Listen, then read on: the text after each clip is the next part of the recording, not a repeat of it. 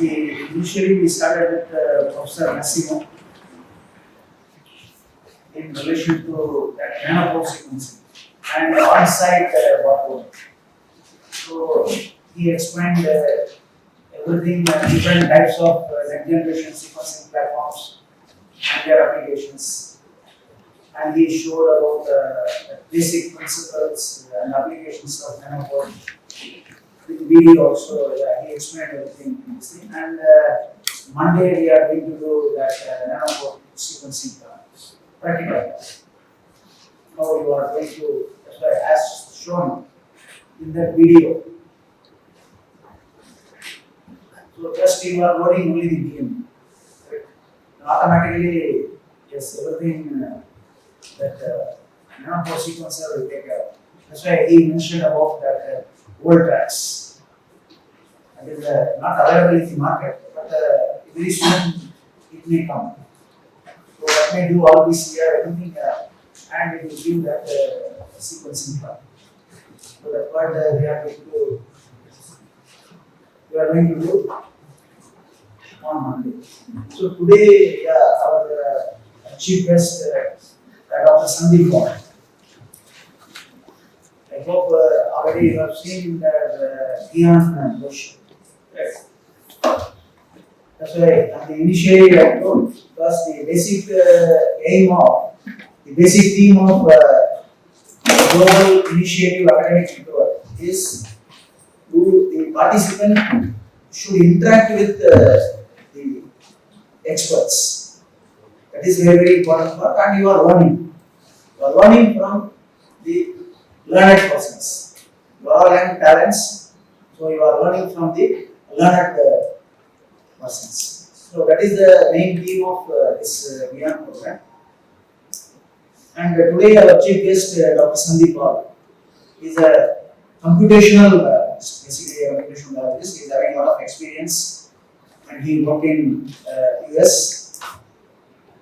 And after that, now he is working in JIS, Institute of Advanced Research and Studies in Kolkata.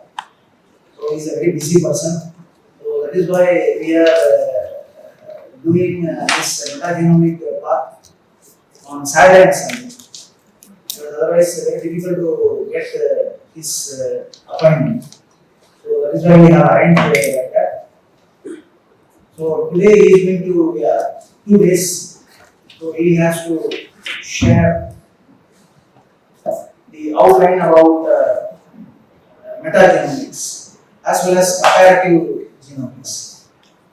With respect to that practical one, already I told the time to we are going to see, then how we are going to analyze your metagenomics data. Okay. So this is the introduction about our chief guest.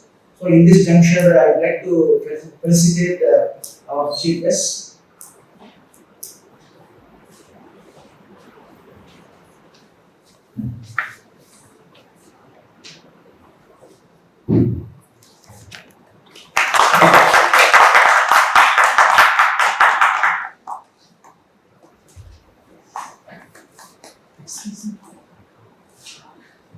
So yes, now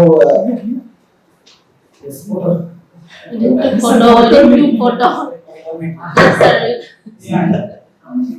Yes, sir.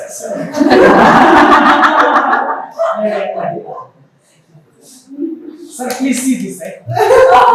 Yes, thank you.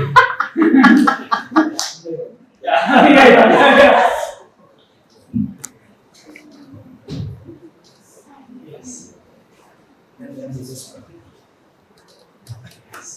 Yes. Yes. Okay. Yeah. Thank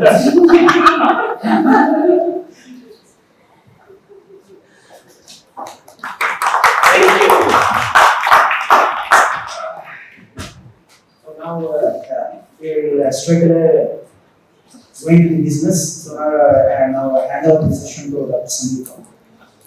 Thank you. Am I audible to all of you? Without the mic? Am I audible? Yes, sir. Okay, that's fine. So, in the video recording. oh, in the video recording? Oh, so I need it for the video recording.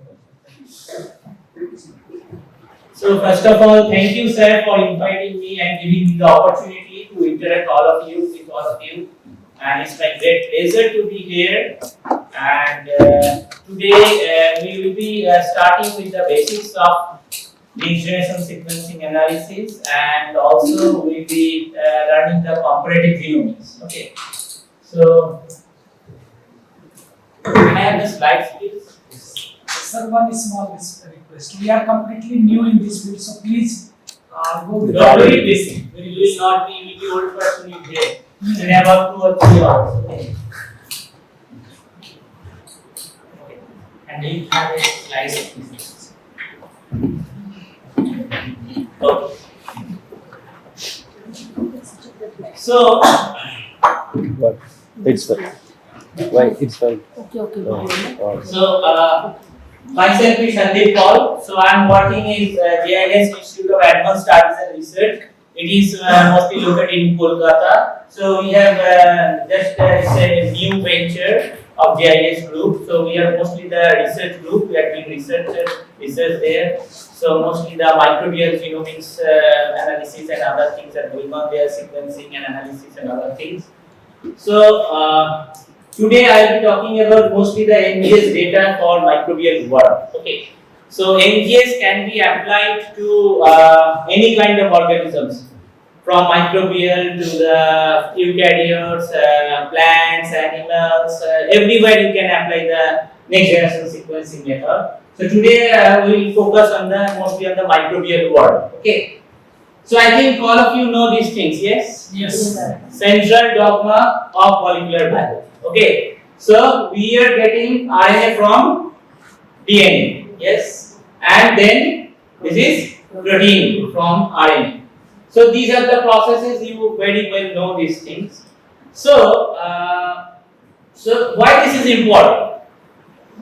This is important in the sense that if you know this thing very well, you can get a clear idea about the proteins and the RNAs.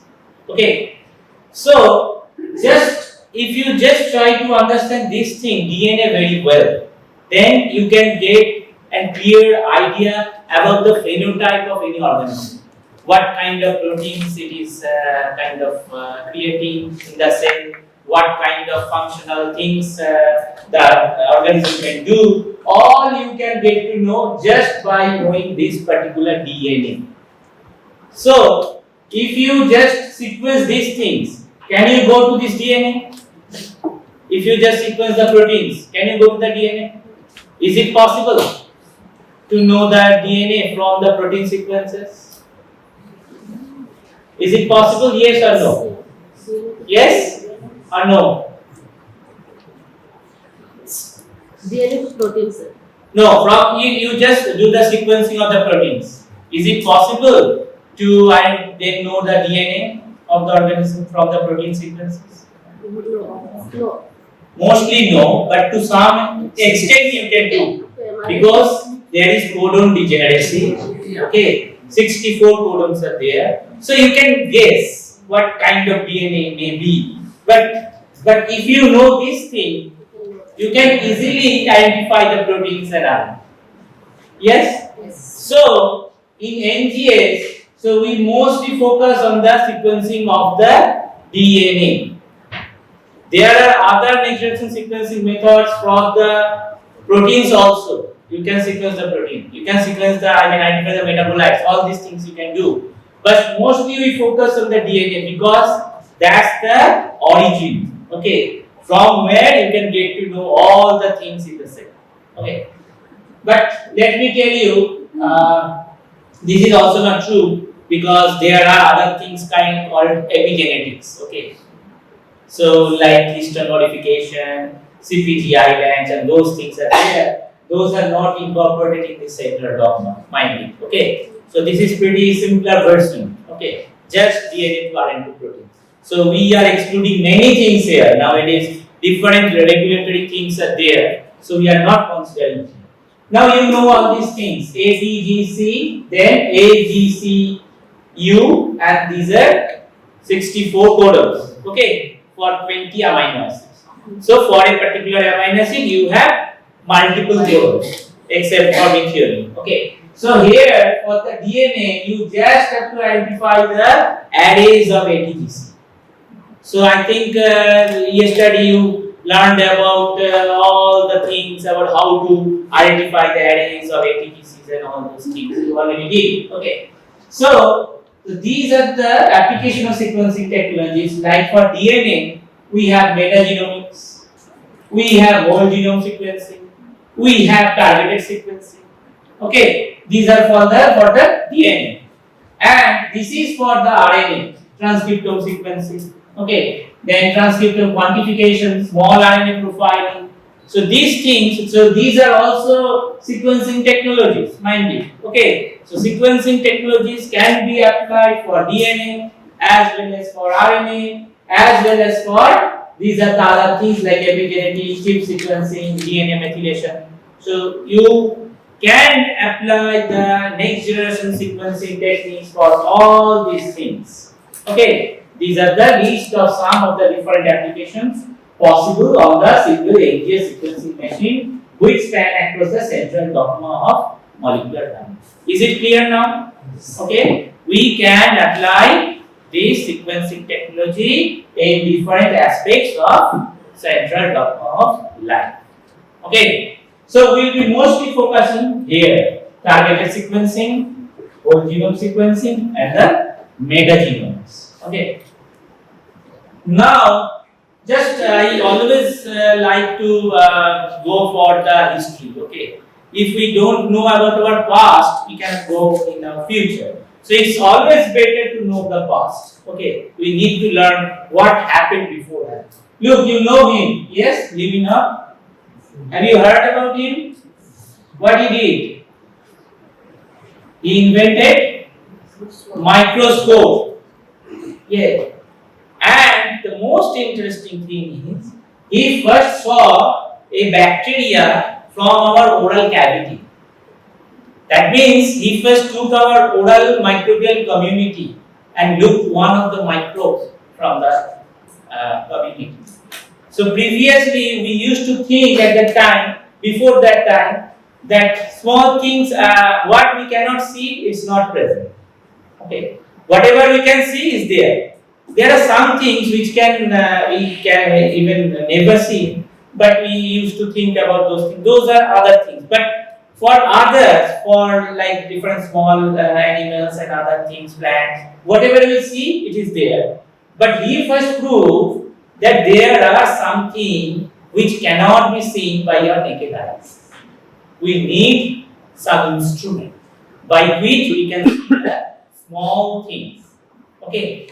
And look at the time, 1683. Just look at it. 1683. Okay. So at that time, wrote to the Royal Society about his observation of the plaque between his own teeth. A little white matter, which is as thick as if were batter. In the mouth of one of the old men, we would have found an unbelievably great company of living animalcules. At that time, the bacteria, the small things, were called animalcules. At that time, he saw the microbial community there, not a single microbe. That's the most interesting thing. Okay, and then the biggest sort bent their body into curves into going forward. So look at the description about the bacteria. Okay, at that time, he is describing the bacteria. Like Galileo described the craters on the moon. So like this way, Galileo also invented that nice thing, that telescope, by which you can see the farthest objects. And this thing, by microscope, you can see the smallest objects. So this is the beginning of the microbiology, please. Okay, beginning of the microbiology. So now, I think you also know Robert Koch. Yes? You know it. Okay. So he is most famous for the, he first used the agar. Most of you use the agar for the grow of. So he first used the potato slices to grow the microbes. But it didn't work well. Okay. Then he used gelatin. Okay. Then actually, but gelatin was soon realized that gelatin like potato slices was not the optimal medium for bacterial growth, as it did not remain solid at 37 degrees centigrade. That's the optimal growth temperature for the microbes. Okay. Now, as suggested to him by the Walter and Feniese, Koch begins to utilize agar to grow and isolate pure cultures. Okay. And another very important thing, 4 postulates. I think you all know about these things. Yeah, 4 postulates. The organism must always be present in every case of the disease. Whenever there is a disease, some microorganisms should be there. Okay. Second, the organism must be isolated from a host containing the disease and grow in pure culture. That means you can isolate the organism and you can grow it in the pure culture. That's the second postulate. Third one, samples of the organism taken from the pure culture must cause the same disease when inoculated into a healthy subject. That means, suppose someone has some disease, okay, now you can see some microorganism present here. You can isolate the microorganism and grow in a culture. Okay, now if you inoculate that culture to a healthy person, then the healthy person will have that disease. Okay, and last thing, the organism must be isolated from the inoculated animal and must be identified as the same original organism was isolated from the original disease host. This is not all true, but at that time, this was one of the remarkable things he did. Okay, he kind of showed how the organisms can actually transmit from one person to another and can be the responsible thing for a particular disease. Okay, so look the time. So almost 200 years. Okay, 1888. Now this is another interesting thing. I think you know this thing. Brodowski discovered the various biogeochemical cycles. So in a jar, actually he used some papers and other things, and he used actually a column, okay, for culturing a large diversity of microorganisms. Look, at that time also, people used to think microbes, they are living in a community.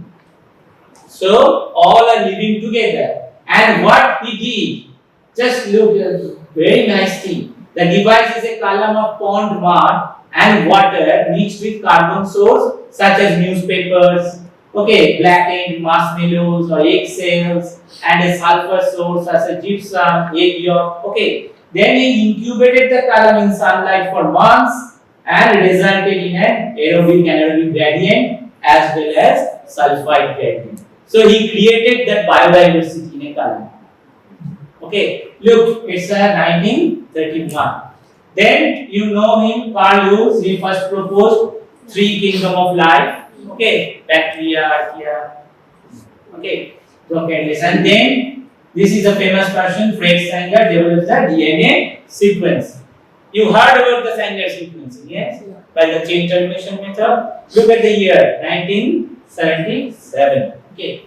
Now, another famous person, Gary Mullis. He developed PCR, polymerase chain reaction. Look at the year, after 3 years, 1980. Okay. Then actually Giovanni performed the first microbial community study by 16S RNA library. So, because Carl Lewis proposed that 16S is one of the conserved gene in the kind of organisms, and by which you can get to know the correlation between the organisms. So Giovanni actually showed by using 16S RNA, you can actually cluster the organisms according to their taxonomy. Okay. Then comes 1988, Handelsman proposed the term metagenomic. Then these are the instruments. Okay, 454. Then you can go for Illumina and other instruments, and this is a nanopore. Okay. So you can see this first NGS machine, 2005. Okay. Then genome sequencer from the Solexa. Then human microbiome project started in 2008. Okay. Then PacBio came. Then people are doing the ocean sampling. Okay. Nanopore sequencer is released at 2015. Then Earth Biogenome project means whatever present in Earth, they are going to sequence them all. Okay, whatever plant, animal, virus, whatever. actually. Yeah, they are going. And look, this is the publication and citations is going day by day. So people are working more. Why they are working more? Because if you see that this day, from this onwards, this 2005 onwards, after the invention of these NGS technologies, the sequencing becomes more cheap and easy to do. So whatever is easy, like mobile phones, now it is a pretty cheap. All of the people we are using the mobile phones with good camera and other things. Okay, because it's cheap, we can afford it. So people now can afford it. Before this, in 1990, Human Genome Project started. Okay, and it completed in 2003 or so. It took like $3 billion to complete the project. Huge, and hundreds of scientists, and about 10 or 12 years. It was pretty expensive at that time. Okay, but see, after 2005, with the invention of this kind of NGS machines, which is kind of cheap and easy to do sequencing, so people used it a lot. Okay, and sequenced a lot, and explored the biodiversity. Okay. So I think you already know these things. In 2000, the first generation sequencing, the Sanger sequencing was there, and then the second generation sequencing, or the you call it the next generation sequencing. Okay, mostly 454, Illumina, Solexa, Iron Torrent was there, and now the third generation sequencing, PacBio and Nanopore. Okay, so the interesting thing is these two things, they have the short read sequences. Okay, and this thing, they have the long read sequences. What's the difference? The difference is, suppose you are taking a microbial genome, about 5 MB of size. Okay, now you have to do, if you have to do sequencing by these, for that you will get read length of say 300 base pair, 200 base pair. Okay, so what you have to do, you have to assemble those short reads so that you can recreate this 5 MB. That's kind of difficult. You have to go through a certain processes. Okay, but for these, what you will get? You will get a single sequence of 5 MB. So longer reads. You don't need to assemble these things. Okay, that's the difference. So here you will get very short reads, and here you will get longer reads. So the assembly problem is much more reduced here. Okay, and look here the effort required to sequence the human genome. In this first generation, it took like thousands, hundreds of scientists, hundreds of machines. It cost around $3 billion. Time took its 10 years. But if you use these machines, the NGS machines, one or two scientists, one is data scientist, another is kind of library person specialist. Just two scientists you need. Okay, and you need only one machine, and it will cost around in dollar around $5,000 to $10,000, and within 1 or 2 weeks you get your genome data. Okay, but if you use these machines, so again 1 or 2 scientists, one machine cost around, say nowadays in Indian rupee it's around 40 to 50,000. Okay, and within a day you'll get your data. You'll get to know what kind of genome, different mutations and other things you can get to know within 1 day. So look at this thing. Okay, it's a phenomenal thing. But unfortunate thing is here, I want to tell because I think it's unfortunate. Look here the names. Sanger sequence, Maxwell Sanger chain termination. So based upon the scientists who invented them, it's open to the market. Anybody can do it. But look here, names, company names, Solexa, Illumina, Iron Torrent, and look here, PacBio, Oxford Nanopore. That means you have to go to this company. This is kind of one. Okay. You have to go to these companies for the sequencing. Only one part that you only can do, that is the data analysis. Company cannot do it. They can give you the sequence. The data analysis, you can do it by yourself. Okay, but for now, unless until you come forward and create new sequencing technologies and open it to the market, then it's fine. It will be available to all, like Unix system, like Linux system. Okay. But now you can concentrate on the data analysis part. That you can do by yourself.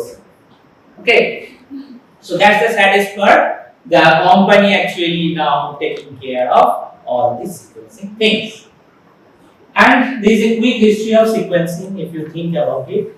So this is the famous discovery of the DNA, and then the chemical characterization, the structure DNA solved, then the Sanger sequencing invented, and this is the first genome sequence, 5x174. That's a bacteriophage. And look at the genome size. It's only 5 kb. 1 kb means 1000 base pair. Yes? 1 MB means 10 to the power 6. kb means 10 to the power 3.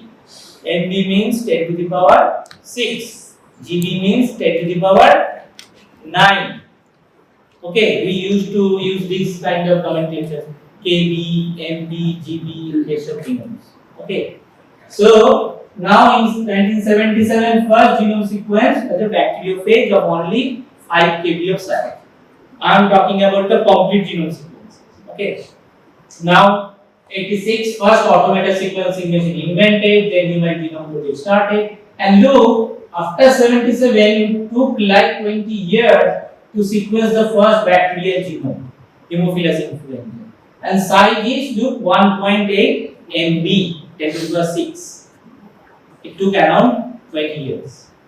Then, after 3 years, first animal genome sequence, CLE, and look at the size, 97 MB. So it is, it's increasing gradually, okay, from KB to MB. Now at 2003, human genome project completed, and look at the size, 3 GB means 10 to the power 9. So 3, 10 to the power 3, to 10 to the power 6, to 10 to the power 9. It took around how many years? Around 30 years.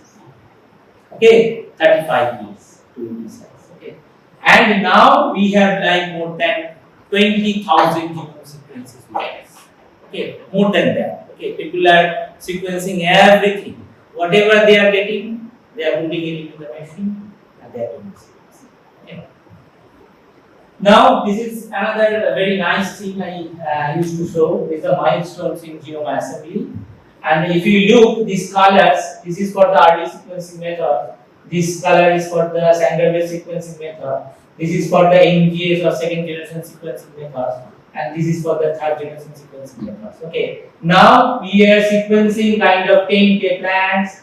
We are sequencing Earth Biogenome project. And here is the sequencing ambition of all of us. Okay, sequencing all humans. Okay. And African cloud frog. So you are sequencing, and this is the kind of definition of a sequencing for which that man got the Nobel Prize this year. Okay, so he did the sequencing.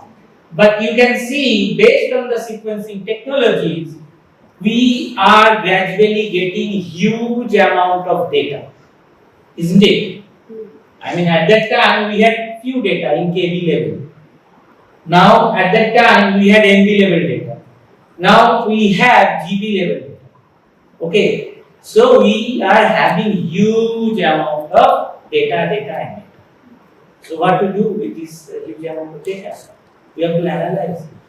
We have to interpret it. We have to just identify the information coded within this data. That now we need, because we now have huge data. So we have to analyze that. Okay. And these are the histories of kind of NGS machines. Some machines actually went solid, it actually died, you can say. Okay, so 454 died actually.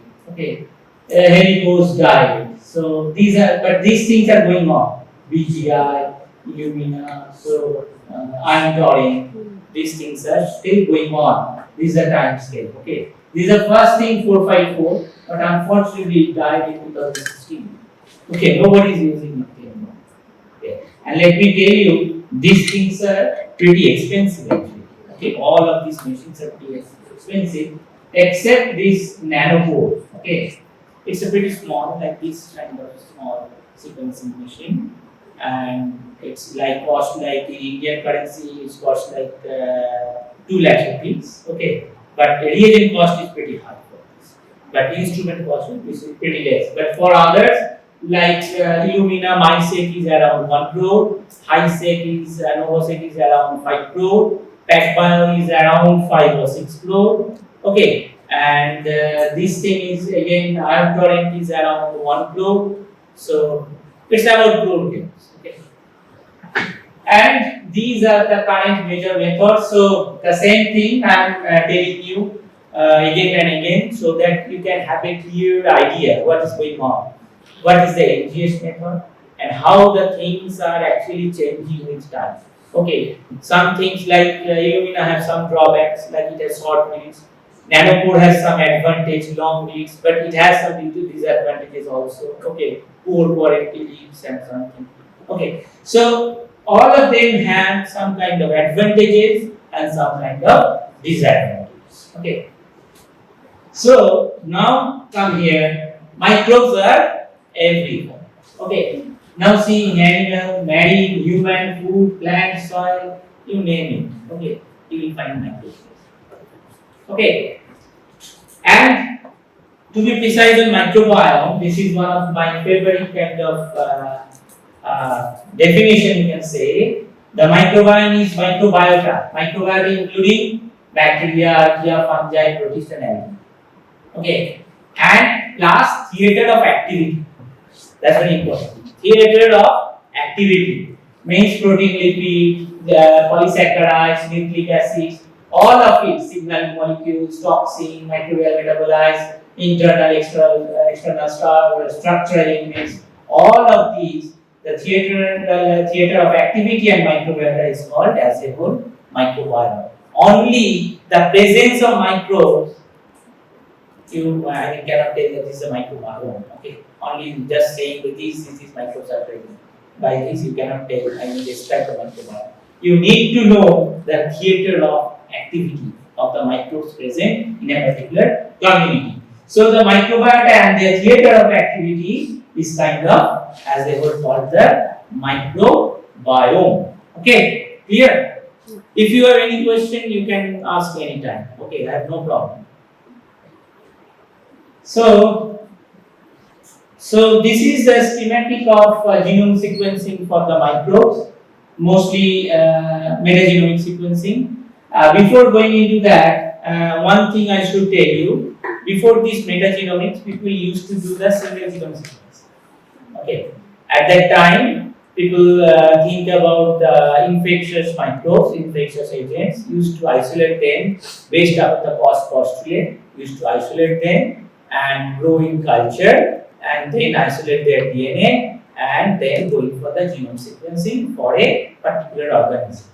That is the single genome sequencing. Clear? Just isolating a particular organism, microbes, growing them in lab, isolate its DNA, then go prepare the library and go for the sequencing. So, in this case, you are working with a single organism. But in comparison to that, if you suppose isolate a sample from soil or say from saliva and you don't go for the culture, what you do instead, you just isolate the DNA from the soil or from the culture. Isolate the whole DNA. That means in a soil you can have multiple microbes, multiple archaea, bacteria, whatever you can have, or in saliva or in stool sample you have multiple microbes. So you are not preferentially culturing one of them. You instead are extracting the whole DNA from the sample, and you are going for the sequence. That's called the metagenomics. So there is genomic, means you are working with a single organism, and there is metagenomics. That means you are working with community. Clear? Okay, very good. So here we will be studying about the discussion about the microbial community. Okay, so you can see here multiple microbes are there. Some are rock shaped, some are spherical shaped, and this thing. So this is a community. How to identify this community? There are two methods. One is 16S gene method, another is short-term metagenomics method. I will discuss all these things elaborately later on. Just for now, I am briefly telling you. There is one marker-based method, and another is you are sequencing whatever DNA you want. That's called the shotgun method. Means you are isolating the whole DNA from the sample and sequencing the whole DNA present, sequencing all DNA present in the sample. And then you are identifying the what kind of organisms are there, whether virus, archaea, bacteria, eukaryotes, and you are identifying what kind of genes are present. That is the functional analysis, define pathways present in a particular community that you are getting to know, and along with you are assembling the genomes because you have short reads of all the DNA present. Now from there you are assembling the genomes for a particular organism. So by the shotgun metagenomics you can do all these things. You will get to know what organisms are present, you will get to know what pathways are there, what functions they are doing, and you will get to know the and assembly the genomes of individual organisms present in the community. Okay. In comparison to the 16S rRNA gene prediction, what you can do, you will do the short sequencing kind of marker-based sequencing, from where you will only get to know what kind of microbes are present in different samples and the amount of the microbes. We will discuss these things in detail, don't worry. Okay, but you can see these two things are different. One is 16S or amplicon-based sequencing, another is shotgun method. Okay, so obviously this thing is more favorable, isn't it? You get to know all the functional things, all the organisms present, you can assemble the genome. Why you do this? Isn't it? This is more favorable, isn't it? But this is pretty expensive. Yeah. And this is pretty cheap. Okay, damn cheap. You can call it damn cheap.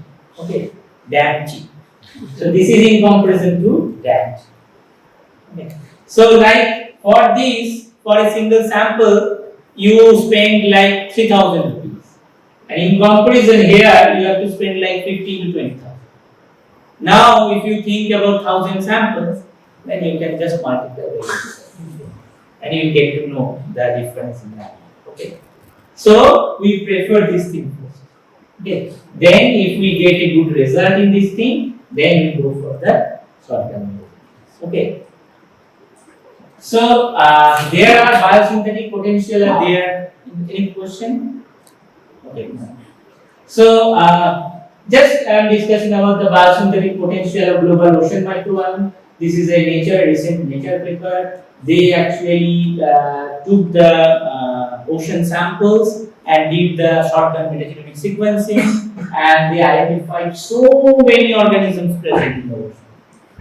Okay, so it's full of diversity. Okay, and they identified, integrated data, 40,000 different mutative biosynthetic gene clusters, many from unpathogenic group, and some biosynthetic gene cluster from the candidates Remicrobacter that belongs to uncultivated bacteria phylum and represents the most biosynthetically diverse microbes. That means we have still to explore many things to explore.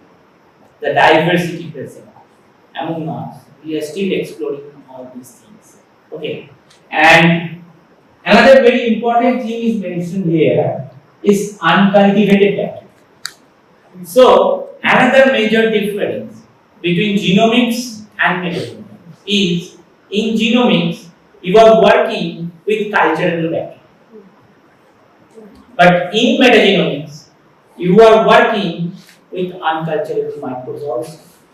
In the community you may have culturable bacteria, you may have unculturable bacteria, because only say 5 to 10% of the microbes you can culture in other media or aerobic condition. But for the most of the microbes you cannot culture in lab. So for them, metagenomic sequencing is the most important. So these things you should remember, like culturable, unculturable, like single organism versus multiple organism. So these things are pretty important. And similarly, look, this is the like a global microbial biomass found in soil. So this is the global map and this is the biomass. Red means the highest biomass. Look here. Biomass is pretty high in Amazon. Even here also in Northeast. Okay, India and nearby in China. Look, biomass is pretty high. And rest of the India we can see here in Rajasthan biomass is pretty low. Blue color means pretty low biomass. So the enriched biomass is here and in this part and this west coast of America. You see the very high biomass. Even these islands, okay. So very high biomass is there. So they have identified the soil biogeochemical processes that can be modulated by the soil microbes. So all these biogeochemical processes, they are kind of maintained by these soil microbes. But nowadays, with the use of chemical fertilizers and other things, we are losing this microbial diversity day by day. Okay, and we will have the depleted microbial diversity in our environment. Okay.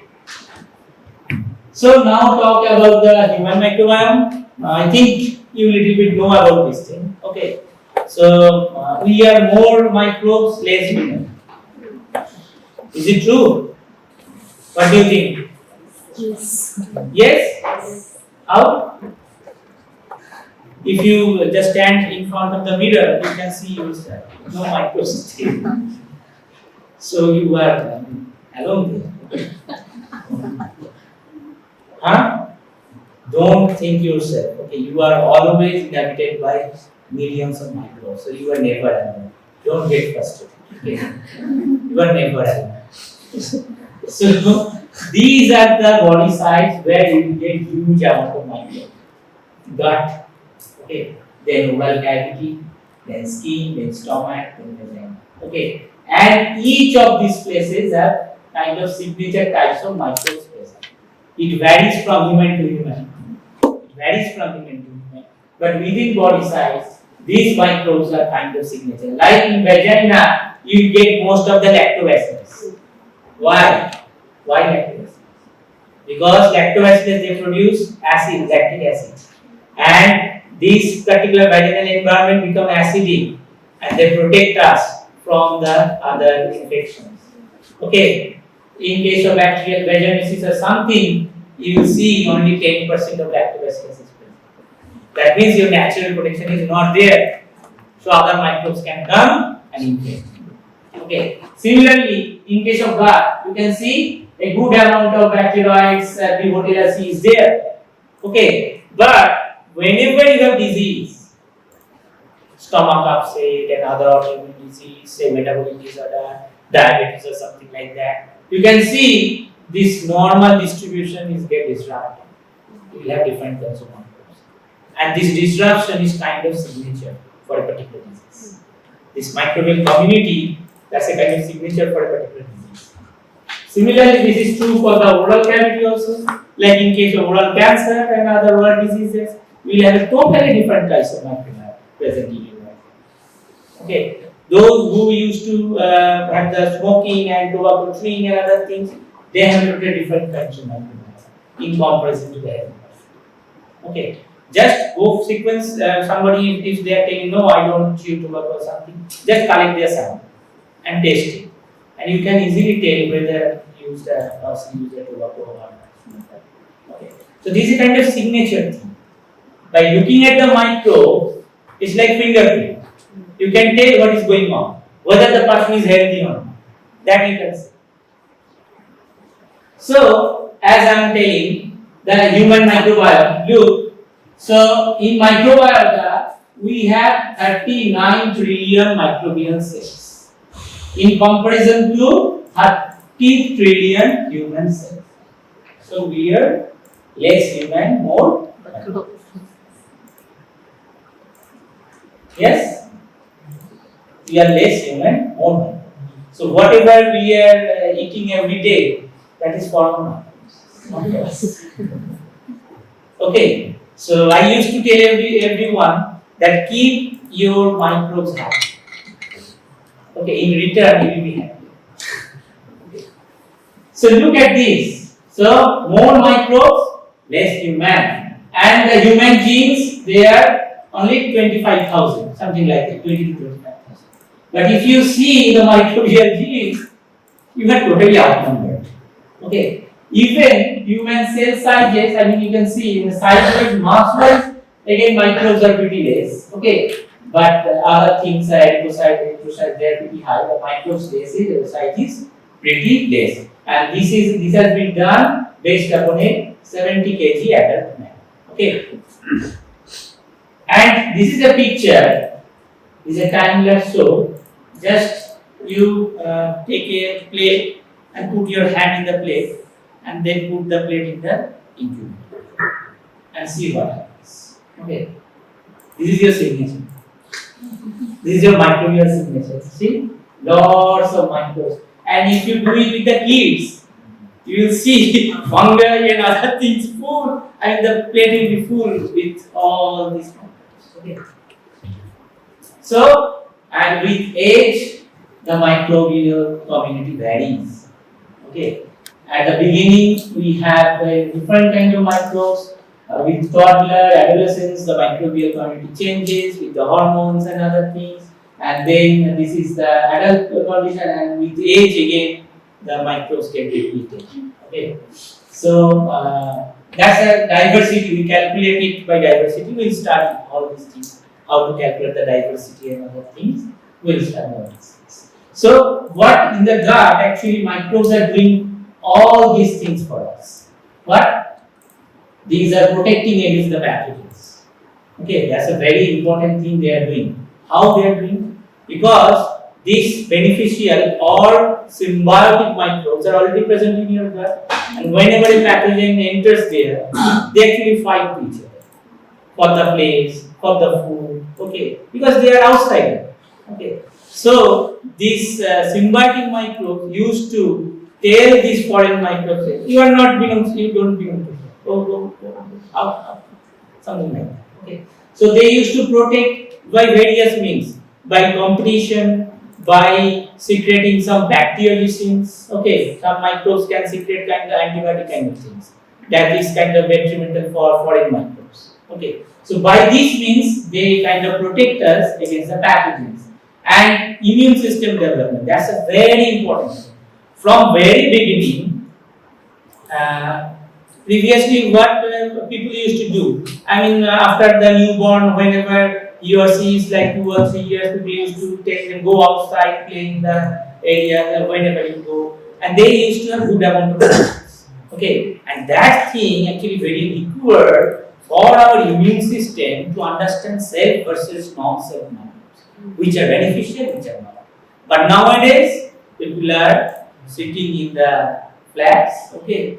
They don't have any time to go for the playground or something like that. Don't have the time to go for the any interaction or something like that. Everywhere we go, we wash our hands with sanitizers, I mean, many things we do. Okay. So now our immune system is not being trained by these diverse kind of microbes, and that's the biggest cause for differing autoimmune diseases. This is called hygiene hypothesis. In mostly Western countries, their society is pretty hygienic. Okay, it's very much hygienic. We call it very much hygienic. And now they are having these different metabolic disorders like type 2 diabetes, like different autoimmune disease, type 1 diabetes, and other different kind of autoimmune disease. Yeah, this is the kind of lifestyle disease. And these we are getting because we are not having the proper microbial load in our body. Here. So there is a Anna Karenina principle. I mean, this is a very famous thing which refers to observation inspired by the opening line of the Leo Tolstoy's Anna Karenina. All happy families are all alive. Okay. Each unhappy family is unhappy in its own way. What does it mean? Means all happy persons, happy gods are kind of similar. But each of the disease gut is unsimilar in its own way. Okay, means the disease person's gut is kind of their signature kind of microbiome. microbes present there. But for the healthy persons, they have good gut. Okay, good amount of gut. So that's why all happy families are all alive. They are kind of similar. Okay. So these we call the healthy, or we call it eubiosis. We call it eubiosis. Okay, healthy gut is called eubiosis, and whenever there is a disturbance in the eubiosis, we call it dysbiosis. So in disease, we have dysbiotic microbiome composition, and in healthy condition, we have eubiotic microbial community. Okay, so like we can understand by this thing pretty well. Like we have the host genetics, that's a determining factor, obviously, and because it will determine whether you will be cow, you will be dog, or you will be human. So the host genetic will determine, okay, whether which shape you will get, and then you have the microbe. Okay, and there is environment. Environment means suppose you are eating too much pizza, too much cheese for say 1 month. What will happen to you? You are changing this environment. Another example, if you just use antibiotics, you go to any store, suppose you have some toothache and you think that okay, I need some antibiotics. You don't consult with doctor, you think that I need some antibiotics. You go and used to have this amoxicillin or something like that, use as antibiotics. And these antibiotics are like atom bombs for our mind. Whenever you are applying these antibiotics, you are destroying all beneficial microbes present in your body. And you are kind of now vulnerable to the pathogenic organisms. They can come. But in serious conditions, in serious infections, we have no other choice. We have to have these antibiotics. That's the difference in it. But in daily life, don't use antibiotics without consultation. That's very important. Don't use unless it is required. Nowadays, even doctors with antibiotic, they used to be probiotics, econom and other things. They so that you can again have the good gut. Okay. So these are the environments like food, like exercise. If you exercise every day, your microbes will be pretty happy because they will also exercise with you. So they will also. So the environment. If now there is if proper thing is maintained, you are having good food, good environment, good water, exercise, everything. Look, everything is going pretty well. Now, if you have some persistent exposure to your environment, what will happen? Microbiome will change, and it will interact differentially with your overall host genome, and then from your biosystem you will have the dysbiosis. Okay, and this dysbiosis, what will happen? Health promoting symbionts will decrease in your gut. What will happen? Invasive and inflammation inducing microbes, they will increase. Okay, then genotoxic microbes, they will also increase in your body, and disease promoting metabolites will increase your body. So if you persistently expose yourself to bad habits, so-called bad habits, okay, so then you will have eubiosis to dysbiosis, and ultimately you can have the disease. Another thing also happens from host genetics. If there is a genetical change or anything happen, so that also can disrupt the microbe. Okay, and again you can have the eubiosis to dysbiosis. So both way it can happen. Now I am coming to the metagenomics. Any questions or no? No questions.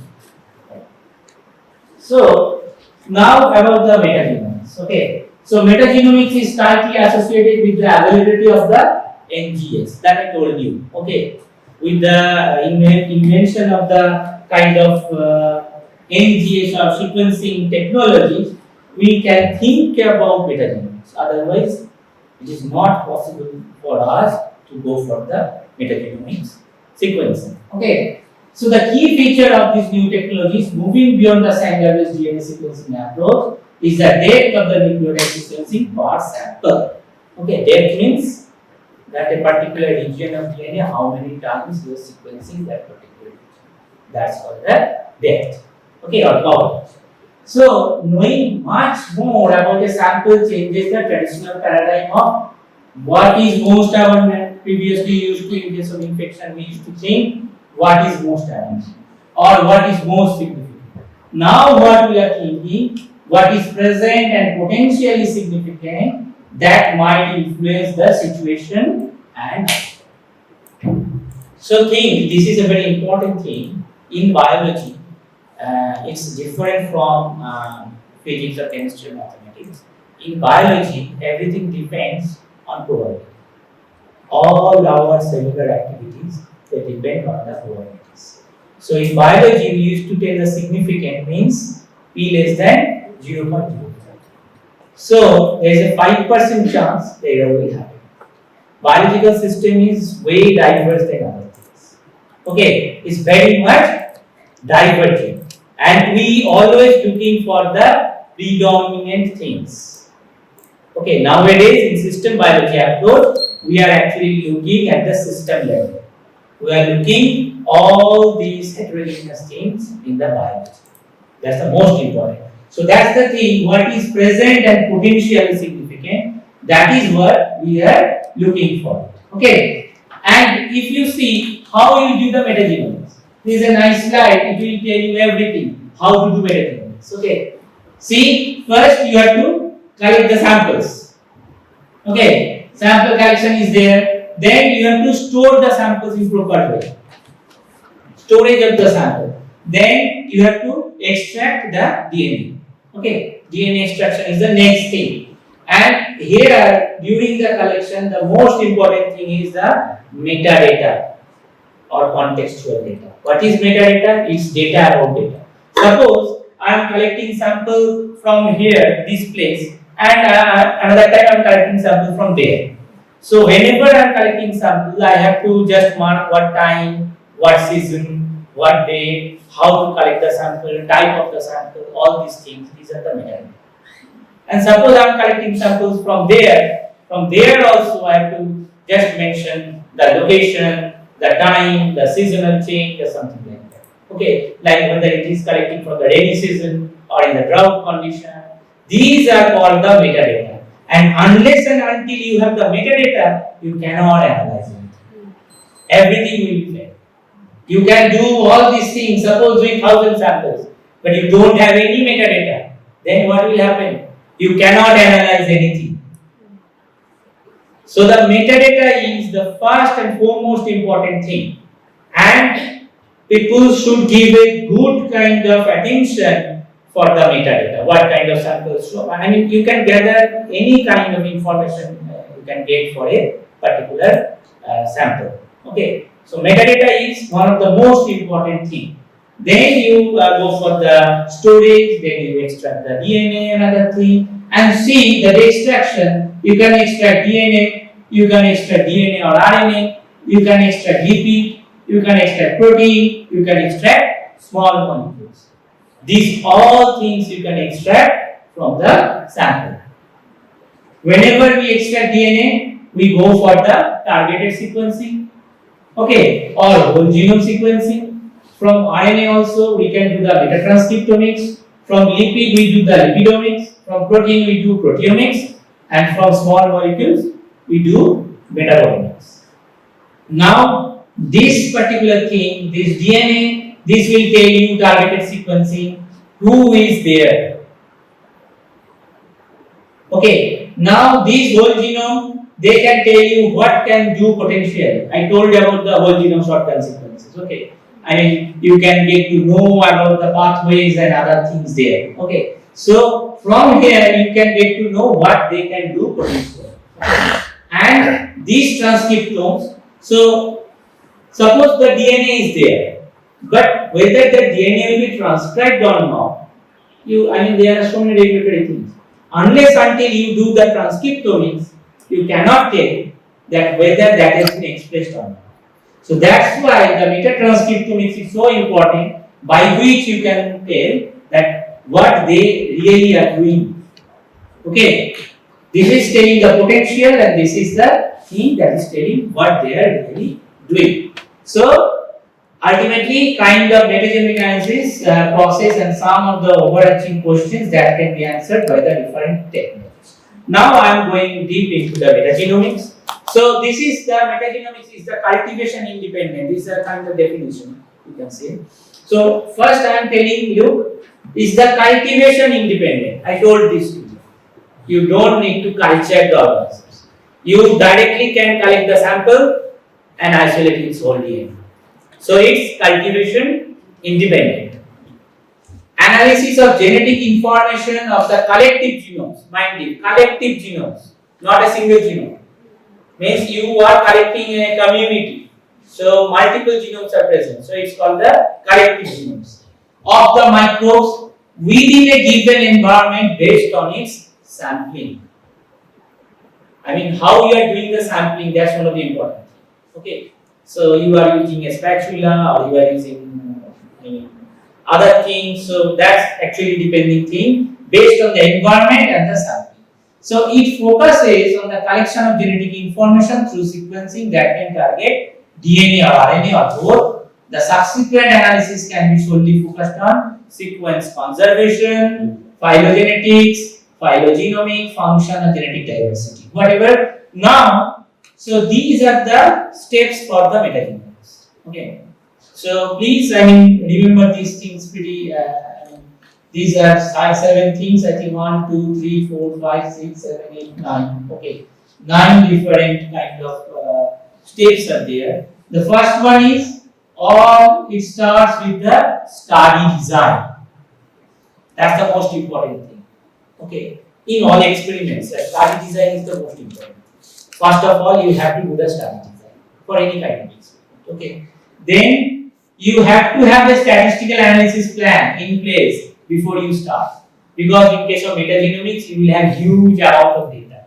So you should have a proper statistical analysis plan. Okay, then metadata. I told you metadata is needed to provide the context to the analysis. Okay. Then sampling, the basis of good results. Then sample storage. Now the sample extraction. Then choosing the right sequencing platform. Then data storage and data analysis. And ultimately reporting of your data. You can publish it or you cannot publish it. You can report to your funding agency. It depends on you. So it all starts with study design. Okay. So from observations, look, from observations we develop different hypotheses. Yes, like sun rises at the east. Yeah, okay, but it's not true. Is it true? Sun is revolving around the earth. It's not true. Okay. So from observation we develop hypotheses. Now from hypothesis we predict something, and from prediction we gather evidence to test with the experiments the prediction. If the prediction is correct, then hypothesis becomes theory. But if the evidence fails the hypothesis, then we again go to the observation and create new hypothesis and test accordingly. So that's why the study design that will be based upon the observation. What you will do. Observation means not only your observation, but from previous papers also, previous reports. Those are also observations. From previous reports you go, search different, suppose you want to work with a particular thing. Go and look what people did with those things. Okay, those are the observations. Based on those observations, you will create your hypothesis. And based on the hypothesis, you will design your study. What I have to do. Then go for the experiments. Okay. So, the goal is not to tell you how to do your science, but to emphasize some aspects of the study design that need careful attention because of the characteristics of the methodologies used in the metagenomic studies. Okay, it begins by identifying the primary objective of the metagenomic project. Okay, so like what is the main scientific question you are trying to answer? That's the most important. Whenever you are designing a metagenomic study, the first thing you should look for that the main scientific question you want to answer. Okay, so more than one hypothesis can be tested depending on the scope of the experiment and the amount of associated data or metadata that you collect. If you have good amount of metadata, then you can, from a single study, you can get multiple experiments. Okay, like you collected samples, seasonal samples. Okay, from two conditions. So you can look for the soil microbial variation in different seasons. Similarly, you took before cultivation and after cultivation of the soil samples. That also you can check. So all it will depend upon the metadata and your study design. Okay. And the high dimensionality characteristic of the metagenomic data set is challenging. I will be talking about the high dimensionality. Like here, like in human microbiome project for 16S ribosomal RNA, so they consider 10 body sites, okay, from the digestive tract of 200 individuals. So 10 different body sites from 200 individuals. So such analysis required the collection of over 2000 samples, okay, and generating approximately 23 million high quality sequences. It's huge. Then that were assigned to 674 taxonomy traits. From it starts from domain, the kingdom, domain, phyla, and all these things. So you can distinguish these microbial communities in different taxons. Okay.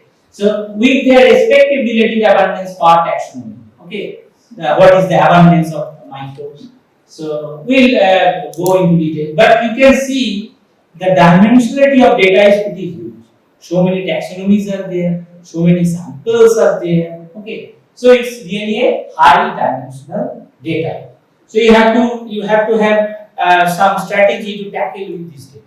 So nowadays you need to know R. Okay, one of the very prerequisite thing to analyze these high dimensional data. Okay, you cannot do it by Excel. If you try to do Excel in Excel, then it will be like a pathetic thing.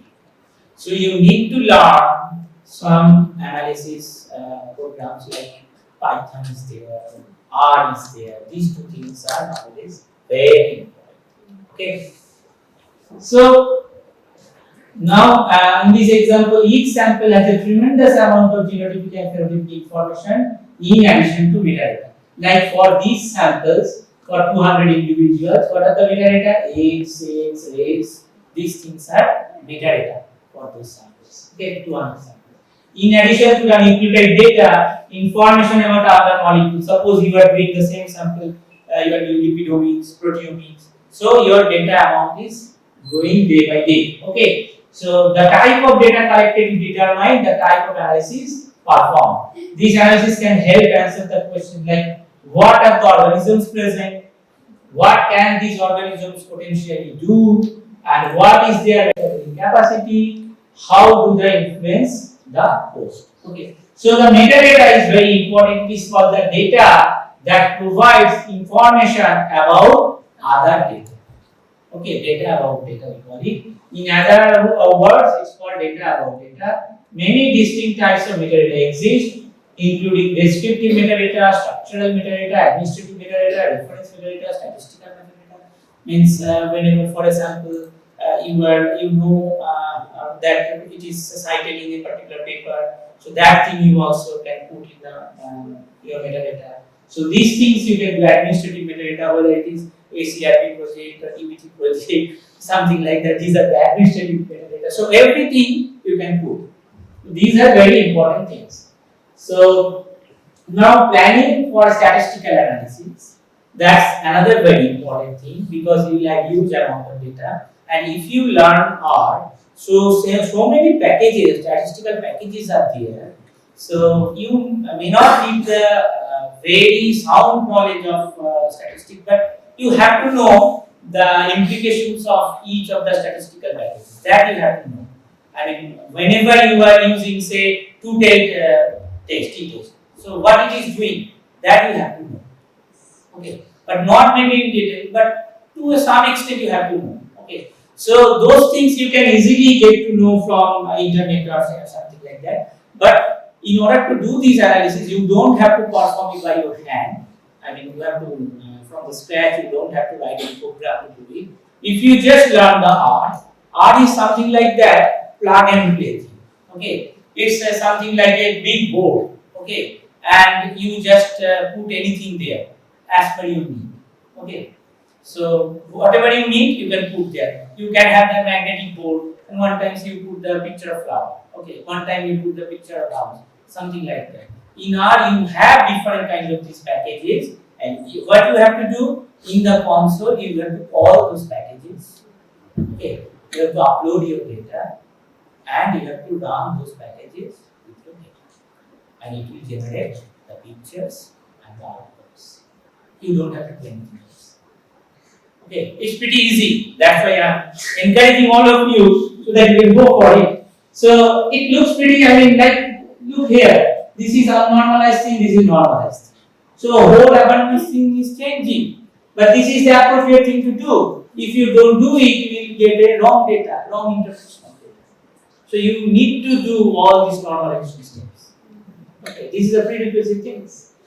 So critical to any metagenomic study is the quality and the extent of the kind of contextual metadata. Metadata, I mean, good quality metadata is very important thing. You should give a good focus whenever you are collecting the metadata. Okay, like for clinical samples, you have to talk to the doctors. You have to go and sit with the doctors every day. Okay, like you can give a form for the patient form, what kind of disease they have, whether they have taken antibiotics or not. All these things you can write in the form. But most of the doctors, they don't have any time to fill out the form. So I personally tell my students to go and sit with the doctors whenever the patient is there. After doctor's work is done, just talk with the patients and fill the form with this.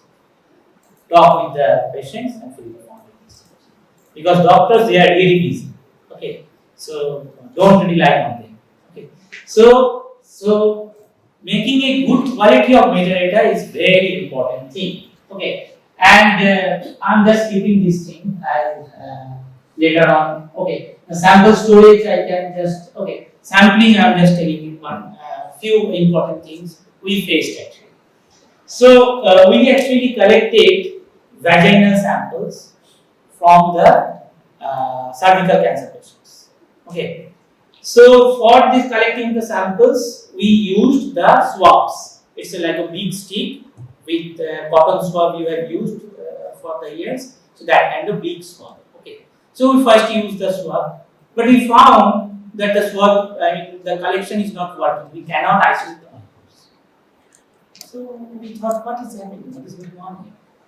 So then we looked carefully that we use the cotton swabs. Okay. So next we looked in the literature and we found that it is necessary to use the rayon swabs. So from rayon swabs, the microbes will be extracted pretty easily. Because the vaginal samples, what we used to do, the doctors took the samples and just rotate 3 times or something like that and used to collect the vaginal liquid from there. Okay. But with the cotton swab, we cannot isolate the microbes, the DNA. So next we change that to the rayon swab. So that's the importance of sample collection.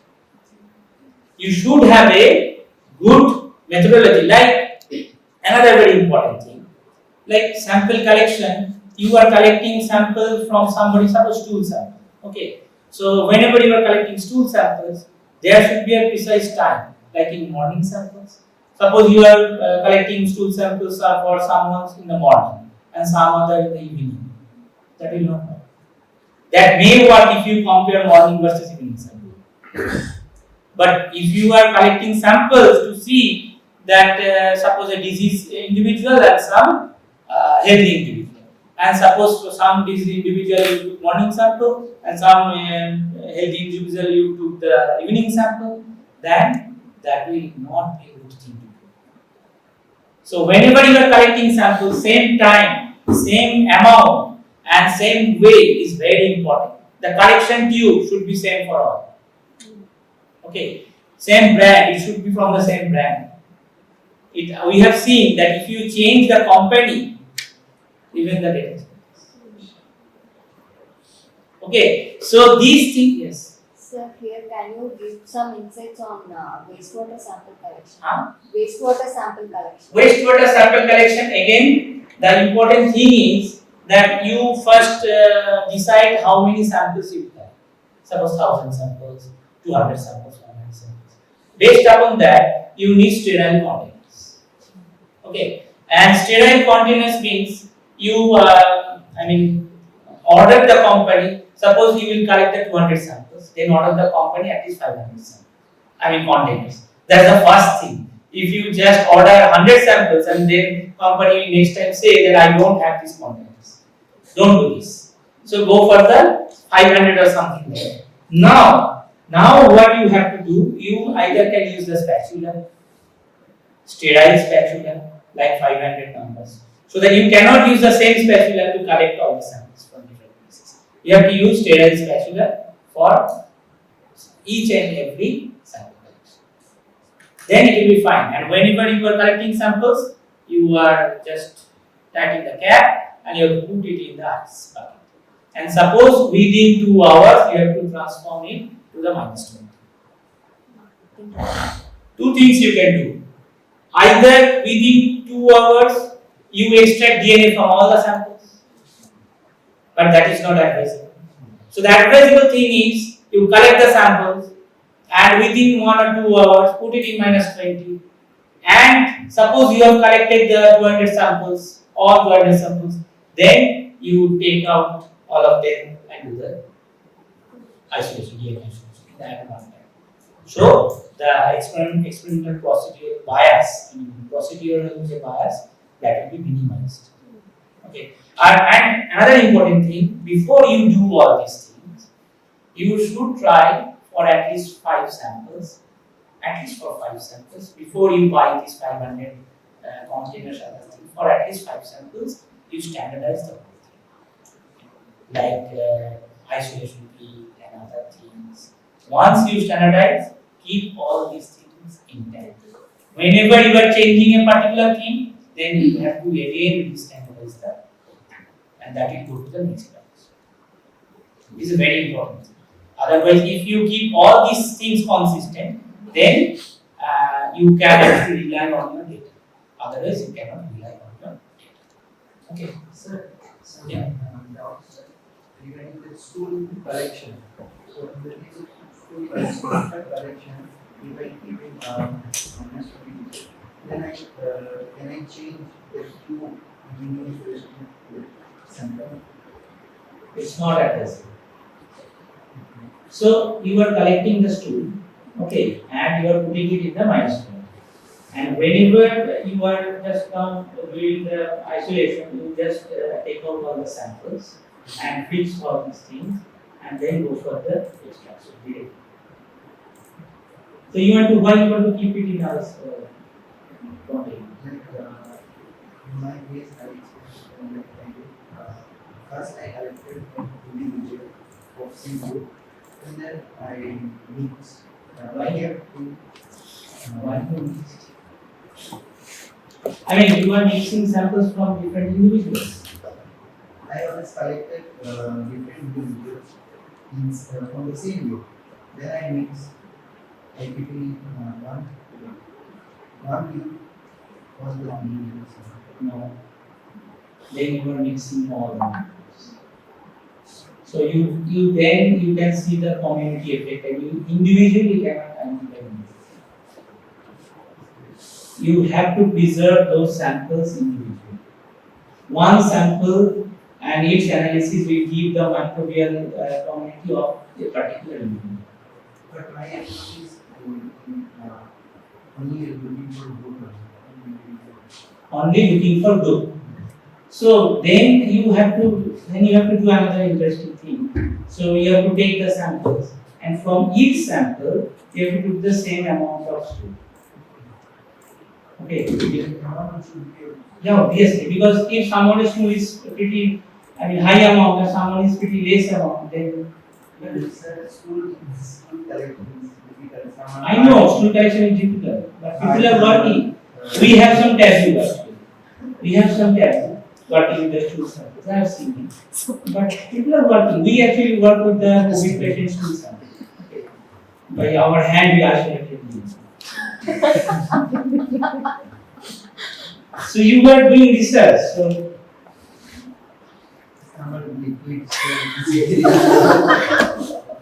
that you have to bear. There is no other option. Sir, one more sir.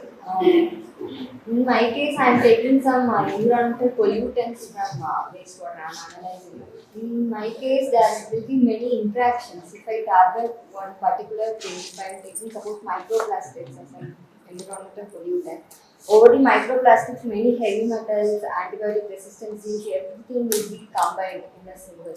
So, can we prevent those things like in the sampling temperature, or we can do before the metagenomic? I mean, heavy metals actually that's a big problem. I mean, in that case, most of the DNA extraction things that will not work properly. So for this, you have to make some changes in your protocol.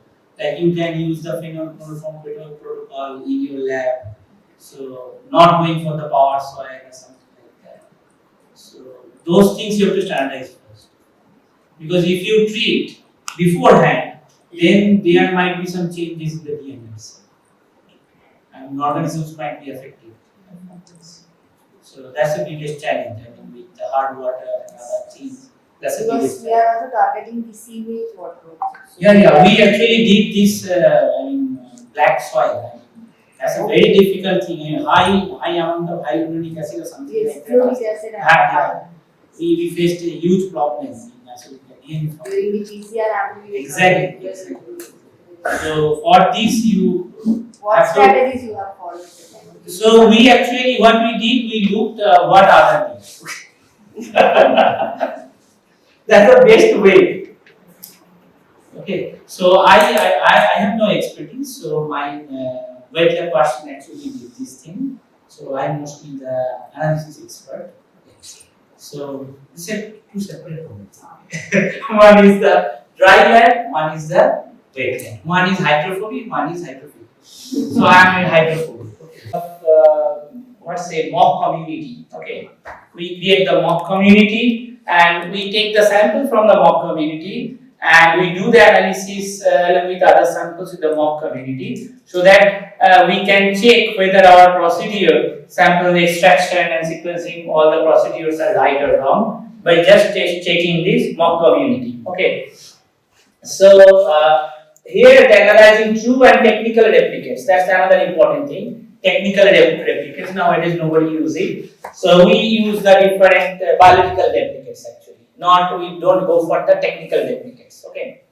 So replicates are the sample and assessing whether observed differences are statistically significant in a good practice. But nowadays these things are so much standardized that we hardly use the technical replicates. Okay. We just look for the biological replicates. What are the biological replicates? Like you want to work with a particular disease. Okay, suppose disease X. Okay, so what you can do, you can just take a sample from a diseased person and one particular sample from a healthy person. Okay, and you can analyze and compare. But you will not get the significance between these two things. I mean, from one sample you can see this is high, this is low, this is high, this is low. But whether this high is real high or not, you cannot tell. So for this, you need biological replicates. Okay, so you need patient samples, say from 30 individuals, healthy samples from 30 individuals. Then you can check that high, whether that high is really significantly high or not. Okay, then you can tell that this organism is really high in this particular condition. Okay. So sequencing that is mainly indicating the like contamination. Not always. Actually, when we do the sequencing in a very depth, so the contaminations like what happens in RNA sequencing. Okay. So in RNA sequencing, mostly first we get the ribosomal RNAs. Yes. 80% of the extracted RNA, 80 to 90% are the ribosomal RNAs. Now, if you do the sequencing with those ribosomal RNAs present, then in order to get the mRNAs, you have to sequence in very higher depth. Because whatever you sequence, you will get the ribosomal RNA. So what people used to do? People used to just extract the RNA. Okay, and then the mRNA and other things will be there, and then you can sequence, so that you don't have to go for the higher depth of sequencing. Okay, if the contaminants is there, then you have to go for the higher depths. But if contaminants you can remove, then you can do for the lower depth sequencing. Okay. And next important thing is sample storage. What I told you, like you are collecting samples. Okay. Now you collect a sample, and some sample you within 2 hours you are putting in freezer, and some samples say after 5 hours you put in freezer. There will be problem. So this is not same. For all samples, you have to maintain a same protocol. 2 hours or 2 hours. Okay. That's the one of the very important thing, because suppose you are collecting stool. In stool, for the microbes, they have the growth potential there. They have nutrient there. So within 2 hours, some of the microbes certainly will grow. Okay. So if you keep all the samples for 2 hours at the ice bucket, so the growth will be similar to all the samples. But if you keep some samples for 5 or 10 hours, there will be different kinds of growths, and that will be reflected in your analysis. Okay. So these things are pretty important to maintain. Okay, like same time and other things you have to maintain. So that's why sample storage is very important thing. Storage and sampling are tightly linked issues. Obviously, it is not always possible to have a freezer or an expert location when the sample is collected. Okay, many laymen actually collect the samples. Solutions for these problems affecting the downstream states need to be identified before starting the study. You should have a good plan. Okay, how to collect the samples and how to store the samples beforehand. Designing whenever you are designing the study, you have to think about these things also. Okay, after starting the study, you cannot think about these things. So the nature of the type of sample is too diverse to enter in all the details, but one key question will drive the process. How much sample do I really need? That's a very important thing. How much? Like we collected the saliva samples. Okay, so we found that at least 2 ml saliva is needed. We tried it beforehand. We tried it with 1 ml, 2 ml, 3 ml, 4 ml, 5 ml. Then we find that okay, at least 2 ml saliva we need to get a proper amount of DNA, so that we can go for the sequencing. So these things are beforehand you have to do. This is the standardization steps. So like for the soil, okay, suppose you took 10 grams of soil. Okay, now you for the extraction you utilize all 10 grams of soil.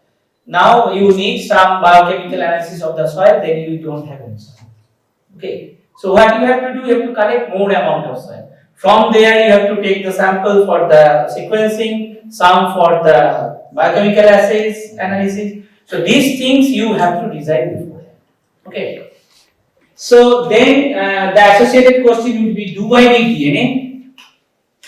If I need DNA, then I need a particular type of container. Okay. Whether I need RNA, protein, metabolites, then we have need some different kinds of medium. Okay. Like if I need RNA, we can use a triazole. Okay. So those things are very important. What thing we need? Okay. DNA, RNA, metabolites. So that we have to first think for. Will the sample be used for more than one application? Preparation or extraction, like I told, one for the DNA extraction, other for the metabolite extraction, other for the biochemical extraction. So these things you have to think beforehand, and accordingly you have to take the sample. Okay, amount of the sample. Many options are available from intermediate extraction to long-term storage in liquid nitrogen. You can store all your samples for the longer time in liquid nitrogen. The nature of the sample often dictates what is the best protocol to avoid sample desiccation, denaturation, lysis, degradation, and other things. So these are the very important steps. Okay, so no machines are there for these things. Okay, so you have to do by yourself. So you have to take care of all these things. And the extraction. Extraction is another important thing. The sample input into a metagenomic pipeline can be extremely diverse. The DNA or RNA need to be extracted from the sample prior to any kind of analysis. Okay, before the library preparation, you need to extract the DNA or RNA. Okay, so the type and source of the sample determines the most appropriate extraction protocol. For RNA, you need a different kinds of extraction protocol. For DNA, you need a different kind of extraction protocol. Like nowadays, the mobile kit.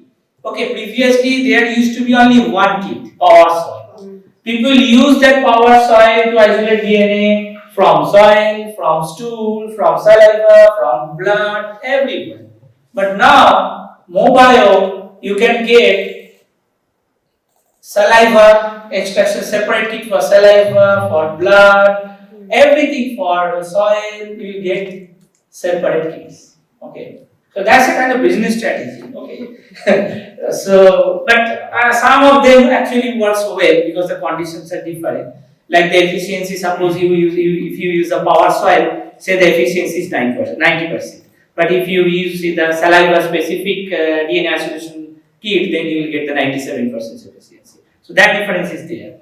So nowadays there is an advantage. You can actually buy sample specific extraction kit that is available, but obviously you have to give more money.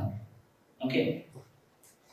So these steps simplified by the availability of nucleic acid extraction kits. Previously we used to use the phenolchloroform method for the extraction of DNA. Okay.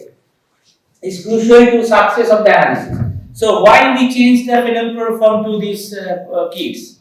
Because nowadays we collect, and for some cases we have very minute amount of samples. And these particular lab-based kits, I mean phenolchloroform, other things, they need a huge amount of samples. That's the difference. But these expensive kits, they can work with very small amount of samples. That's the advantage. Okay. So it's very crucial, this sampling, I mean extraction steps for the success of the analysis, as the quality of extracted DNA and RNA influences all subsequent steps. That's another very important step. So whenever you are extracting DNA, you have to look for the quality of the DNA. How to see it? How to see the quality of the DNA? What do you do?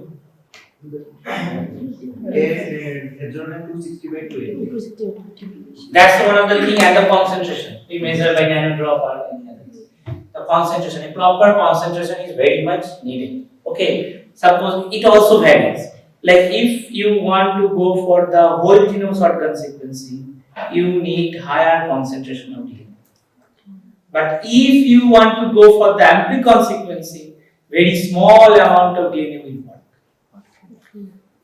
That's a huge difference between whole genome sequencing, whole genome shotgun sequencing versus amplicon sequencing. In amplicon sequencing, very small amount of DNA you can work with. Okay, because we'll discuss the methodology of the amplicon sequencing. But for whole genome metagenomic sequencing, you need a good amount of data. Okay, 10 nanometer. It varies actually. Actually, if you talk to the outsourced companies, they will tell you 20 nanogram. They can tell you 30 nanogram. It varies. Company to company it varies. You have to negotiate actually. they can work with 5 nanogram, but it will be difficult for them. The success rate is not so high.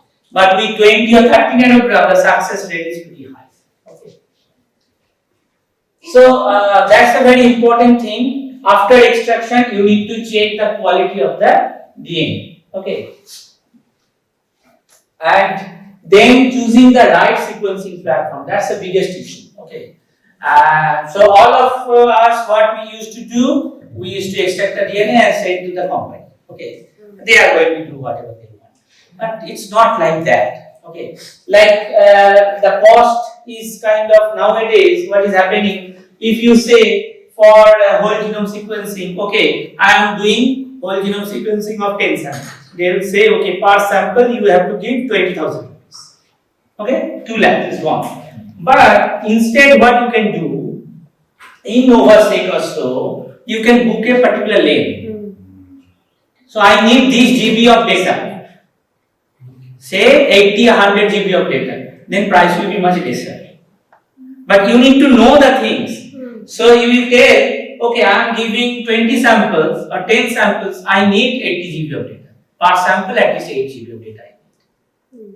So they will pool all these things and they will run the sequencing for you. But if you say that per sample base, then the price will be higher. So these things are nowadays there. Another very interesting thing like nanopore, if you have nanopore and these type of machines, pack bio is pretty expensive. So in some cases, like we find in case of some metagenomic samples, what happens if you go for the Illumina sequencing, you will get pretty shorter reads. So from the metagenomic whole shotgun sequencing, it's very difficult to assemble the whole thing. Like you are looking for some kind of big operon or clusters, okay, biosynthetic gene clusters or some operons you want to see. So in case of Illumina sequencing, you may not get all these things. So what you can do, you can go for the nanopore or packed bio sequencing, long read sequencing, so that you can get the whole biosynthetic gene clusters and other things. There is another approach people nowadays is using. That's a very effective approach. That's called the hybrid approach. What is hybrid approach? Suppose for the same sample, you are doing nanopore sequencing as well as Illumina sequencing. What is the advantage of Illumina sequencing? You will get good quality of DNA.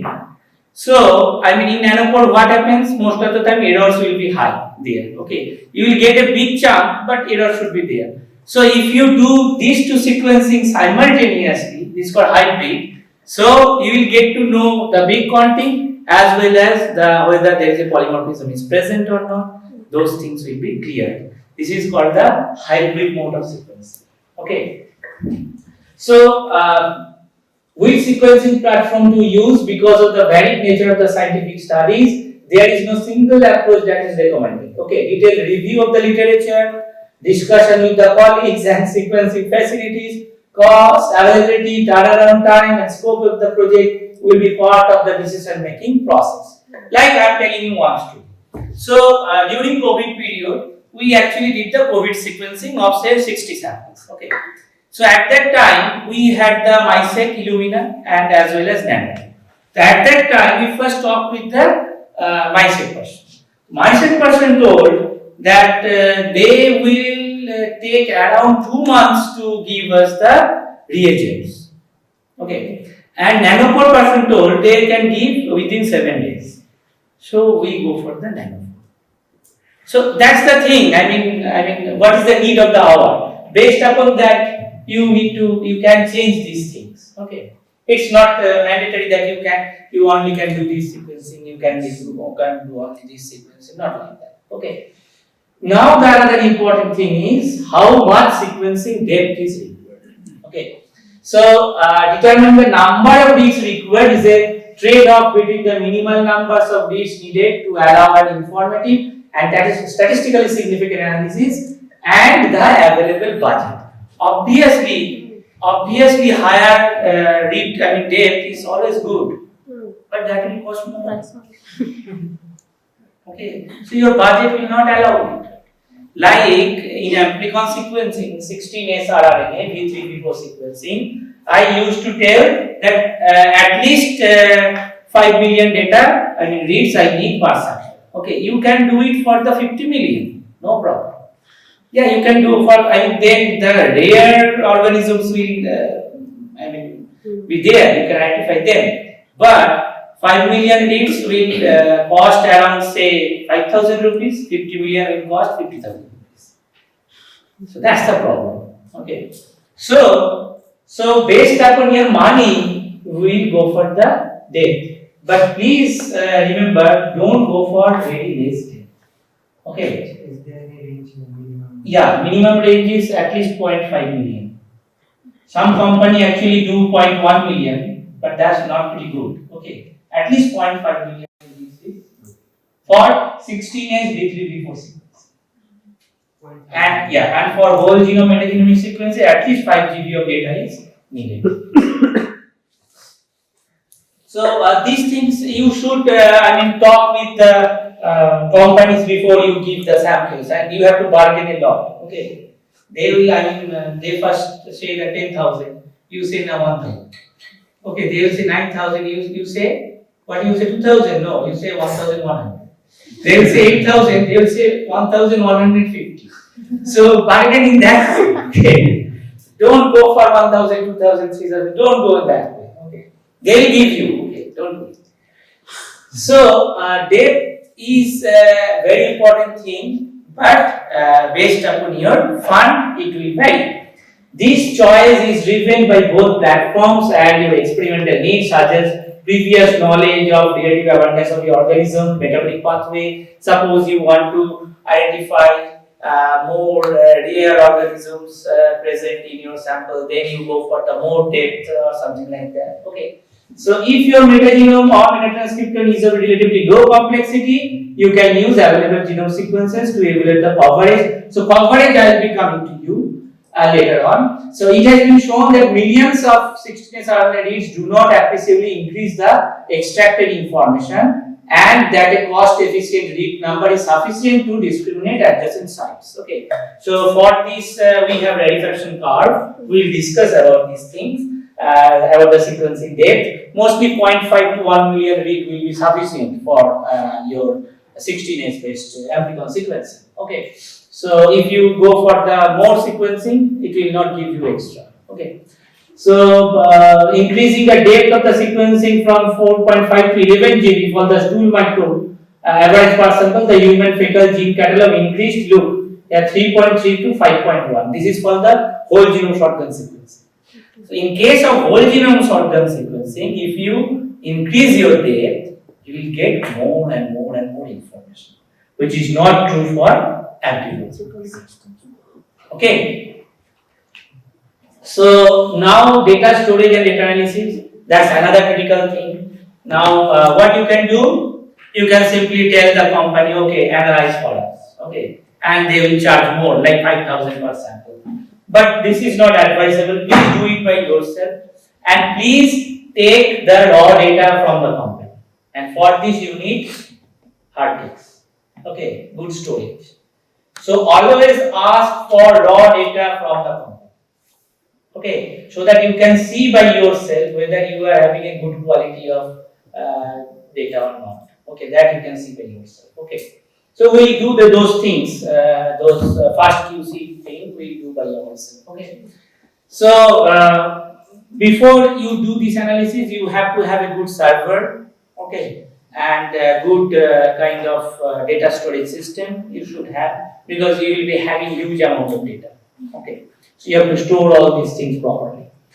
And the last thing is the data reporting. Okay. So that is another important thing. Before you publish these things, you need to upload this raw data into different platforms like ENCPI or somewhere else in European nucleic acids, ENA or something like that. You have to upload all these things. This is true for RNA sequencing. This is true for genomic sequencing. For everything. Nowadays, reviewer will ask you to upload your raw data. Okay, so that you have to do. So, and okay, now coming into the sequencing data. Okay, now you see these are the short reads. Okay, say this is read 1, this is read 2, 3, 4, 5. Okay, now you see the reads are like overlapping things. Okay, based on the overlap, we create this consensus sequence. How? Like T to T, G to G, C to C, A to A, something like that. This is called the consensus sequence. And this is the short reads. Clear? Okay. Now coverage. Coverage means, like C for here, this position, 1 and 2C, for this particular location, this sequence has been sequenced twice. So coverage is 2x. Here you can see the T has been sequenced 3 times. So coverage is 3x. So for any genome, complete genome, the threshold is kind of 30x. Okay. We generally say that at least 30x sequencing depth or coverage should be there. Okay, for human mutations and other things, if you know these are mutations, 30x is only required. Even if 60x and 100x people can do. Okay, in order to identify rare single nucleotide polymorphisms. Okay, so this is called the coverage. Okay, and there will be errors like there it is T instead of C. Like look, there it is C, here it is T, there it is C. So these are called mismatches. Here look, it is mismatches. Okay, and these are in indels. It's called insertion or deletion. Okay, so something is inserted here, something is deleted here. It's called insertions and deletions. So I think in previous 2 days, in case of Illumina sequencing, suppose, or 454 or ion sequencing even, and for pyro sequencing, the library preparation steps include, I think you learned all these things, yes? The clonal amplification. You learn these things, the clonal amplification. One is bridge PCR method, and another is bit-based method, which is called emulsion PCR. Yes? So there you saw that one thing, that you are taking a particular fragment of DNA and you attaching primer both ends, and then you are putting it either in flow cell or in bead. Then what you are doing? You are amplifying that DNA by PCR means you are kind of using the copying, Xerox machine type of thing. You are making the copies of a particular fragment, say 50 times, 100 times. Why you are doing this? Even in bead-based method, in a particular bead, you can have only one sequence and you can do the sequencing for that. But instead, you are clonally amplifying it. Why? Coverage, to get the coverage. Why? Why we need coverage? So as we mentioned, the 30x time at No, we need no. of. So the thing is, DNA polymerase. Who is doing this synthesis? DNA polymerase. And all of you know DNA polymerase is error prone. Yes. Most of the time, they include wrong bases. Yes? And in general, in cells, there are mismatch repair or other repair systems. They can check it. But do you have the repair system here? No. So if you have only one copy of DNA, and suppose DNA polymerase puts instead of A there is a T, so that T will be there, and you cannot get to know whether that is a right or wrong. But suppose you have 100 copies, same copies of 100 copies of the same DNA fragment, and in there you can easily see, suppose for one copy there is error, there is A, but for other 99 copies there will be T. So you can call the right one. T is the right. T is the right. So it's coverage, but that's the need, because that is not required in case of nanopore or backbone. But for here, Illumina, ion touring, even pyrosequencing, that thing is that amplification is very much needed, clonal amplification, so that we can create multiple copies, and at a time we are sequencing all of them. Okay, so that the wrong one can be identified, and based upon that we create the error score. We'll be coming to that. And sir, this sequencing, that coverage, these things will vary according to the organism, like complexity of their genome. Yeah, like Like for if the you're working for insects or something humans, else. if the too many repeats are there, Yeah. then there will be too much problem, and you need high coverage. Even for the repeated regions, nanopore sequencing or PacBiome will be very much required. Okay, in that case, short reads, it will be very difficult to arrange those short reads. Okay, it's very difficult to arrange those short reads. Okay, so for them, if the repeats are pretty high, like last year, human genome was completed. Beforehand, it was dropped due to its repeats. People cannot resolve those repeats. Okay. So that's the important thing, mismatch and indel. So these are few vocabulary you should remember. One is base pair, you all know. Base pair is simply basic building block of the double-stranded DNA. Read, continuous sequence produced by sequencer. So either it may be short read, it may be long read. But continuous sequence produced by the sequencer. Short read means maximum say 300 base pair. Okay. And then coverage. Coverage is the number of short reads that overlap each other within a specific genomic region. That means how many times a particular base or region is there. That's the coverage. Okay. Then consensus sequence, idealized sequence in which each position represents the base, most often found when many sequences are compared. Like this, I just shown here. These are the, like here TTT is consensus is T. Okay. Like here T dash T, we still call it T because majority is telling we are going for the majority. Okay. We are not looking for the minorities. Is it clear? Consensus. Yes. We do it in case of multiple sequence alignment, like in cluster data. If all of them are similar, we put a star. Have you used the cluster W? Yes. Blast cluster W. If there is match, we put the star. If there is similar kind, we put dot, one dot, double dot. That's the conservativeness of those sequences we are looking for. And then quanti is a set of overlapping segments or kind of DNA sequences forming continuous consensus sequence. Like whenever you are assembling the reads based upon their overlaps, then you can create the quanti.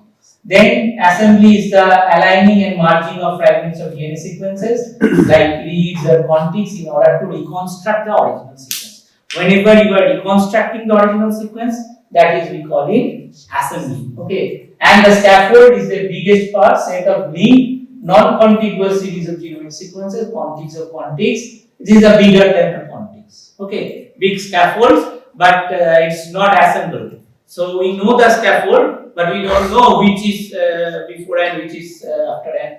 So consisting of quantics separated by gaps of roughly known lengths. We know the gap like 100 base pair, but we don't know exact sequence of those gaps. Those are called the scaffolds. Okay. Assembly, sir, it's like with Genome the assembly. assembly is like with the reference genome We are just identifying the things. okay, to recover the We are reconstructing the genome. okay. So now what happened? Now you collected say soil sample. Now you extracted DNA. You then created the library. Then you sequenced. Then what you will get? Soil. You will get electronic data. A, T, G, C. So it's total transformation. Okay. Now it's from wet lab to dry. Okay. So what you will get? You will get this kind of sequence. This is called FASTA. I think you know FASTA sequence. Yes, you did the blast and other things. This is the header part, and this is either nucleotide or amino acid sequences. FASTA. In case of these machines, NGS machines, they will give this kind of sequences. This is called FASTQ. Why? FASTA with its quality value. What quality? Quality of each of the base. Look, this is the label, then this is sequence, then plus sign, then these are ASCII characters. And each of these ASCII characters corresponds to a particular value that is giving their error rate. Okay, so we will come to that. So sequencing error introduces an additional complexity. So in data analysis, so okay, start from here. So we collect the samples, process the samples, make the library, okay, using the clonal amplification and other things, then go for the sequencing, then we get the raw data. Now starts the data analysis. And in data analysis, the first part is quality checking. The first and foremost and the most important part is quality checking. We'll do quality checking first. Then we can do whatever we want. Okay.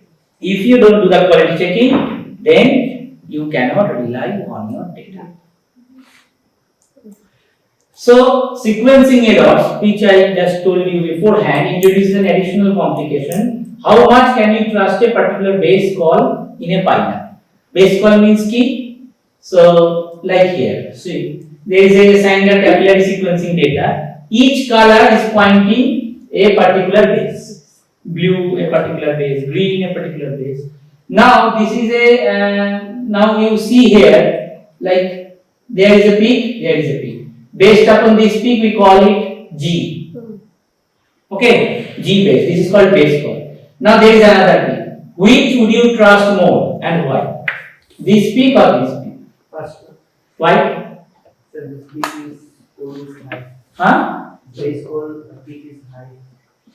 And from this peak and this peak, if we compare this and this, First which one. is good? First one. This one. Why? Because of that overlap, that part is there, and then what to say? So now, can you hear the voice? It was consistent, it was there. Yes. Yeah, the crickets. This is called noise. Okay, whenever I am talking, these are the peaks. Look the noise. The noise is pretty high here. Okay, so we only look for those peaks. Look, no noise is there. So here some long bases are being called. You see, the quality has been dropped in case of picture also. Okay, if the noise is there, the quality is less. That means sometimes machine is calling A, sometimes machine is calling C, sometimes machine is calling D, something like that. So here high signal, low noise. So overall score is high. But here high signal, high noise. So the quality score is pretty low. Okay. So different high throughput platform use different parameters to call the Fred score. We call this score Fred score. And how to define this Fred score? This is the Fred score. Let P be the probability of an incorrect base call. Please, we need some attention here. Okay. So P be the probability of an incorrect base call. Then Fred quality score will be minus 10 into log 10 to the base P. Now come to here. Okay. Now see, I talked about this tonal amplification. Now for a particular position, suppose there is a one incorrect base in 10 bases. Yes? Then probability of incorrect base is 0.1, 0.1. Yes? Yes. 0.1. Now you put here 0.1. Now you can write 0.1 10 to the power minus 1. 1. Then it will be 1 and it will be minus 1 into minus 10. The value will be 10. Here, if not here, please let me know. Now here, the incorrect base call 1 in 100. So value is 0.01. Now if you put here 0.01, then you can write it 10 to the power minus 2. Is it clear or not? I can write somewhere. Log 10 to the base 10 is 1. Okay. So here I am getting Fred value of 10. Now here it is value is 0.01 or 10 to the power minus 2. So if I put 10 to the power minus 2 here, then the value will be minus 10 into minus 2 equals to 20. So look, the value is 20. Now here the value is 0.001 or 10 to the power minus 3. So value is 30. So the beauty is, now see the beauty. Beauty is, with the probability of incorrect base call, whenever it is decreasing, incorrect base call probability is decreasing. Okay, Fred quality score is increasing, and the accuracy is also, base call accuracy is also increasing. Clear? Okay. Now I will look here. Now for these ASCII characters, which we actually see on these first Q files, each of these ASCII characters have a particular, you see, Q value. Okay. Now if you go here, that means this star means base T, star means Q value is 9. So it's less than 10. That means error rate is more than 10%. is high erroneous. Okay, in general, we take Q equals to 30, that's the threshold. So what we do, we take at least 20 to 30. Okay, that's the region. Below 20, we have to just throw away all our data. So what we do, we go for each of these first few files and we check these ASCII characters. Whenever we find any value less than 20, we throw this read. This is a quality check. Clear? So you have to throw bad quality reads before you do any kind of analysis. Okay. So after throwing, then you can start analysis. Manually we have to check all the names. Yeah, all that. You can do it manually also. Can you do it for the millions of samples? Reads. Many programs are there actually. We will do it by our own. Okay. So is it clear? The Fred quality score. This is, whenever suppose you give data, outsource your NGS data creation to someone. So first ask the raw reads and check these quality values. Whether this is a good quality of DNA you got or not. Okay. You have to mention that at least 80% of the reads should have quality value more than 30. And whenever you are generating indent, you have to read this thing. At least for 80% of the reads, quality value should be more than 30. Okay, and you need to check it, and if they fulfill that criteria, then it's fine. Otherwise, you should tell, okay, resequence. You are not at par your indent. Okay, you have to write this. So now comes to the metadynamics. Okay, so as I told, the study of genetic material recovered directly from the environmental samples. Okay, so can you see the picture? What is there? Okay, we are taking their DNA. These are DNA, different organisms. Now what we are doing? We are chopping them in smaller DNA. Okay, now our task is to regenerate them. True? Okay, how to do it? It's a puzzle solving, isn't it? How to do it? Now one thing is, if we just look for the tails,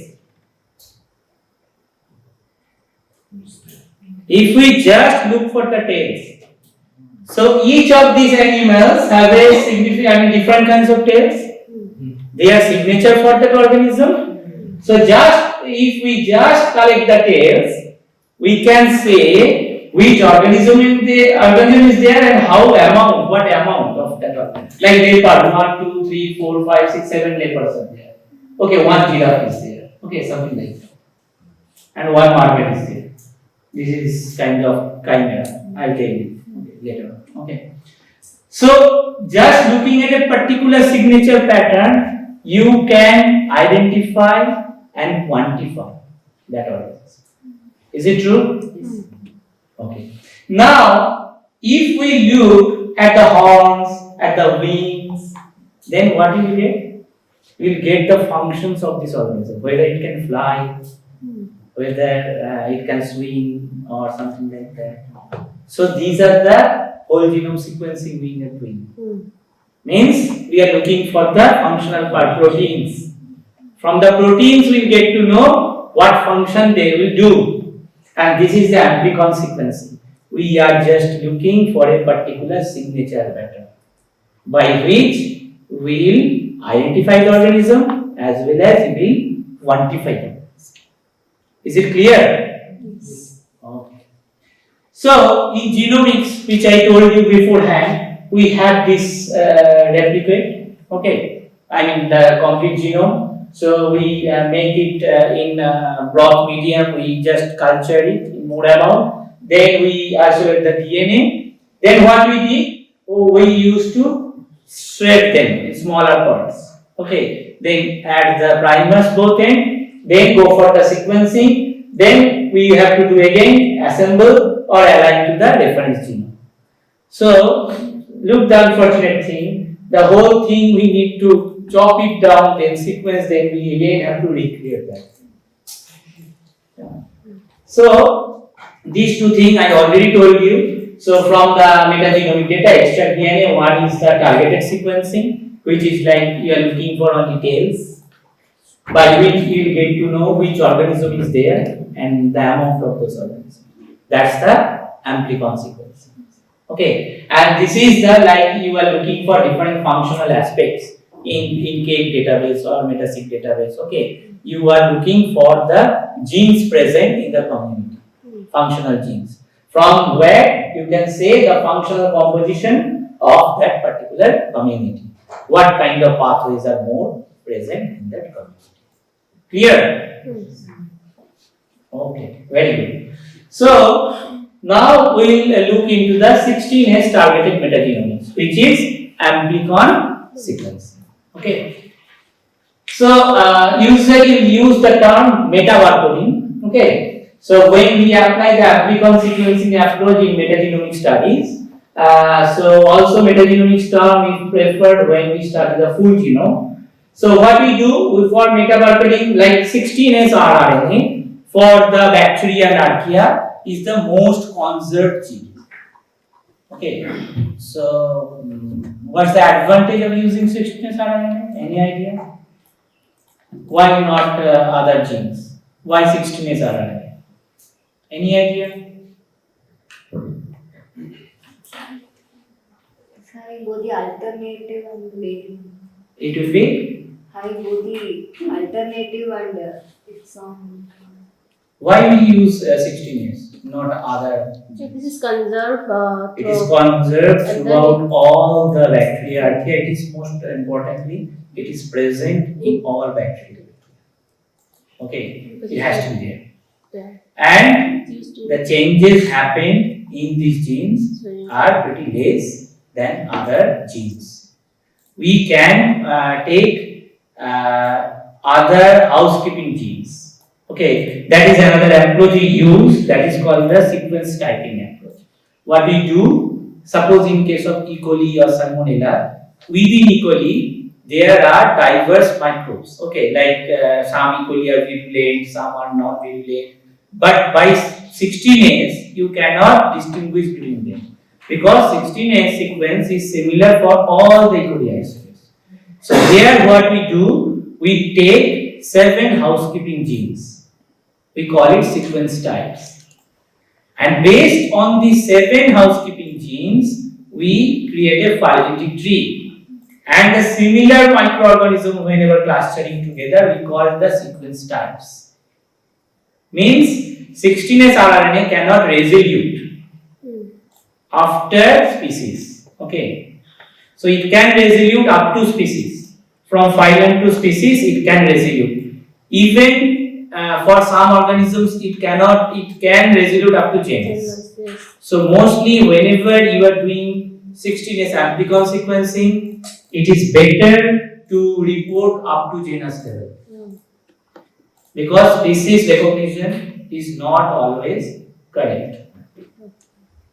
That's a very important thing. Up to genus level, you can tell. But after species level, it cannot resolute. Yeah, even in our data we have seen up to genus level they are giving good data. That's the most, nomenclature. Up to genus level you can report. Then species is unidentified, it's showing. that you can do using the short-range genome sequence. But suppose within E. coli or within Salmonella too much diversity is there. Can you use 16S RNA?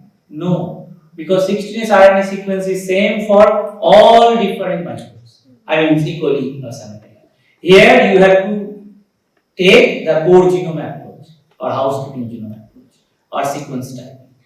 Okay, so we used to do the sequence typing for Salmonella, for Pseudomonas, for Acinetobacter, for E. coli, different organisms use these things, and we have found that sequence type wise antibiotic resistance profile is there. So the internal diversity within microbes has been governed by these housekeeping genes, mutations in these housekeeping genes. So before that, we can use the 16S RNA for bacteria and archaea. Similarly, we can use the cytochrome C oxidase subunit, 18S RNA plant specific ones, RBLC, MATK. Okay, these genes we can use as the marker genes in order to identify the up to the kind of genus or species level. We can identify them. Okay, for the plants, for the microbes, or something like that. So this is the prokaryotic RNA knockout. Okay, you can see this is a 16S small subunit. This is a 23S large subunit. The TRN is there, 5S is there, and this is a eukaryotic. So the internally transcribed spacers are there. So for fungi, we use these IPS regions. These are kind of signature patterns. Okay, and this is kind of signature pattern for the bacteria and archaea. Okay, we actually only consider this 16S RNA region for bacteria and archaea. Okay, so from barcoding, if you just sequence the 16S RNA from the organisms and based upon their kind of sequence similarity, you can create the phylogenetic tree, and that tree will give you the phylogenetic distribution of all the players. You can know which organism is this. Okay, purely up to genus level. Okay. So, why 16S was chosen as DNA barcode? What I was discussing is to be used as a DNA barcode, a gene should have following characteristics. It should be ubiquitously present. It should be present in all the organisms. Okay. Otherwise, we cannot include all organisms. All members of bacteria and archaea are known to have 16S genes. The first point. Second point, it should contain sufficient phylogenetic information. 16S is about 1500 base pair long, which is not too short, not too long. Okay, so you will get most of the information, sufficient phylogenetic information from the 16S. And the genetic variation within 16S gene found among prokaryotes is adequate to be used in the phylogenetic analysis for the broad taxonomic range up to genus level. Okay, that sequence can describe the organisms up to genus level pretty well. It should be easily amplified by PCR because there the technique is something different. Okay, amplicon sequencing, as name appears, the technique is bit different. We will discuss that. So that it should be amplified by PCR. 16S gene has multiple conserved regions that can be used as a priming site. So this becomes a significant advantage for NGS based short read sequencing. We will discuss that. After many years of international collaboration, we have 16S sequence database. That's another very important thing. What is the database? What is the 16S database? Means here scientists have sequenced, for suppose I isolated E. coli first, okay, and I sequenced 16S. Now I deposited that sequence in the database and named it E. coli 16S RNA gene. So this database is present for almost 1 lakh or more than organisms. This database is present. Okay, the sequence along with the organism name. That database is already present. Now you can see, as I told, this Illumina. Okay, it can sequence only 300 base pair, short reads. But you can see the 16S is around 1.5 kb. So how to sequence this whole thing with only short reads? Is it possible to sequence the 1500 base pair using the 300 base pair reads? Not possible. Yes. So what scientists did, they looked very carefully by multiple alignment of the different 16S RNA genes. There are 9 variable regions present in the 16S RNA. 9 variable regions. Means you can see these red regions, these are variable regions, and these blue regions, they are actually conserved regions. They are conserved in all organisms. But these 9 variable regions, they actually vary from organism to organism. So what scientists did, instead of taking the whole sequence, they looked for the smaller regions, V1, V3, V3, V4, V3, V5, only V4. Okay, and it is easy. Suppose you are taking V3, V4. you can just create, I mean, this is a conserved region, you can easily design primer based upon these conserved regions. Yes? Based upon these conserved regions, you can easily design primer and you can easily amplify this V3V4 region. Now, this V3V4 region can do the same thing as the 16S whole sequence. So, instead of sequencing the whole 16S, if you can just sequence the V3V4, it will give up to genus level resolution. Clear? Yes. Okay. So now and making the primer is pretty easy. It's a universal primer because you are designing primer based upon these conserved regions. Okay. So these are the full length. Now another problem is there. If suppose you design your experiment, you do for some samples you do V3V4, some samples you do V3V5, some samples you do V1 V3. Then what will happen? Then suppose this is the result. This is for V1 V3, this is for V3 V5, this is for V6 V9. So in your study you have to use only one approach, either V3 V4 or V1 V3, whatever. You cannot mix and match. You will get different result.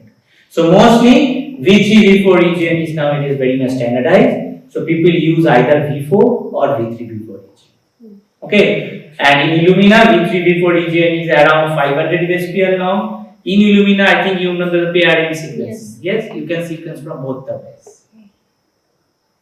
You know, your pairing sequencing, like 300 base pair from this side, 300 base pair from this side, and you can overlap that region.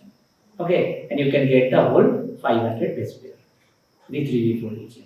Okay, so you have to stick to a particular region. Okay, and these are the 16S databases which are freely available. Okay, Green Genes, Silver, Ribosomal database, and nowadays NCBI has his own database. So in general, Green Genes is pretty old, and people used to use this Green Genes database a lot for the kind 1. It is compatible with kind 1. In kind 2, you can make compatible all these databases. You can make compatible to kind 2. It will take more time, but you can do it. Okay.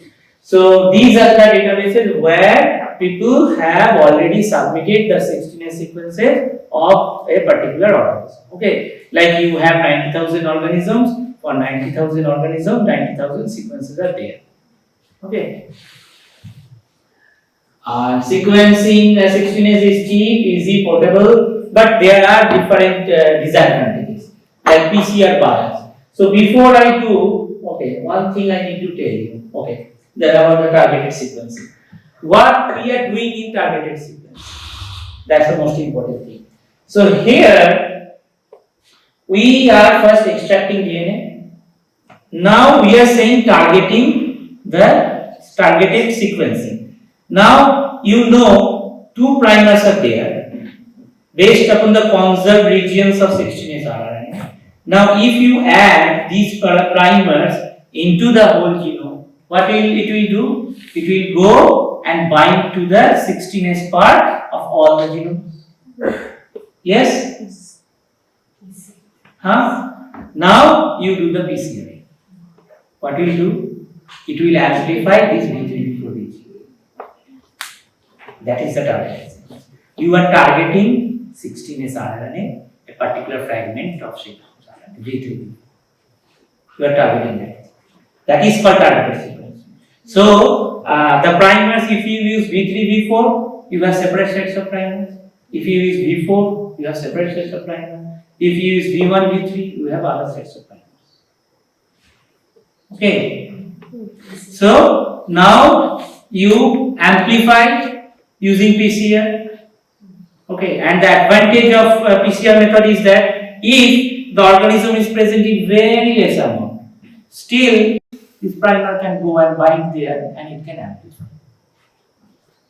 And the interesting thing is, suppose one organism is present 10 times and it will be amplified more. One organism present 5 times, it will be amplified less. So it will give you the quantification also. Okay? Clear? So here in targeted sequencing we extract DNA, then we have to do the PCR based upon these primers. Then after you amplify those things, then you go for the library preparation. Means adapter ligation and other things. Then go for the sequencing. Okay, paired end sequencing from Illumina. Now after paired end sequencing, what we will get? You will get multiple of these sequences. Yes, random multiple sequences. Then what we have to do? We have to do some clustering. What is clustering? Clustering means if I tell some program, okay, from here, if you club similar sequences together. Suppose these sequences, I got 1, 2, 3, 4 clusters. This is a particular cluster. They have a similar sequence. This cluster has similar sequence, and this is a unique sequence. This is unique sequence. So I got 4 clusters. So 4 clusters are representing 4 organisms. So these organisms representing 1. This is 1. This is 3. This is 4. So now what I will do? I will take one of these sequences as representative from the cluster. Okay, and I will compare this with the database. This is RNA database. And what will happen upon these primers? You amplify the systems, and then after amplification, you go for the sequence. And after sequencing, you get the reads. Now those reads you need to make the clusters of those reads. And now after cluster, you need to do the taxonomic assignment. This part is called taxonomic assignment. You are assigning taxonomy to these clusters based upon these pre-existing databases. Clear? OTUs, operational taxonomic unit. So these are OTUs. The clusters Cluster are also called OTUs or Each of these clusters is called OTU 1, OTU 2, OTU 3, OTU 4. So here are 4 OTUs. same things. Operational taxonomic units means same kind of organisms, microorganisms are clustering together. That's a particular OTU. and there's a number against the OTUs you're getting, that is the number of particular species present in that. That is giving The the representative of that cluster against that you're getting value. quantification. How much it is present. Okay. Clear? Yes. Very good. So after doing this, now we have ecology. Now we can do alpha diversity analysis, beta diversity analysis, and other things based upon this data. We will discuss those things later on. Okay. So we can do all these things. So this is called amplicon sequencing. Now you can relate these things, I think. Okay. This is a 16S. Now these are the databases, the existing databases, which are needed for taxonomic assignment. Now you can see PCR bias. There's a disadvantage. We are doing PCR here. So whenever you are doing PCR bias will be there. Some regions will be much preferred, some is less preferred. So those are kind of cons in the amplicon sequence. Variable region give variable answers. As I told it here, variable region gives variable answers. Okay, and only tells you which organisms are present and their abundance. Okay, and does not explain much of the variance of the data, and that's the disadvantages. And this thing you can actually implement in case of IKS regions, in case of box genes. Okay, those are conserved on these organisms, and based upon those genes, you can design the primers based upon the conserved regions, and you can amplify those regions and do the sequencing and create the cluster and assign the taxonomy, and you get the abundance as well as the how the different taxonomy are present. Clear? Yes. Okay. So now some terminologies we discussed. Then I think we need a break. Then okay. Okay. No. Or when we take the break. Because they are pretty tired. Because 1 to 2 is lunch time. Okay. Now we After can go lunch. for lunch. Then after that is Okay. So the amplicon. So amplifier means a particular DNA fragment that is amplified by PCR. One or more 16S RNA variable regions or other marker genes, as I discussed previously, ITSD genes and other genes. Okay. OTU is operational taxonomic unit. Okay. Species distinction in microbiology, typically using the RNA and the percentage of similarity threshold, classifying the microbes in the same or different OTUs means it is a particular OTU is representing a particular grade of microbes. Okay, either in a particular genus or in a particular species or in a particular phyla or in a particular group or in a particular class or in a particular family. Okay, it is defining a particular grade in taxonomy. That's the best definition for it. Okay, then the barcode. Barcode is a short DNA sequence that is added to each read during amplification and that is specific for a given sample. This allows samples to be mixed. Now the problem is very important. Now say in Lumina, the data output is 15 GB. Now you are telling me that you have isolated a single sample. Now just run the illumination. Should I run the illumination for you for one sample? It will be waste of resource. You don't need 50 data. Because then you have to give me 3 lakhs for a single data, single sample. So what people do? People use say 90 samples. So suppose you give samples, you give samples, you give samples. Now what I have to do? I have to pool all of them together. Okay. Pool all of them together and then go for the sequence. Now I pool them together. Now after the result came, how I get to know which sequence is whose? Is there any option to know? There is option.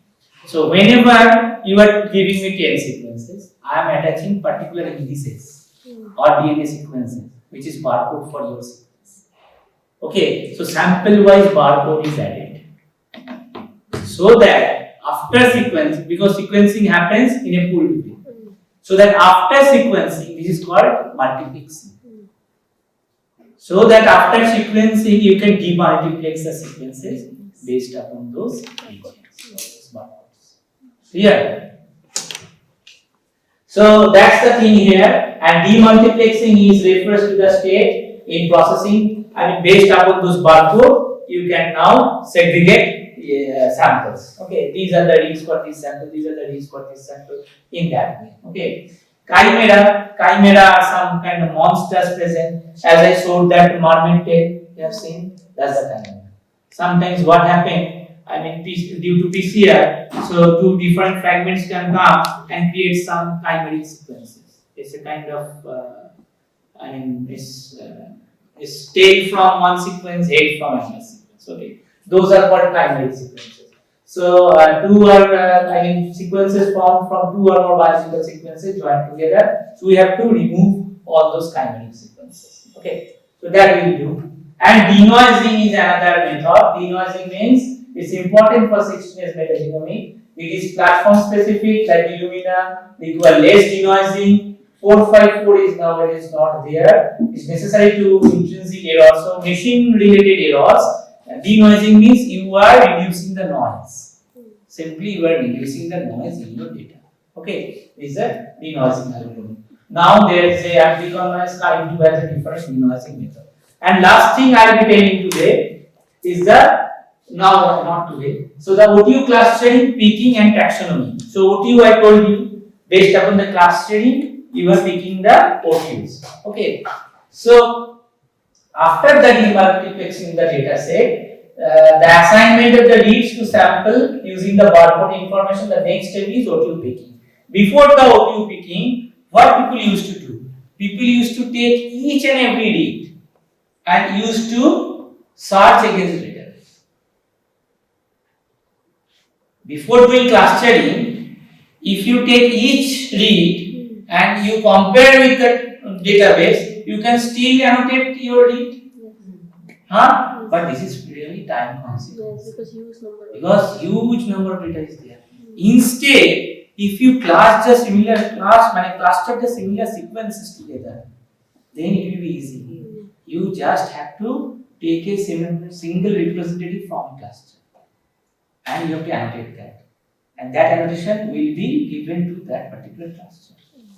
Okay, so use this clustering method. Okay, so in clustering we previously people used 97% sequence similarity.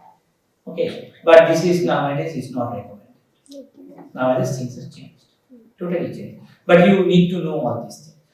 So if the sequences are more than 97% or more than kind of sequence similar, so they will be in a similar cluster. If they are not, they will go to a different cluster.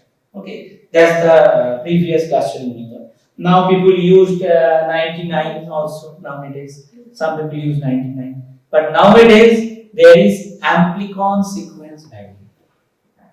Means if one nucleotide is different, then it will be in a different cluster. Just if one nucleotide is different. That's called amplicon sequence variant. That is being used in the kind 2. Okay, that's the latest method. So there are numerous OTU picking strategies. How to pick OTU? First is de novo. De novo means we don't know anything. So we are randomly clustering. That's called a de novo. That clustering is without having any knowledge of previous 16A sequences. If you cluster based upon the overlap, then this is called the de novo.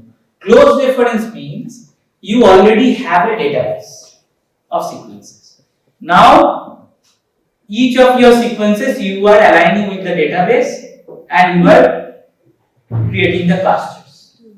Okay, that means simultaneously you are creating the clusters, OTUs, and annotating them based on a database.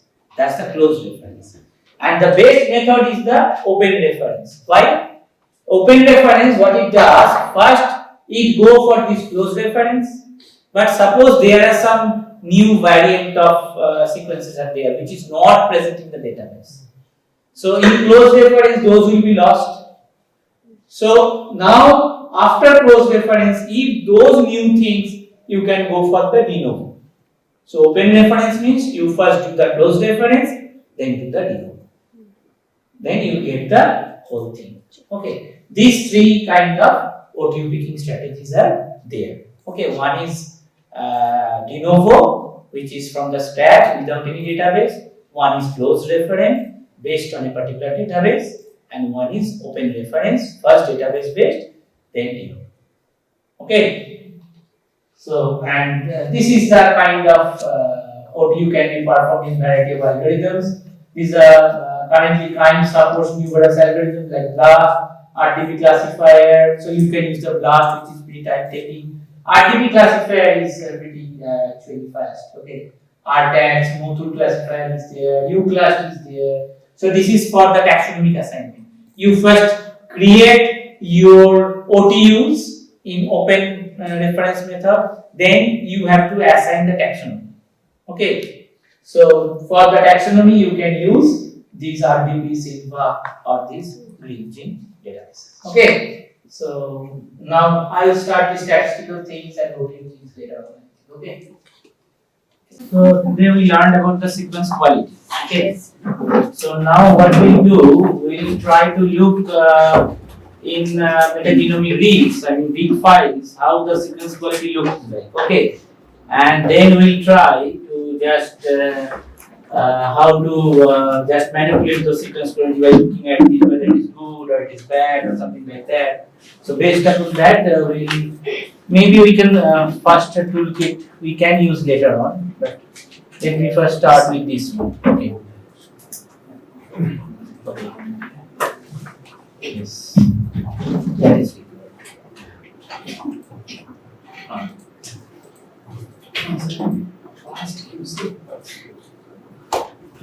Thank you. So this is a program you can see. Can all of you see here? Okay. So this is freely available. So in any case, what I always try to do, I try to always use the free softwares. Okay. I don't want to just buy the things and give the money to the company. Okay. So all the time I used to just use the freely available software. If they are not available, then I used to write codes for them. Okay, so that it will be totally freely available. I mean, just you can use it without any money. So this is a nice program actually. Bagraham Bioinformatics, they actually developed this thing. They have many other projects if you see them. So many different projects are there. Very interesting projects are there. Trim Gallery is another very important program. It is to kind of cut adapt. I mean, trimming of the reeds. Okay, if you have suppose reeds and both ends, it will have the adapters. So in order to cut those adapters, the trim gallery and other things are very much important. Okay, so they mostly work on this NGS data analysis or something like that, and this is one of the mostly used. This first QC, one of the mostly used program for the quality control. Now here in this picture you can see.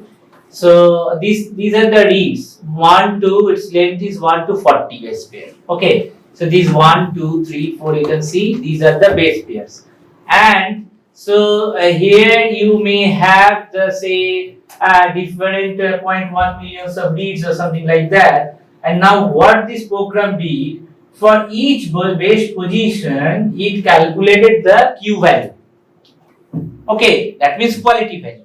Now at the beginning you can see quality value is pretty good. The mean and the median and the standard deviation is pretty good. Okay, it's more than 30. Okay, 28, 30 in this range. This is a kind of conspicuous range, 20 to 30. Okay, this is a bad range.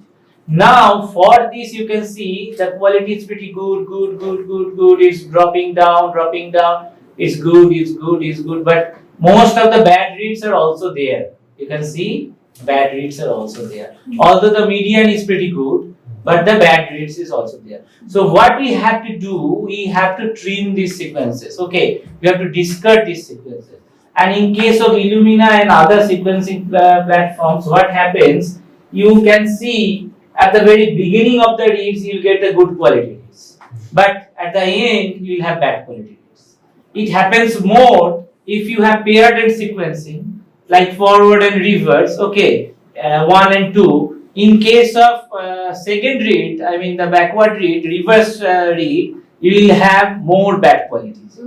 Okay, this is the kind of internal problem in Illumina. So the first read is pretty good. Okay, it will be pretty good. I mean, if you go for the 2 into 300 base pair, suppose 250 base pair will be pretty good. After that, you can see the quality is dropping down. Okay. In the reverse read, you see after say 200, the quality will be dropping down. So that's the biggest challenge actually. Okay, so that's why what Illumina did in case of their high-end machines, NovaSec or so, they stopped 2 into 300 layers. So there you can only use up to 2 into 250. Only MySec can use 2 into 300 layers. Okay, because this quality problem. Okay, so what you have to do, you have to trim all these bad quality sequences, then only you can work with them. Okay, so what is It's already open. yeah, it's already open. So here you can see this is a good quality sequence. You can see here, look here, it is up to 40. And the median value is, you can see, is pretty good actually. Okay, all the sequences, almost all the base pair positions, here the base pair position, all they have very good quality reads. Means these sequences are okay to go. And if you find this kind of reads, these are bad quality reads. Then you need some editing. Okay, then you can work. So whenever you see the things are coming into the red line, you have to manipulate, you have to edit the data. Okay, you have to change the data. You have to discard the bad reads. Okay, so that you can get this kind of data. Now, this platform is really very good. Here it will give first you the basic statistics of your data, like the file name is good underscore sequence underscore sort.txt. Okay, so another important thing I want to tell you about the naming of the files. Okay, that's a very important thing in any kind of data analysis, NGS data analysis. Don't use space, okay, in between the any kind of words, okay. Always use underscore or dash, whatever, and give name in such a way that you can recognize it. Later on, you can recognize it. So that's another very important thing, okay. And don't use repetitive names, okay, abrupt naming. You shouldn't give any abrupt name. The metadata, in the metadata file, you will have the 1, 2, 3 sample names, and accordingly you can give the file names based upon the sample names, okay. After that analysis, whenever you are getting the machine generated data, you give the name according to the sample metadata, okay. Now you here, like before looking for the quality, you give the raw data, okay, sample name underscore raw data. Say you need some modifications in the data. After that you give name filtered data, okay, raw data then filtered data, so that you can easily track at any point of time what is going on, okay, so that you can easily backtrace all these things. This is very important in case of any kind of NGS data analysis, okay. So here you see this good sequence, look good underscore sequence underscore sort dot txt, okay. They give the file name. So you run this file, then file type is conventional base calling. It's Illumina machine 1.5. Total sequence look 2 5, then 1 2 3 0 1 2 3 4 4 zeros. These are total number of sequences present. Then sequences flagged as poor quality, none. All the sequences are of very good quality. Now sequence length 40, and it will also give you the GC percentage, okay, 45%. Then it will give you per base sequence quality. Look, this is a picture, so that in one go you can have a gross idea about your sequence quality. Then this is the part tile sequence quality. What is the part tile? So here you can see the part tile. These tiles means in the flow cell there are different tiles, okay, where the actually sequencing is going on. In the flow cells, you can see there are different dots where the clusterings are going on, and these are fragmented in different tiles. Here, in good sequence, you can see all blue, means they are pretty good, okay. But here you can see, look, these are the bad regions. Probably the bad sequence came from these regions, okay.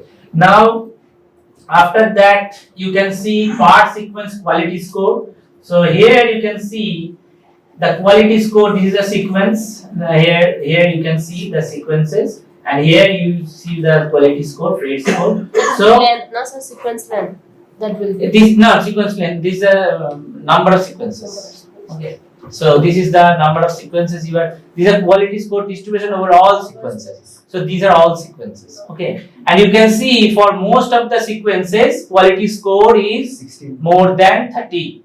The 28, 30. Yeah. So on an average, they are 37 or something like that. It's pretty good actually. It's really good. Okay. So after that, you can see part base.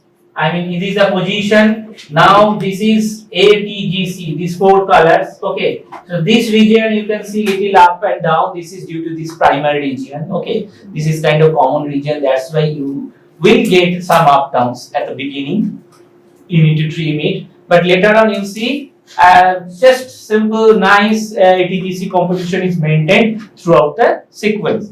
That means you are getting good amount of, and this is the theoretical distribution of GC content, and this is the GC content per read. It is almost overlapping, so that's also good. And per base N content. What is N content? N means whenever machine cannot distinguish ATGC, it puts N. Okay, so here you see hardly any N is present. Okay, no N. So it's pretty good. Okay, so in this way, sequence length distribution, see all the sequences have length from 40. No 39, no 41, all 40. So that's pretty good actually. Library preparation was pretty good for this. I mean, before sequencing, another important step, it's a sequencing process actually. So you prepare the library, then there is a kind of bioanalyzer thing, which you have to load your sample in the bioanalyzer, small amount of sample. That will give you the length distribution of your samples. and there you have to first check that you have a just single length fragments. Like if you are doing for 100 base pair, 150 base pair, or 200 base pair, just only 100 base pair lengths will be there. That means you have a very good quality sequence. Okay, that you need to check before you load into the sequencing machine. You have to check in the bioanalyzer whether the fragment deflection is properly done or not. Okay. Sir, Yes. sir, is this the default data or here you have uploaded any data? Where? This default data. Default. We'll upload some data also. Okay. So no n is there, sequence length is good, then duplication quality is more or less pretty good. No duplication is there. Then over-represented sequence obviously is also solid small RNA adapter. It's not there, nothing is there. Adapter content is so overall you can go with these sequences for the next level of analysis.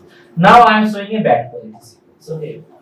So look, this bad underscore sequence, we know it obviously is bad. Conventional base count, Illumina, this is a total sequence, this is sequence length, this is GC content. Look, from this picture itself, you can tell this is a bad sequence. Whenever you get the raw sequence, you have to run this program and you can say this is a bad sequence. Okay.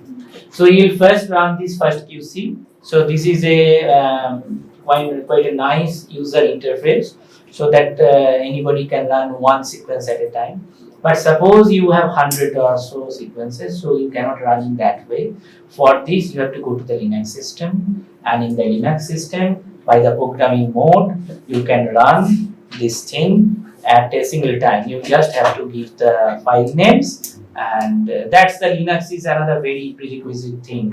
You need to know all these commands, okay? Because all the free softwares are available in Linux software. In Unix system, you get all the free softwares. So you need to know Linux, okay? So for this part, and another program is there that is called multi-QC, okay? So multi-QC can take at a time more than say any number of first QC results, okay, and suppose you have 1,000 different first QC you run via the command line, then what you have to do, you have to go each and individual first QC report and you have to see what is good, bad. Instead, you just can run multi QC. It will take all those first QC results and it will summarize the result for you. So in your one go, you can see what is going on, which sequence is bad, which is good, which is what, everything you get using multi-QC. It is also freely available for the Linux machine. What is the name, sir? Multi-QC. Multi-QC. Multi-QC. Multi-QC. Multi-QC. Multi-QC. Yes. Sir, like above the 20 score, we have to consider for analysis. That depends. What happens if you get, suppose, this kind of data, 25,000 and all are good. Okay, then you are good to go with this thing. Now you have this sequence with 3,95,000. Okay, Yes. so you can see the quality is very bad. The first aim is to take 28 or 30. So now if you take threshold 28 and 30, now you have only 5,000 sequences. Then what will you do? Will you go in this thing? No. Then you will lower down your threshold, 25 or 20. A considerable number of reads are required for further analysis. But beyond 20, you cannot go. Below 20, you cannot go. But in some whisker box plot, that maximum This also thing? going in Yeah, red, no. What I am like telling, in 24. no, what I am telling, so this is the first sequence. Now what you do, you will tell that, okay, whenever the sequence quality is, Fred quality score is less than 28, you want to discard those things. So you will have many sequences discarded from your main data. Okay, so then you discarded all those things and you found that you only left with 5,000 data, 5,000 sequences. Then this will not work for you. Then what you will do, you will lower down the threshold, say from 28 to 20. Then you will get more number of sequences. Are you getting my point or not? Yes, sir. But like in the picture, like in that 24 number position box, physical box. This one? Yeah. This is fall under that is No, 75% no, under. no. It's swaying. This box is swaying. This is the median. Okay. So median value, most of the sequences have freight quality score at around 30. Okay. Some have more than 30, 32, 33. And some have like 2, 3, 4. These are few reads have the quality score below. I mean in different ranges. But we can consider that. No, we cannot consider that thing. Now what we have to do, we have to run another program into it. So these are the reads. Okay, and this is giving you at each position the quality of the reads. At each position of the quality is the average value. Now what you will do, you will tell a program that look for all first queue files. Wherever you get any base with a quality score less than 20, you discard the whole read.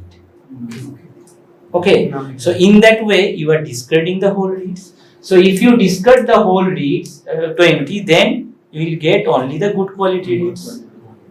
So that's what I am telling, that if you keep the threshold more than 30 and then you get very short number of reads, then bring down the threshold to 25, 20, something like that. But below 20 is not permissible.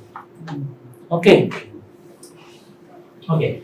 Now base quality, and the interesting thing is here you see all green signal. That means good to go. But here you see green signal, then red signal. It's very bad. Now part tile sequence quality is bad. As a part sequence quality score, here you can easily see one good quality sequence is there and another bad quality sequence is there. This is a one peak, this is another peak. So ideally you need to discard this peak. Okay, this and this peak. Okay, then par base sequence, look here also, because wrong bases are there, wrong bases are called. Also the graph went like, and also you can see the GC content is also not following the theoretical distribution. Okay, and n content you can see lots of n's are there. Look at 28, at today, look how many n's are there. Okay. So length distribution is good, no other sequences are there.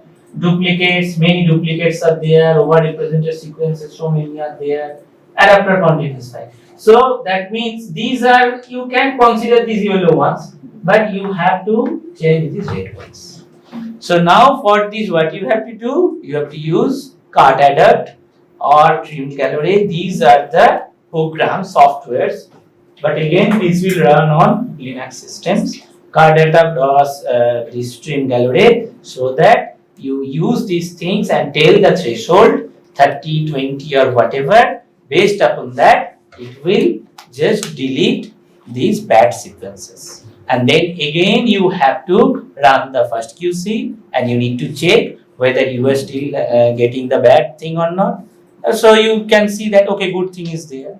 Then you proceed further. Sometimes in first queue report, sometimes one parameter is missing, two parameter is missing. They are not showing. Which one? It depends. No, sometimes it happens. Like one parameter, like part tile sequence quality, it will not come. So in that case, I mean, Server? no, not server, because you are running it in your machine. So what happens? These things are given in the Illumina or whatever. So I have seen you the first QC file format.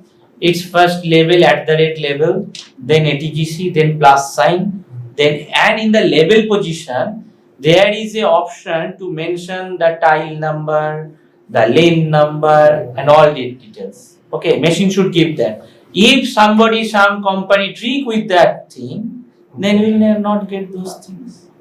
So those values will not be shown. What happens with your one? Yeah, It happens, yeah, it happens. Somebody actually many things can happen with the. In one report, everything is coming. Another report, two things is missing. That means they have omitted those things. So if you change the header, these things will, this part-tile sequence quality you cannot see. Yes. This thing you obviously see this part-based quality. It should be there. In all the files it should be there. Because FASTQ files you have to give this as ASCII codes. But this thing, this part tile, if they don't give the tile information or the location, then you cannot see it. Sir, out of these parameters, what are the parameters is very important? This thing and the end thing and this one.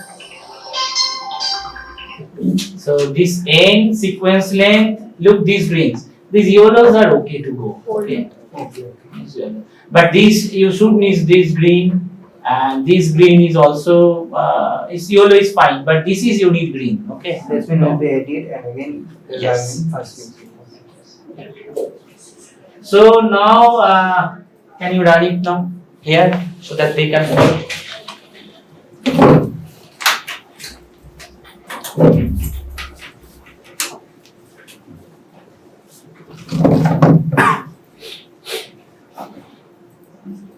So we have downloaded this FastQC software is Brahma's Bioinformatics. So you can also install in your system. Okay. So you have to just click it there and then go to the download option. Just I'm showing how to download this part. So this is Java based software. So before downloading this one, so you have to have Java in your system. Okay. So you have to click on download and then FastQC option is there. And then according to your system type, you can install that. If you have Windows, Linux, you can go for this one. And then you will get the zip file. And then you have to extract that zip file in your system. And then you will get this kind of one folder. So you will have all this informations. So you have to go to run FastQC. So you can go with this command base also, or you can go with GUI also. So here I will show like this. So how to upload the sequencer? We have to go to file, open, very simple. You have to download the FASTQ files before. Yeah, before that you have to have FASTQ file in your setup. How you do Means this? that is sequence. Whatever sequence you have to. So there are some example files. Yeah. You can download example files are already there in this FastQC program. So you can show this good quality and bad quality. How to download this good quality and bad quality. How to download this good quality and bad quality sequences. Yeah. Saving one folder and Look here, example reports are no. There are some reports. I think I had given you that good and bad quality sequences. The folder is. Yeah, in that folder. Yeah. So you have it here.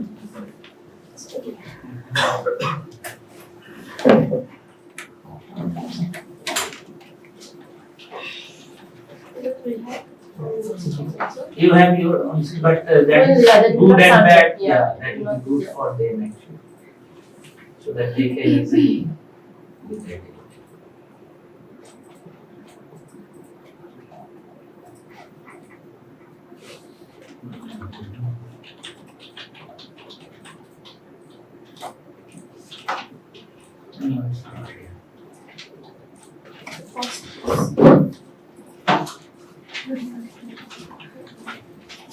The paired and sequences are okay. They can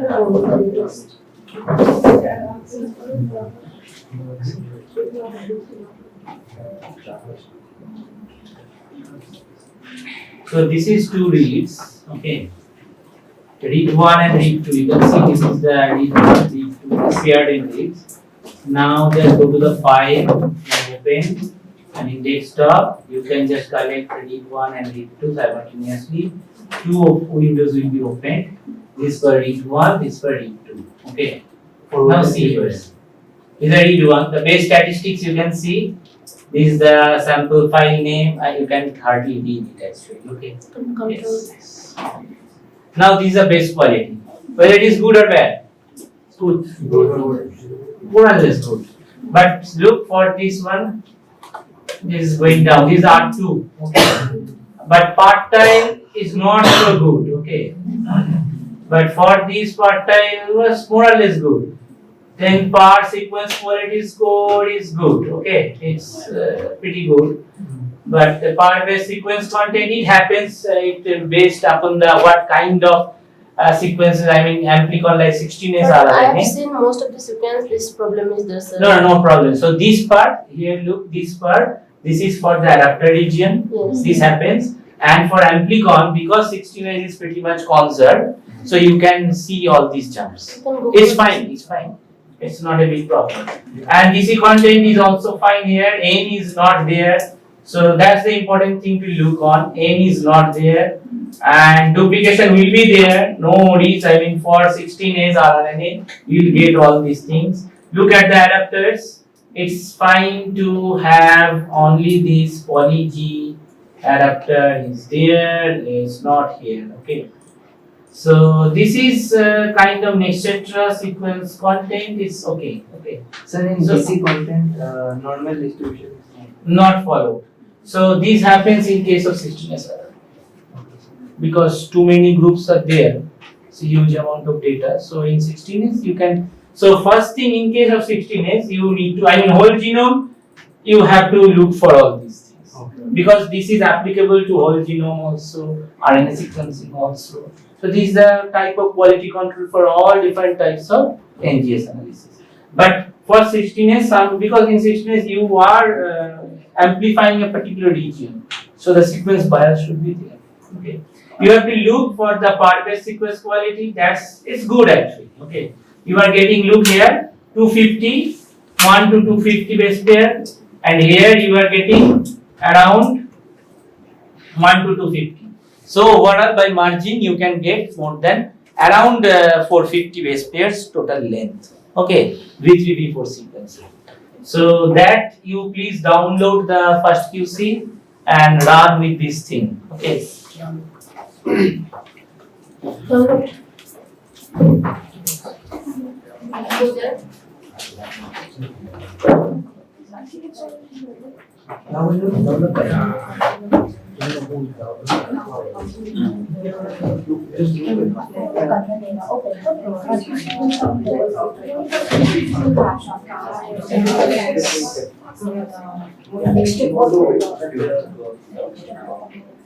Abraham bioinformatics.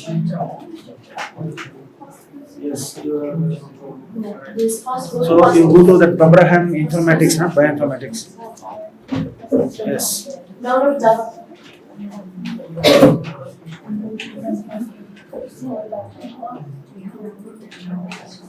Bioinformatics, go there.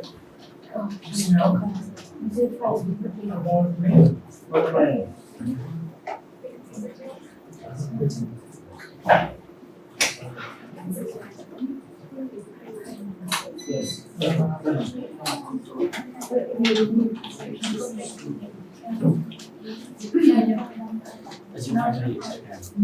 Abraham.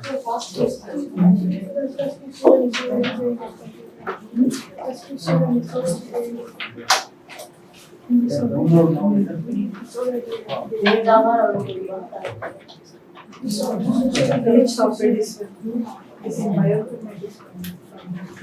It's already there in this four, na? It's already there.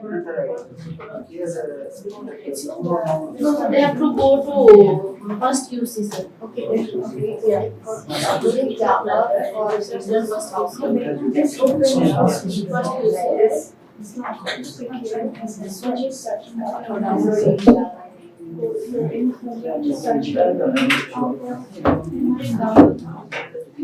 Okay, you type fast QC. It's already there, I think.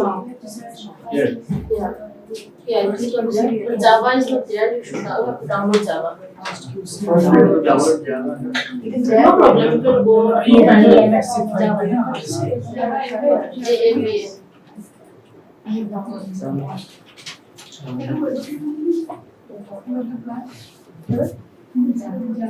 Yes, it's already here.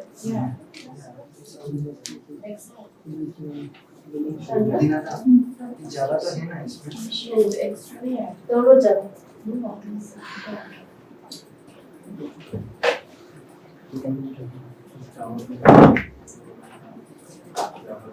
Java. Yes, we used to use this one. अब उसको extract करवाना है. Just extract. Java is there. Yes. That for Yeah, we can use it. इसमें check करना है. तो क्या Java कर दिया ना? Java नहीं किया. Install yes. This side computer we used to use it. Then Java will show that. It is Java is not there. You download, go to This Google, 4 it is type there. in Java. 1, 2, 3, 4. Oh, here everything is This there. 4 is there. All. Okay.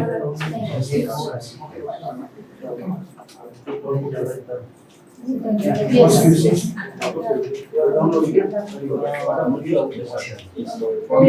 Version is already there. Wait, go to here.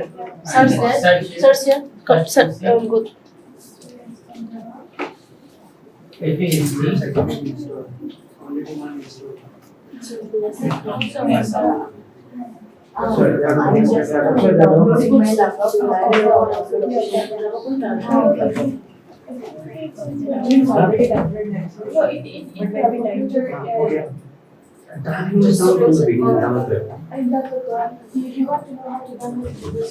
Then my laptop. You go to open file there. Just after downloading, open file. Java, Yeah, downloaded this one. Okay.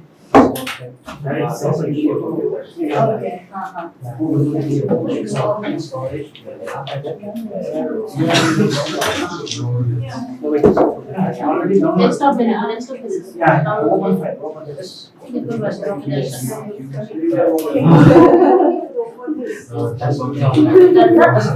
Yeah, so here you can run with command also, then with GUI also.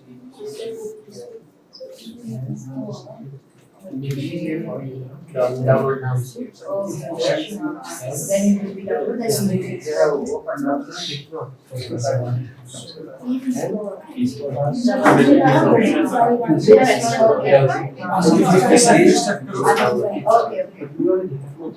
Downloaded first. Java is there. First you should download, sir.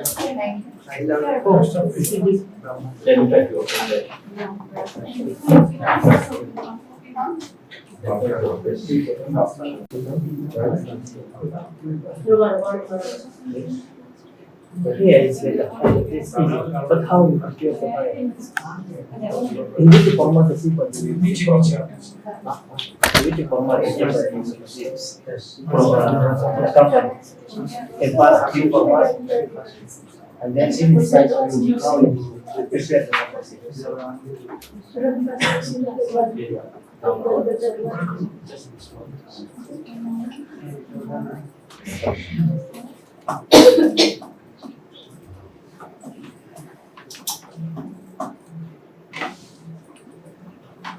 it's in constitution format.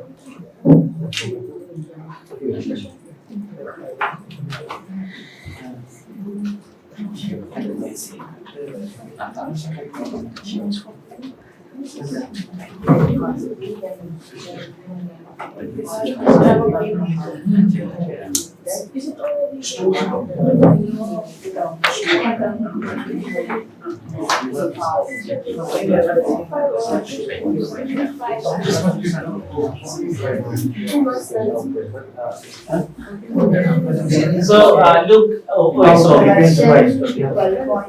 okay. So this is a site from where you can download the sample personal files. Okay.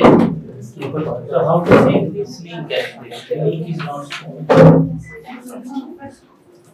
How to see the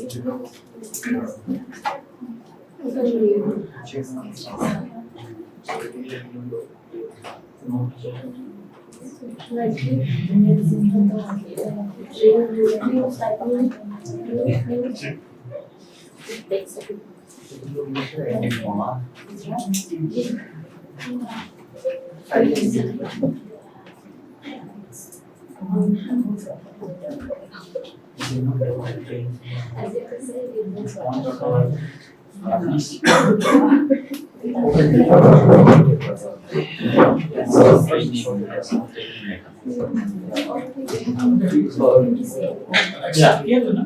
So from here, this link you can actually download the first few files. Okay.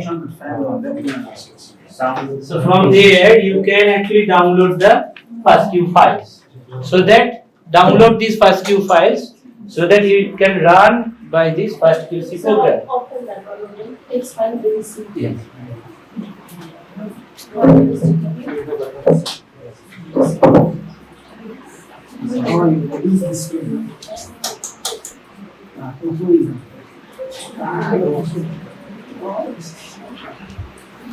Now go there.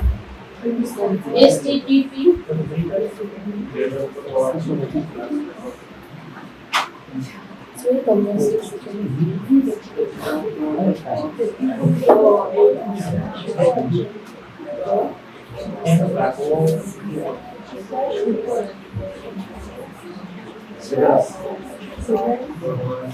So all of them have already installed the first QC. Yes, sir. You can take one photo and then move. No, that will be very easy. Take one picture and then do it.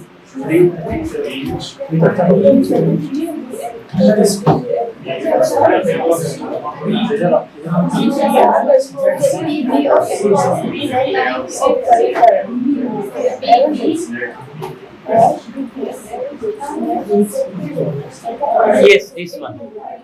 So you can download these smaller ones, 2.4 MB. It will be yes. You can download multiple ones, but start with this one first.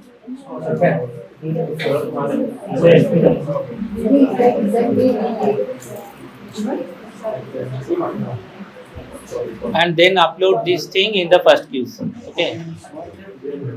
Then now open the first QC. Yeah, just file open. Go to the downloads. I think.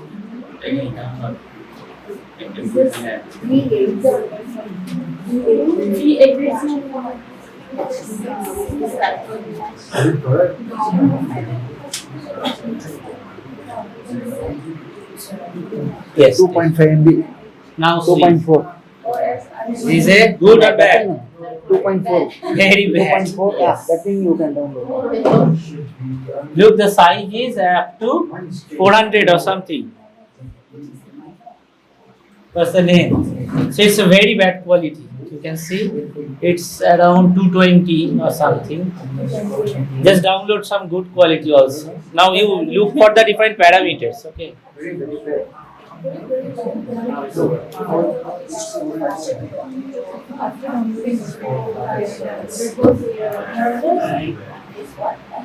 This very bad, yeah.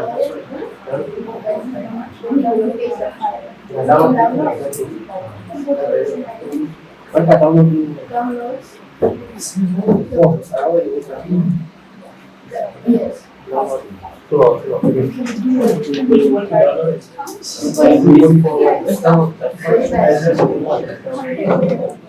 All are bad quality. So how to do with this one? How to analyze this one?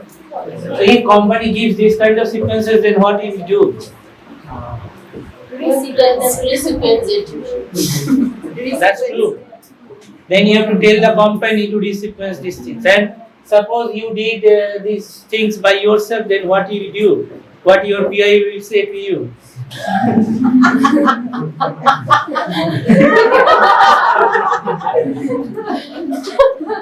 So be careful, okay? Before generating this type of data, please be careful, okay?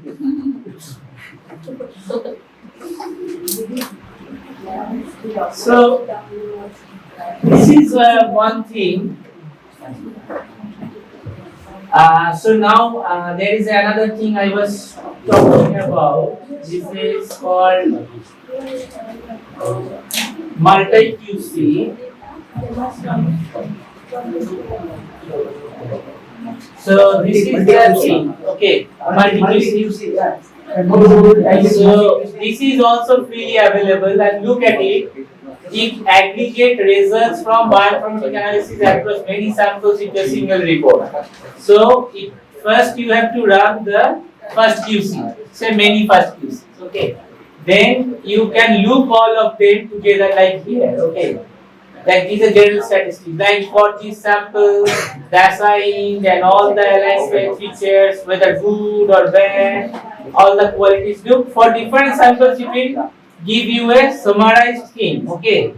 So filtered read and other things, everything. And for this is for the first QC. Okay. So this is a sequence count, SSCB, which are the good, which are the bad. Okay. So everything it can take. This is a very useful. I mean, if you have a huge amount of data, suppose for 10-20 data, first QC is fine. Okay. But if you have 50, 100 data, then this multi-QC and these things will be very much important. Okay. So at a glance, you can see. Look, this is the that graph. Okay. Now here you can see these are different samples. Look. These SRR numbers are different samples, and this is given in a single graph. Okay, so that you can check. Okay, this thing. Okay, good. So you can see all these 6 or 7 samples. They are pretty good quality. In a single time, all the samples I can. But first you have to run the first QC. Okay, then what multi-QC will do? Whenever you run the first QC, you can see in the first QC folder. So in the folder, so in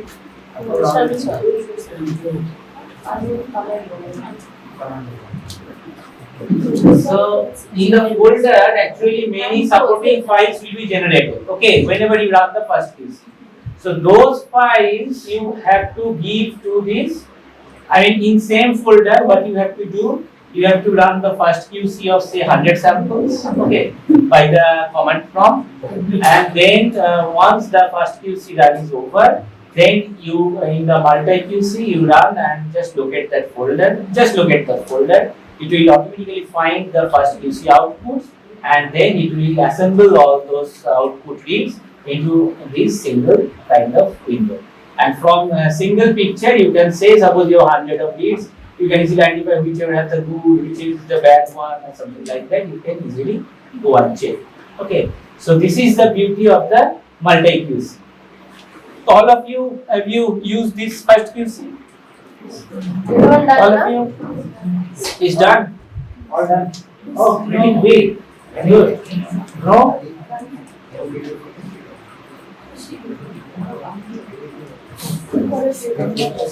Sorry?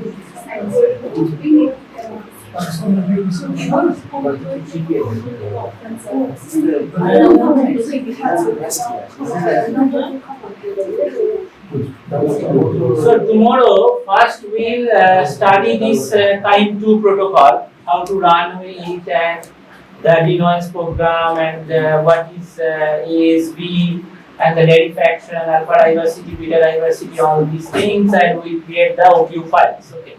So after OTU files, so you can use the R software, and there is another option that's called the microbiome analyst.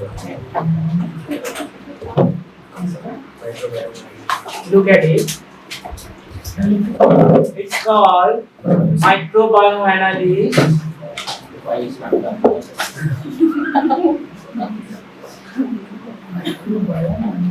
Analysis. So here you can just please choose a module based on your data. Marker data profile means amplicon sequencing. Okay. Suppose you have shotgun data, so you can use this portal. Taxon set shows you can see huge different kind of options are already available, and this is free to use. First, suppose I use this marker data profile, which we can use with our OTU files. Okay. And can you see all of you? Yes. So now the option is data upload. In data upload, what you can see whether you will take the OTU or ASB. I told you ASB, amplicon sequence variant, where a single nucleotide chain will be considered as a cluster. Okay. So you can use OTU is the old format. Time 1 used to Motul Time 1. They used to produce this OTU format, and Time 2 used to provide this ASV. Okay. So with ASV, the three things are there. So one thing is like cluster number will be given, how many sequences are there, along with the taxonomy is included in the same file. That means one cluster and its taxonomy can be given. You can also give the sequences, okay, and normalized data you can give. And look here, metadata file. You have to give the metadata file. And then taxonomy table, if the taxonomy is not included in the OTU or ASV file, then you have to separately give the taxonomy file, where each OTU ID will be assigned to a particular taxonomy table. Okay, and then optional is the phylogenetic tree. Phylogenetic tree means whenever you get these representative sequences from each of the clusters, then you align all those sequences, and based upon the alignment, you create the phylogeny. So that phylogeny will give you how the OTUs are connected to one another. Whether one OTU is close to one another or distant related to one another. Why it is required? In the unified distance method and in the PD distance method, we need this phylogeny. We will discuss this tomorrow in a separate way. Means you can compare the diversity. You can compare the diversity based upon the first how many species is there. Say group 1, 100 species. Group 2, 200 species. So there is a difference. But suppose you are getting in two groups, both of them having 100 sequences. So you say there is no difference in diversity. But if you look carefully, that in group 1 sequences, although 100 species are there, but those species are pretty closely related to each other. But in group 2, 100 species are there, but those species are phylogenetically very distant to one another. So the diversity is not same. So this only you can identify by using this phylogenetic tree, and this is called the PD distance method. Okay, or in beta diversity also we use in UniFrac. We use to give this tree so that the phylogenetic difference will also be incorporated in identifying the diversity. Okay, so this option is also given. And look here, taxonomy table. I told you green genes. So what database you have used? Whether green genes, whether Silva, whether Kaim. So these things are already given. So I try here in examples. They have given examples. All of you please try with the examples. Okay. Which one you want to do? Look, first one, human moving picture. Go to the examples. Here to start. Then go to the example. You have to share. All of them continue sectors. Who's that? See, two books are long.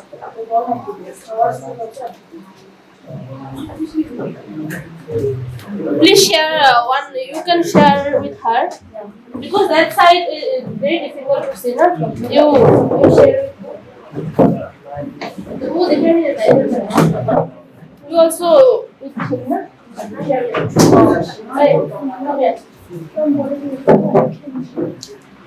you share here? Yeah. Then I will use this.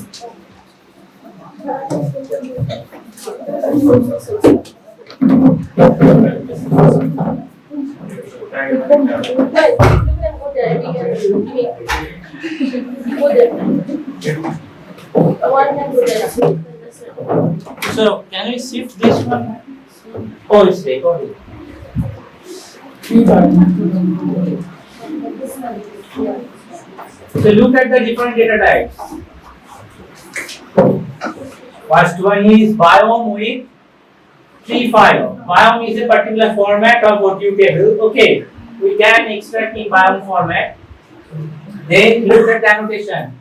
Annotation is green genes annotation. Look at your desktop. Okay, the green genes annotation. and the description see 16 as read counts and phylogenetic tree file of 34 Illumina samples derived from moving pictures of human microbiome. Okay, so group level, what was the group level? Gut, left palm, right palm and tongue. So they have collected samples from gut, left palm, right palm and tongue, indicating different sample body size. Okay, this is the metadata. Now submit. Let's see what happens. All of us are busy. Yes, server will be busy. Now, look at the thing. That takes summary. Read it carefully. Data type OTU abundance table. We have given OTU abundance table. Okay. File format, it was biome. Sample name match metadata with OTU table.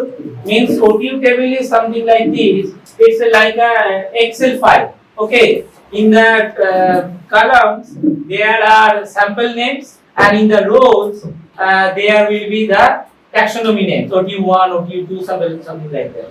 So with metadata, the OTU names should match. Okay. So here sample name is a green, normalized no. Submit. The samples are not normalized at all. OTU annotation is green genes. OTU number, look, 3,426 OTUs have been identified. Now that's the important thing. OTUs with more than equal to 2 counts. So we will reject OTUs with only 1 count. These are of no good. Okay, we will just reject OTUs with 1 count. So consider OTUs, generally we consider OTUs more than 5 or something like that. But here it is given OTUs more than equals to 2 is look, it's 500 less. Okay. Now experimental factors is 7, read count is total given, and most interestingly at the left side you can see the R command history.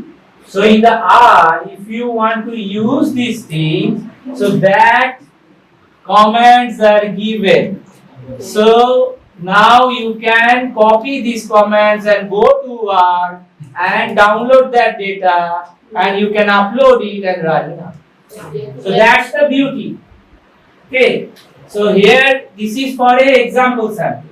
So you download these samples by files and then simultaneously run it in R and look whether you are getting the similar results or not. That will be your training. Okay. And then you use your own sample. Here. So everything, this is a very nice thing they have developed. Okay. Microbiome analysis. Now what you have to do? So phylogenetic tree is, yes, it is there. Number of samples 34. All the samples are in good condition. Then proceed. Okay. Go to the proceed. And each step you can copy these R programs. Okay. Now data filter. Look. Read it carefully. Data filtering, read it carefully. Data filtering aims to remove locality. Just read it carefully. And if you have any queries, let me know. Without reading, don't go. So first step can you repeat? Huh? First step can you repeat? First step, one of you who wants to repeat.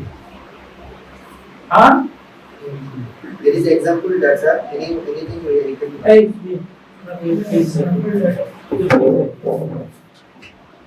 Yes, here we can.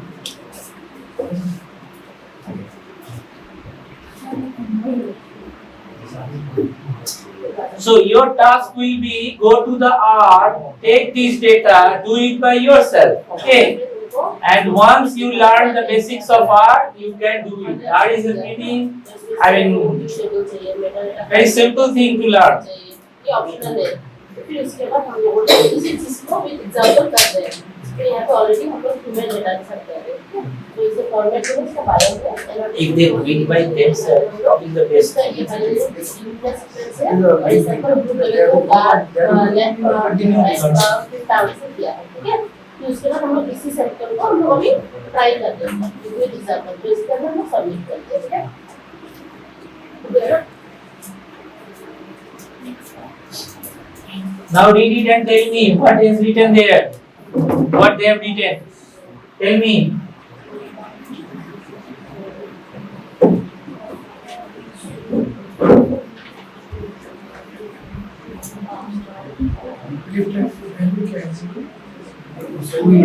What is low count filter? So you were doing videography. So just try to read it first. Then you will forget everything. Okay, just try to read it first. Yes, sir, I have. Then do the videography. Low count filter, what it has written. So minimum you should get 4. Exactly, just try to read everything. Low count That's filter. why here it is written. Two filters are there, low count filter and low variance filter. Look and try to find out the significance of this thing. 20% this 20% is value should compare to this 4 count. 20%. 20%. So we can discard the low counts, okay, which are of we think of less importance. Okay, we can discard them, and also low variance. Okay, features that are close to constant throughout the experimental conditions. Means all over the samples they are presenting number 2, 2, 2, 2, 2, 3, 3, 3, 3, 3. The variance is pretty low. Those also we can discard because in comparative analysis we don't need them. Okay. So here low count you can set this thing minimum or maximum count. You can see you can drag these from 0 to anything. Okay. 0 to 200. Okay. So try by yourself. Yes. Try by yourself. So you can change, suppose if you put it 200, then you will get only 10 or 20 OQs left or something like that. So keep it 4, the default 4 you can keep, okay. And prevalence, suppose 20% is there, and percentage to remove 10% you can remove, okay. Then look up, yes. Prevalence in samples 20, and in that we have chosen minimum count 4. What is the relation between this? So the relation is different. I mean, you can do the minimum count separately, and you can do either prevalence in sample or mean abundance value based or mean abundance value, median abundance value based. 3 options are there. Low counter filter. Okay. One is prevalence in samples. Whether how prevalent in the sample is. Suppose you have 100 samples. So if you see those particular OQs present in 3 or 4 samples, so those are pretty less prevalent. You can discard them. So generally what we try to do, at least 20, 30 or 40% samples, the OQ if they are present in at least 20 or 30%, then they are of good use. Okay. Otherwise they are not of good use. Okay, because I mean that should be present in almost all the samples so that you can compare. Now, suppose it is present among 100 samples only 4 or 5 samples. That is of no use. Okay, you cannot compare. So those things you can discard and you put the submit. So you have to submit it to their server, and then they will give you a note. Look at the note. A total of some low abundance features were removed. Look. So they have removed, they have did a kind of filtering here. A total of 16 low variance features were removed based on the IQR, and the number of features remains after the data filtering step 142, only 142. It's pretty less. Later on you can just change it. Now go for the proceed, and low variance filter you can put anything. Okay. Now This we can check again and again by exactly. So now it is the normalization step. Okay. So verification we have not yet learned it. Okay. So tomorrow we will learn. So do not verify my data. Do it. Then scaling is total sum scaling is fine. Okay. And do not transform my data. Okay. And submit it. Okay, no data verification was performed. Perform total some normalization. Now proceed. Now explore these things by yourself.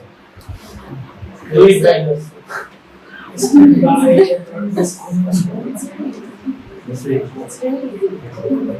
Now explore these things by yourself one by one. Stacked bar area plot. First click on that. Yes. Stacked bar and area plot. All of you. Now what you can see? Tell me. This is phylosec data. Okay. Phylosec. What you can see? How many body sites were there? Oh. It's not coming. So gut, left palm, right palm, tongue. Look for the gut, bacteria and firmicutes are pretty huge. Left and right. Left and right. Palm is not common. It's not common. Mix.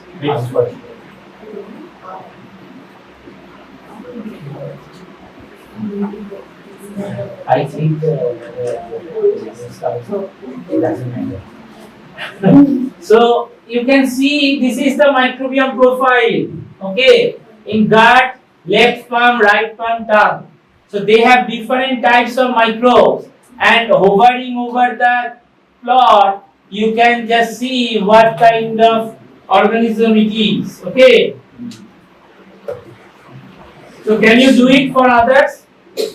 Tomorrow we'll learn the alpha diversity, beta diversity and other things, okay? But you please explore. And you can also look here at the left, you can download the abundance data in the Excel format. You can download the abundance view, I mean PDF of this image. You can download the SVG format of this image so that you can just give it to your guide. I mean PI. Okay. Look what we did. Okay. Something like that. So this is the thing. You can do it by yourself. No need to learn anything. But if you want to learn the art, then the code is given at the left. You can use it because this thing you cannot customize. But same code, no modification. You can modify by, I mean, file name and all these things you have to change. But it is easy. That's what I am talking from morning. Okay. This is the bacteria you can see. Okay. Now try this one. Interactive pie chart. Go back. Yes. Look at the pie chart.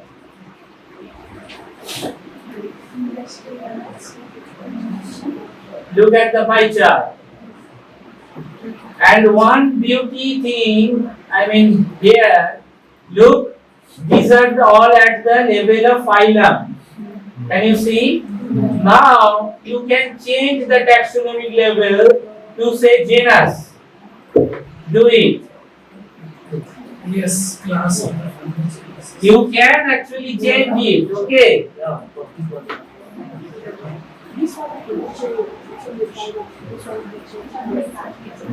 So you can change, you can look at different taxonomic level from phylum to class to family to genus to species at any level you can see, okay? So this is the older way of looking into the microbial data. But this is very basic. Okay.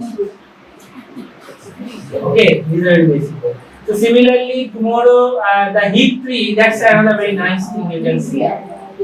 That's a, no, it's not heat map, it's very interesting. I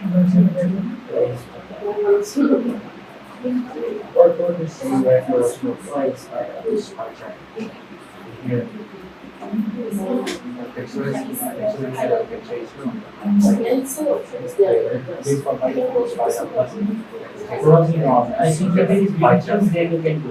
Yeah, regions database was there. Probably you can do. Yeah. If it is regions, then you can do.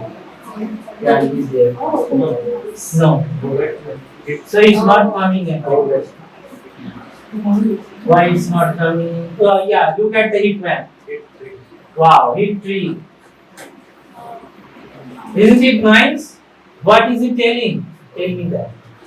It looks nice, but you have to explain it. I think don't ask them. Tell me what is happening there. Some are red, some are blue,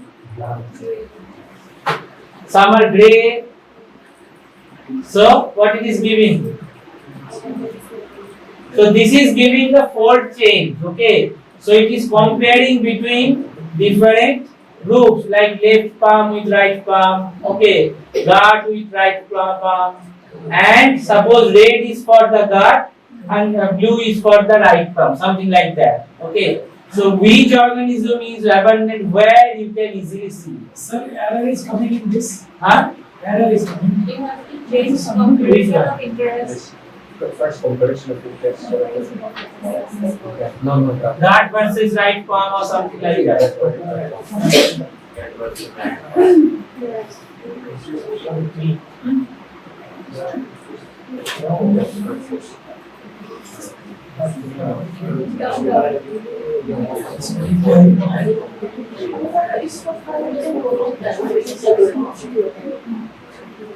Most of the cases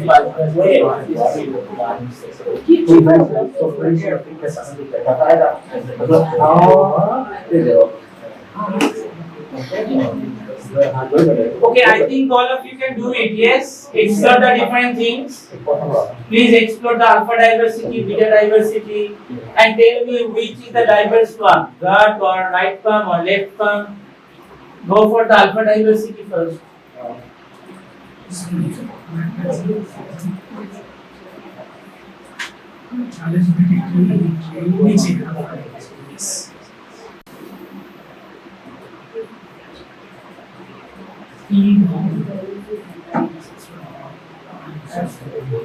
So what are these p value and f value? P value is the which one? The significant value. Alpha diversity. Yeah, alpha diversity. So for which the diversity is highest? Go to that chart. This right palm. Okay, the diversity is highest. For the both palms, you can see the diversity is pretty high. Means different kinds of microbes are present there. For the guard, the diversity is less, and for the tongue also diversity is high. Okay. So this is, I think, chow 1. You can change the diversity measures from above. Tomorrow we learn all these things.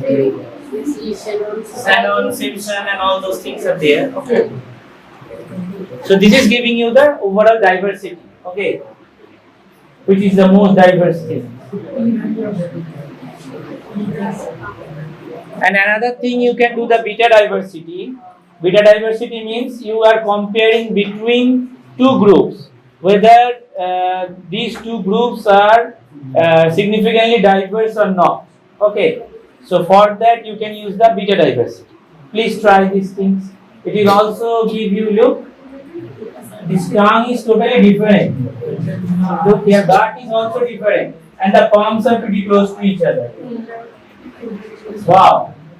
That's what I expected, isn't it? You can change the makeup. Look, it is expected. Okay. The palms, they have the green colors. They have for the palms. Yes. Can you explain this? Which one? This one here. This is each samples. Each dot is a sample. All the tongue samples are clustered together. Yes. All the gut samples are clustered together. And almost all palm samples are clustered together. Only one right palm is near to gut. I don't know how. Because these are two samples, so I don't know. Maybe contamination or other thing. Okay. One right palm sample is pretty close to gut sample. And this is a very good this one. Huh? This one. This is Parmanova one. So this is a different option. This value is showing that these two things are pretty different. This dot is actually very different from this. So if you look at the previous image, go to the previous image, pick one. If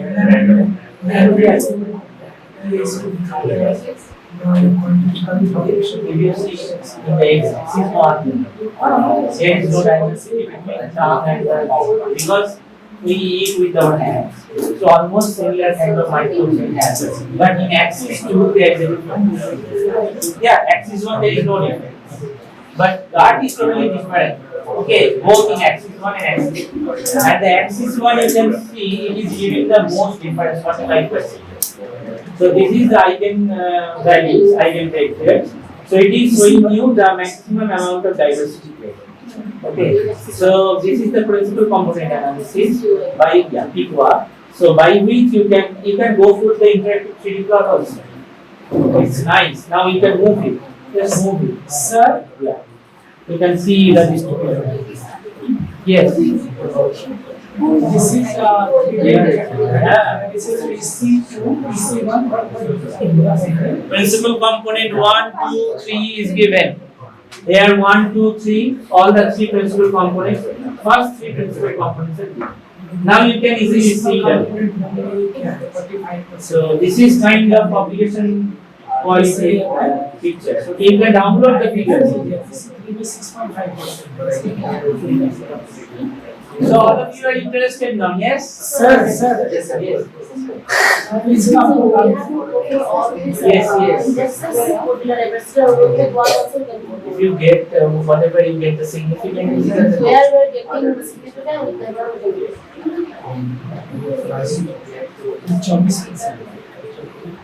ये 6.5 कम जबकि ये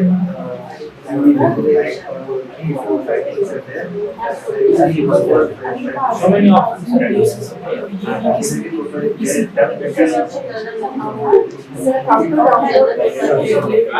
How to download what? Left side. In the left side you can see the option. Left side you can see abundance view PDF or SPG. What error? No command found plotting the image. Try the PDF one. Yeah. I think something is visible here. Sir, can it should come. Try the PDF one. It is downloading there.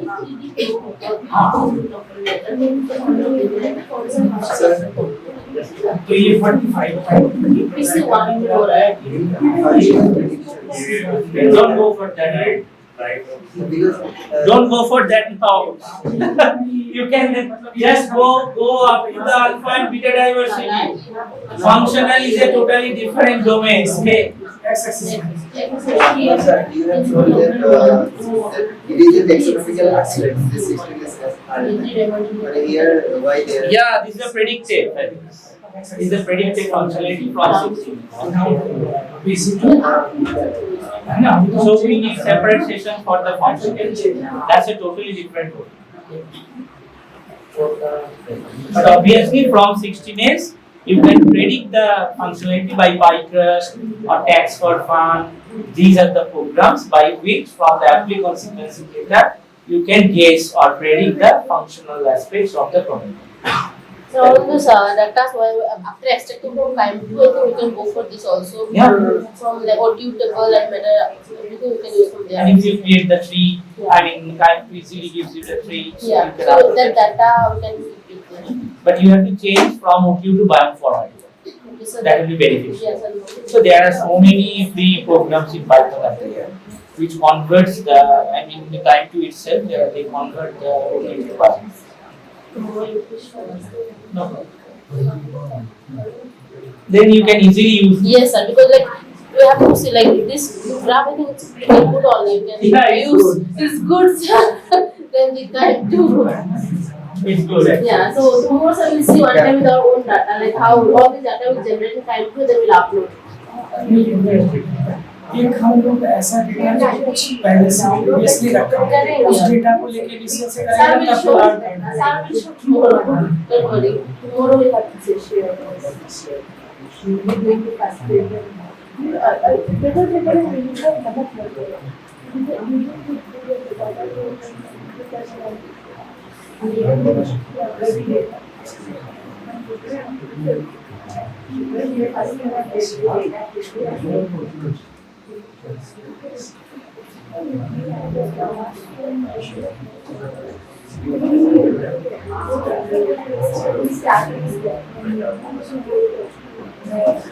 So, have you tried all of these things?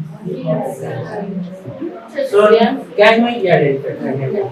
So, can we now go for the comparative genomics? Yes? I need the slides. I can take the class here itself.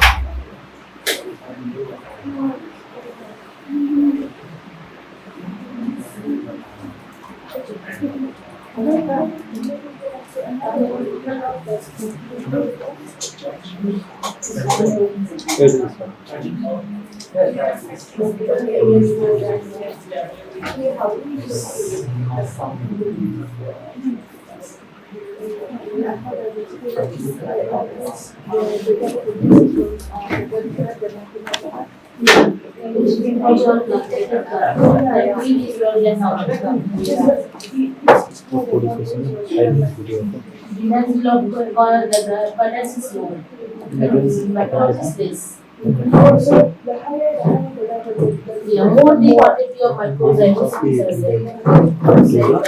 Our data we can Daily you are keeping Yeah, I can do everything. How to day wise and session you are keeping. No, you should go like simply.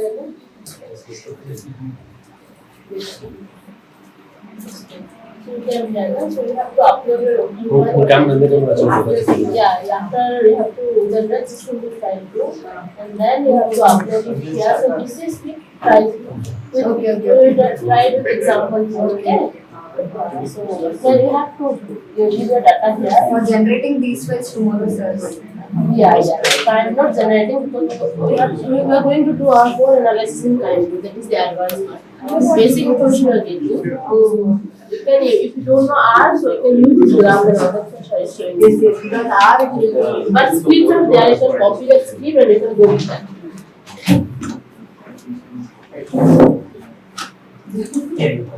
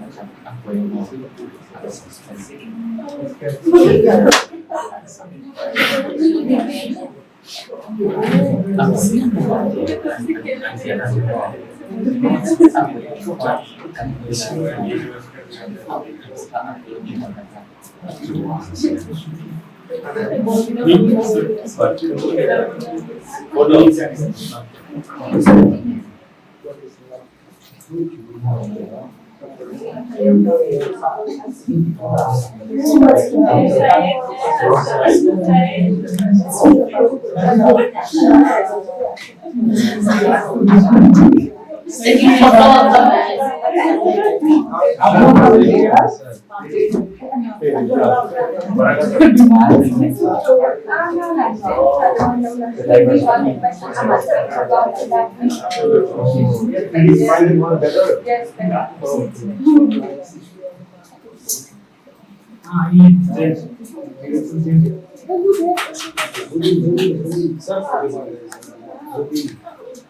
Yeah, yeah.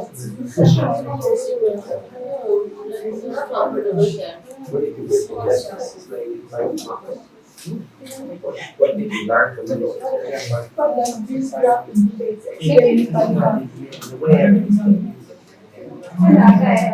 Yeah.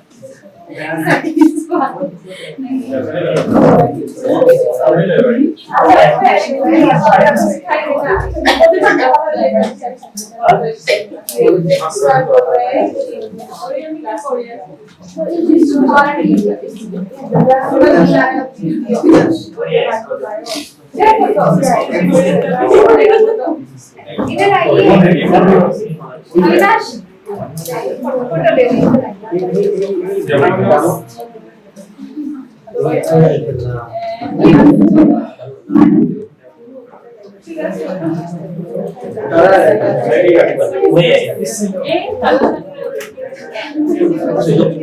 This is higher. वाह इतना अच्छा है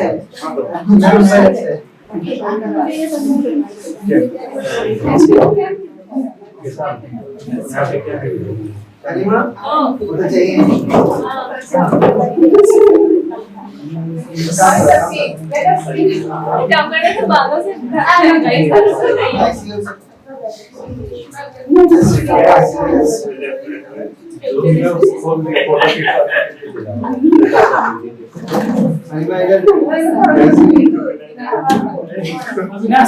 Oh, yeah.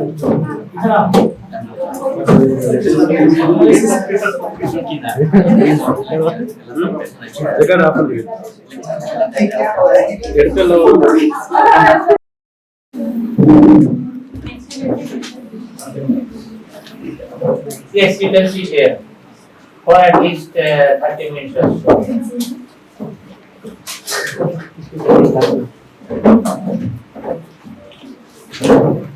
So,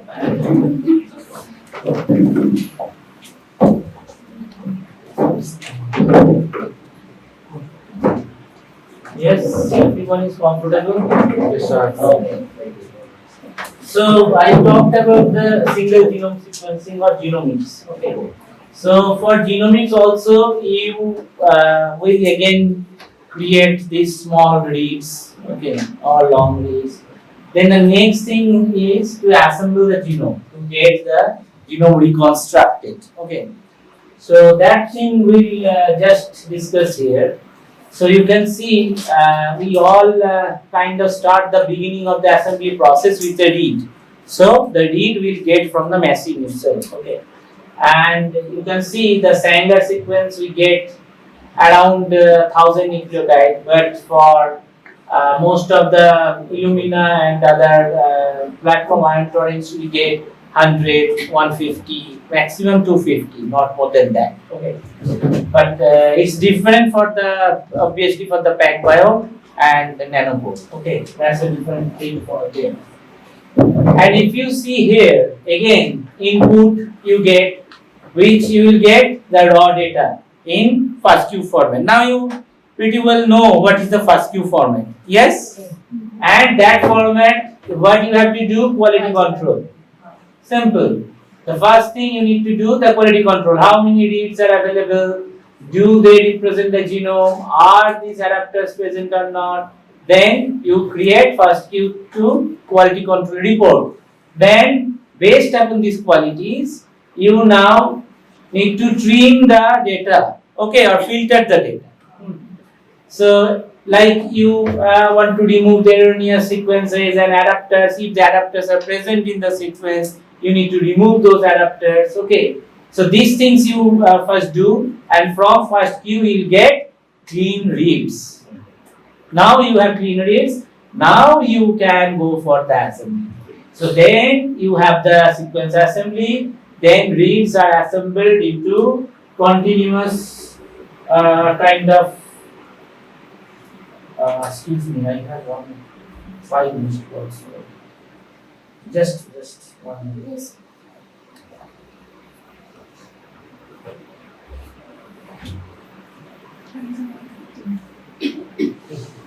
Oh.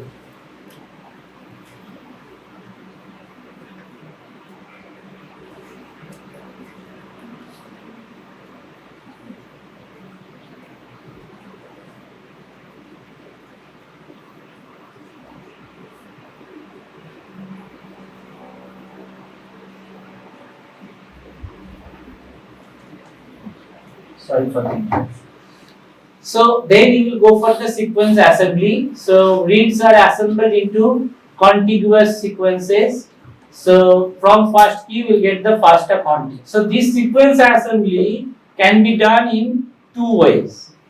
The first one is reference based genome assembly, which is pretty easy thing. What is reference based genome assembly?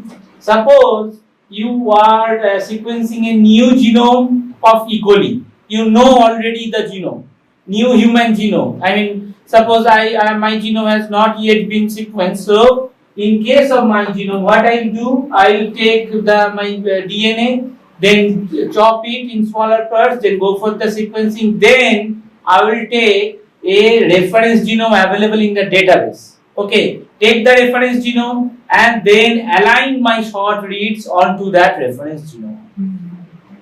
Like BLAST or something like that. Based on the sequence similarity, short reads will be aligned onto the reference genome. That's called reference based genome assembly. So we mostly do it in order to identify the single nucleotide polymorphisms, insertion, deletions, horizontal gene transfer and other things. So for known organisms, we do reference based genome assembly. Okay, now suppose you found Godzilla. Okay, so his genome, no reference is there. Then what do you do? Then we do de novo genome assembly. De novo means it's from scratch. Okay, so small reads will be aligned based upon his overlaps, and from the overlaps you just keep on creating the wall. Okay, like the bricks, they used to place the bricks in overlapping ways. So in that way, small reads need to be overlapped to one another based upon the matchings, and you can create the bigger contigs. So there are two ways of genome assembly. One is de novo genome assembly.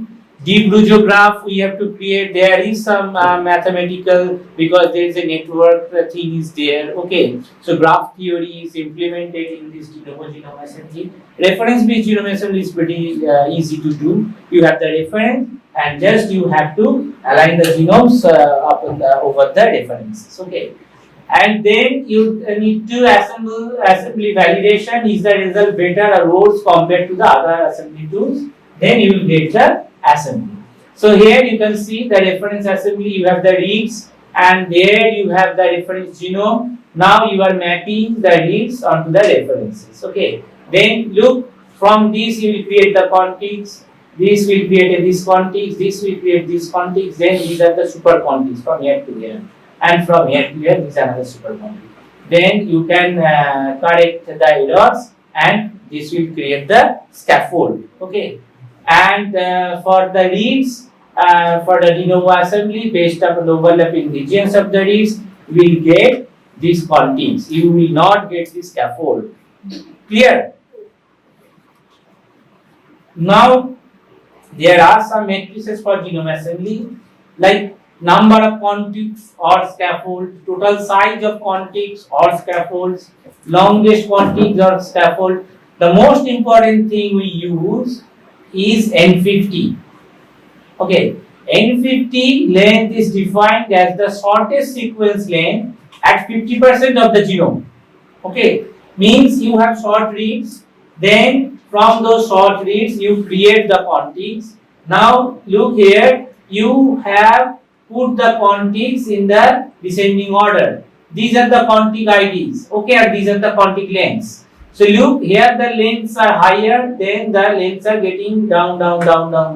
Now this is the N50, means this contig number is 4175 contig, where at least half of the genome size is covered. Like here, suppose the genome size is 200 kb. Okay.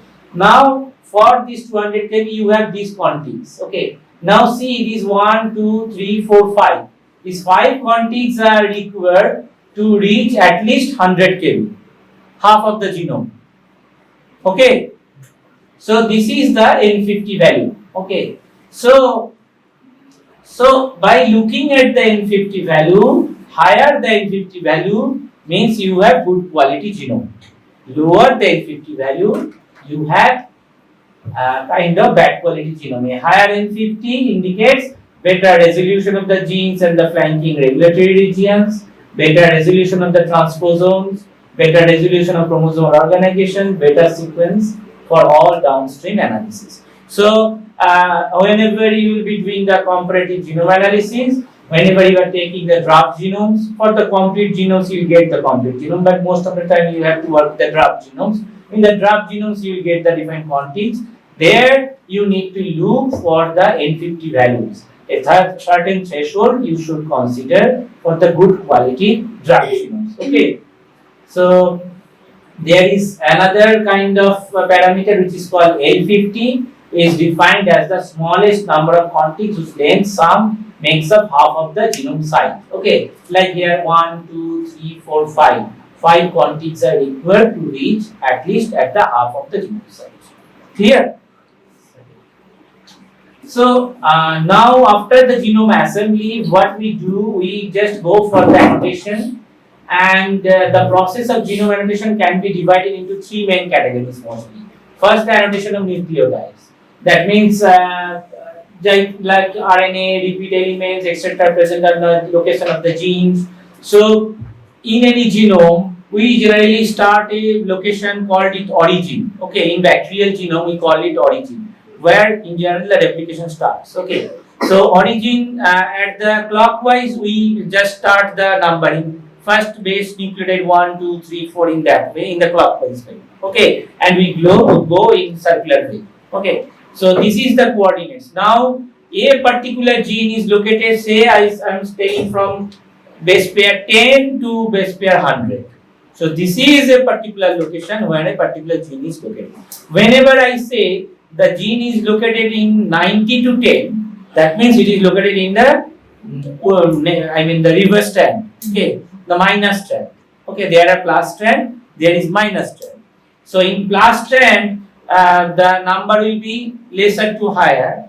In the minus strand, the coordinate will be higher to lower. Okay, so that we need to do. Then the annotation of proteins we have to do. That involves the functional characterization of newly parented genes. This can be done when there is information about the sequences of potential genes of an organism, what are the genes present. Then the annotation of processes like prediction of the gene and protein, then what function they have, what occurrence they have, what kind of metabolic proteins cycles they have, these things. So gene prediction we took a statistical approach. Suppose this is a contig. Okay. Now I am telling, look, here is a gene.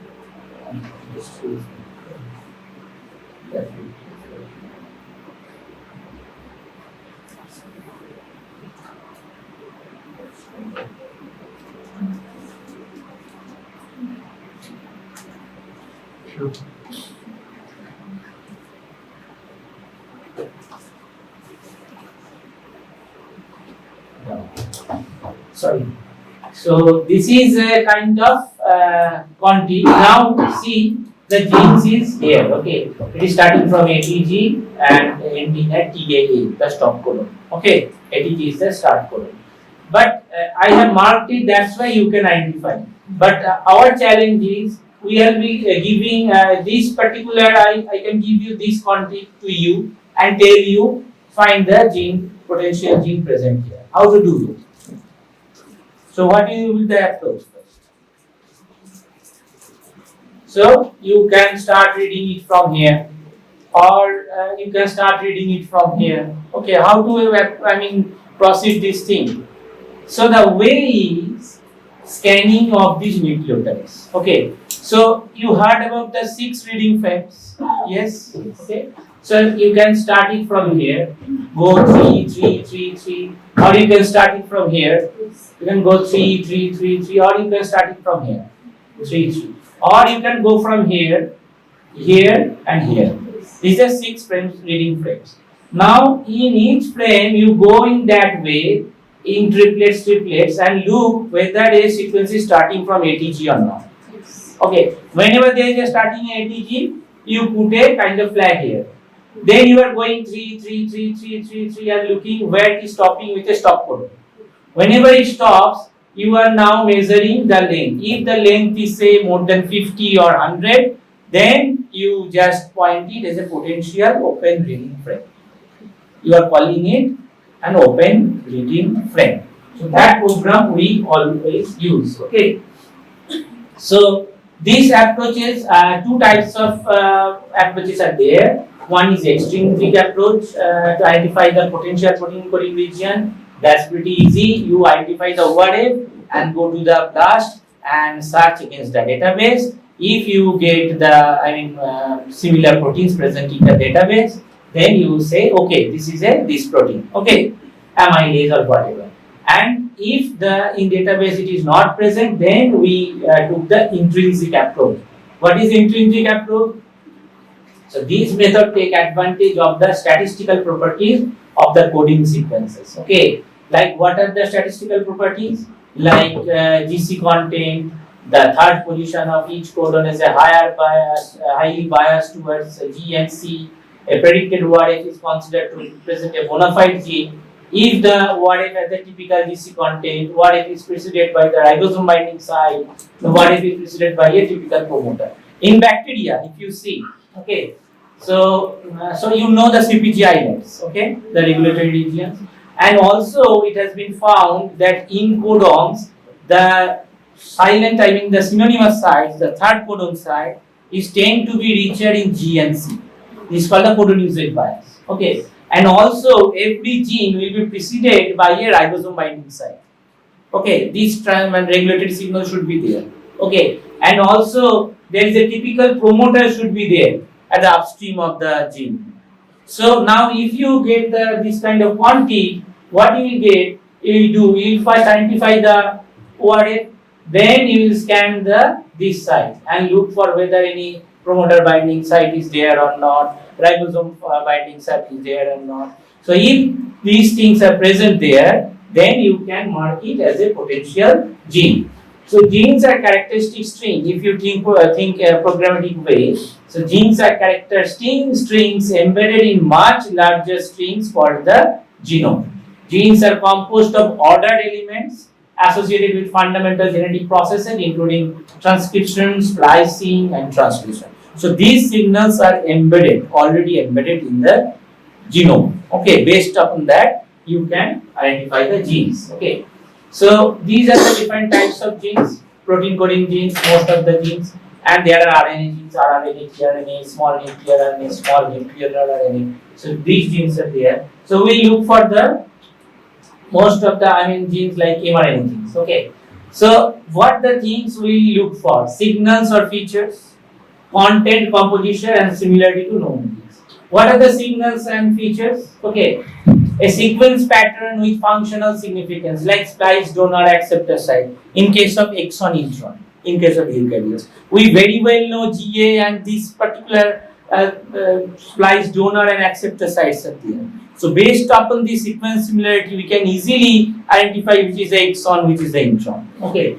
Similarly, start and stop codons we can easily identify. Promoter features such as data box, transcription factor binding sites, CPG islands, these are present at the upstream of the gene. So based upon that, we can say that this is a potential gene. And also the content and composition, like statistical properties of coding versus non-coding region. What happens, like if you see in genomes, the coding region, they have a typical GC content, okay, and the non-coding region, they have abrupt GC content. Like a genome, if it is a GC content, GC rich genome, then the coding sequences are a typical, the codon usage bias will be towards the GC rich codon usage bias. GC ending codons will be used most, okay. So, and similarity is simply finding with the blast search, okay.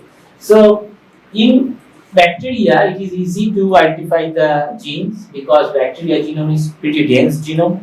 Okay, about 95% or more is the coding region, which is totally different in eukaryotic genome. In human, only 5% is coding, 95% is jump. Okay, it's totally different. So in human, it is really difficult. Still, we don't know how many genes we have. Okay, we still searching within 20 to 25,000. Okay. And intergenic region is pretty small, The ORFs are not interrupted by introns, conserved signals are there. Okay, so this is a typical features of prokaryotic genome. Look, this is the open reading frame. Okay, this is a start site, this is a stop site. Okay, and this is the kind of ribosome binding site. This is promoter region. This is the termination signal. It may present or may not present. So, if we can find these regions in any config, we can tell that this is a potential gene. Okay. So, first of all, we usually start by looking for an ORF, whether the open reading frame is present or not. Start codon followed by at least 60 amino acids and stop by the stop codon. Then any stretch of DNA that potentially encodes a protein, so that's the open reading frame. The identification of an ORF is the first indication that a segment of DNA may be part of a functional gene. Okay. So detect then potential coding regions by looking at the ORFs. So that's the same thing you are looking. These are 6 reading frames. Like you can read in that way 3 frames. You can read in that way 3 frames. Okay. So we just first look for the open reading frames and start codon, usually ATG or it may be GTG or TTG even present in the start codon. And most prokaryotic genes code for proteins that are 60 or more amino acid length. It has been found. So we first give the threshold to find out open reading frames at least 60 amino acid sites. Okay. The probability that a random sequence of nucleotide is length and no stop codon. So 50, when n is 50, there is a probability 92% that the random sequence contains a stop codon. So we at least 60 we take. Okay. So then look for the basal signal. What are the basal signals? Transcription. Whether promoter consensus and the termination consensus is present or not at the upstream and the downstream. Translation signal like ribosomal binding site, the signed Gardner sequence is present or not. So we look for this promoter region at -10, -30, okay, -10 data box, big no box, and this is -30 region, Gilbert box, whether they are present or not, and ribosomal binding site. So these things we look from considering a particular open reading frame. Then we look for the signed Gardner sequence again. It's a consensus sequence, a particular motif is there. Then ribosomal binding site, that's the most important thing. Look here, this is the kind of data box, this is the equally genome. And look, this is the start codon ATG. This is called the logo representation. Okay, this is showing that ATG is pretty much conserved here. And is this region A or G is pretty much conserved. And here any base can appear. Okay, so this is a conserved region, this is a conserved region. Okay, and there are different programs like Glimmer. There, if you have the contigs, you can submit your contigs to the Glimmer. It will implement a interpolated Markov model in order to find the open reading frames. You don't have to do it by yourself. The Gmark is there, another program which can find the open reading frames. And these are the Gmark is widely used in case of eukaryotes also. And Grail is a very well known gene, and nowadays Prokka is a nice software. You can just upload your contigs and Prokka will give you all the annotated genes. Prokka. Okay. So now once you annotate your genome, now it's the time to compare one genome with another genome. Okay. That's why the comparative genomics. Very simple. So you have multiple genomes, 1, 2, 3, 4, 5,000 genomes. So from by the genomes you create 2 groups, 3 groups or 4 groups. Now what you want to find out? You want to find out that group wise genome signatures, genome kind of specificity, specific sequences, specific genes, specific pathways, and all these things. So genomic features may include DNA sequence, genes, gene order, regulatory sequences. These things are you can compare. So like here, this NIH depiction, you can see the common features of different organisms such as humans and fish are often encoded within the DNA evolutionary concept between them. So they are pretty, I mean, you can see what are the conserved regions. Okay, this is conserved, this is not conserved, this is not conserved. So only this region is conserved. But when looking at the closely related species such as human and chimpanzee, shows which genomic elements are unique to each. I mean, then you are identifying the unique regions of each genome. Here, in distantly related organisms, your aim is to find the common part because it's diverse, highly diverse. So here your aim is to identify the common part, but here your aim is to identify the distinct part. Like in case of human also, the genetic difference, we always try to, we don't look for the similarities in human genome. Here we always look for the dissimilarities, mutations and these things, and we relate these mutations with the genetic diseases and cancer and other things. So you see the comparative genomics, the aim will change what kind of organisms you are comparing. Based upon that, your overall hypothesis will be changing. Okay. So this is kind of first comparative genomics. They did it with Haemophilus influenza and Mycoplasma genitalium in 1995. You know that at that time Haemophilus genome was published, the first bacterial genome published, and simultaneously Mycoplasma genome was published. So this is the kind of the first comparative genomics approach.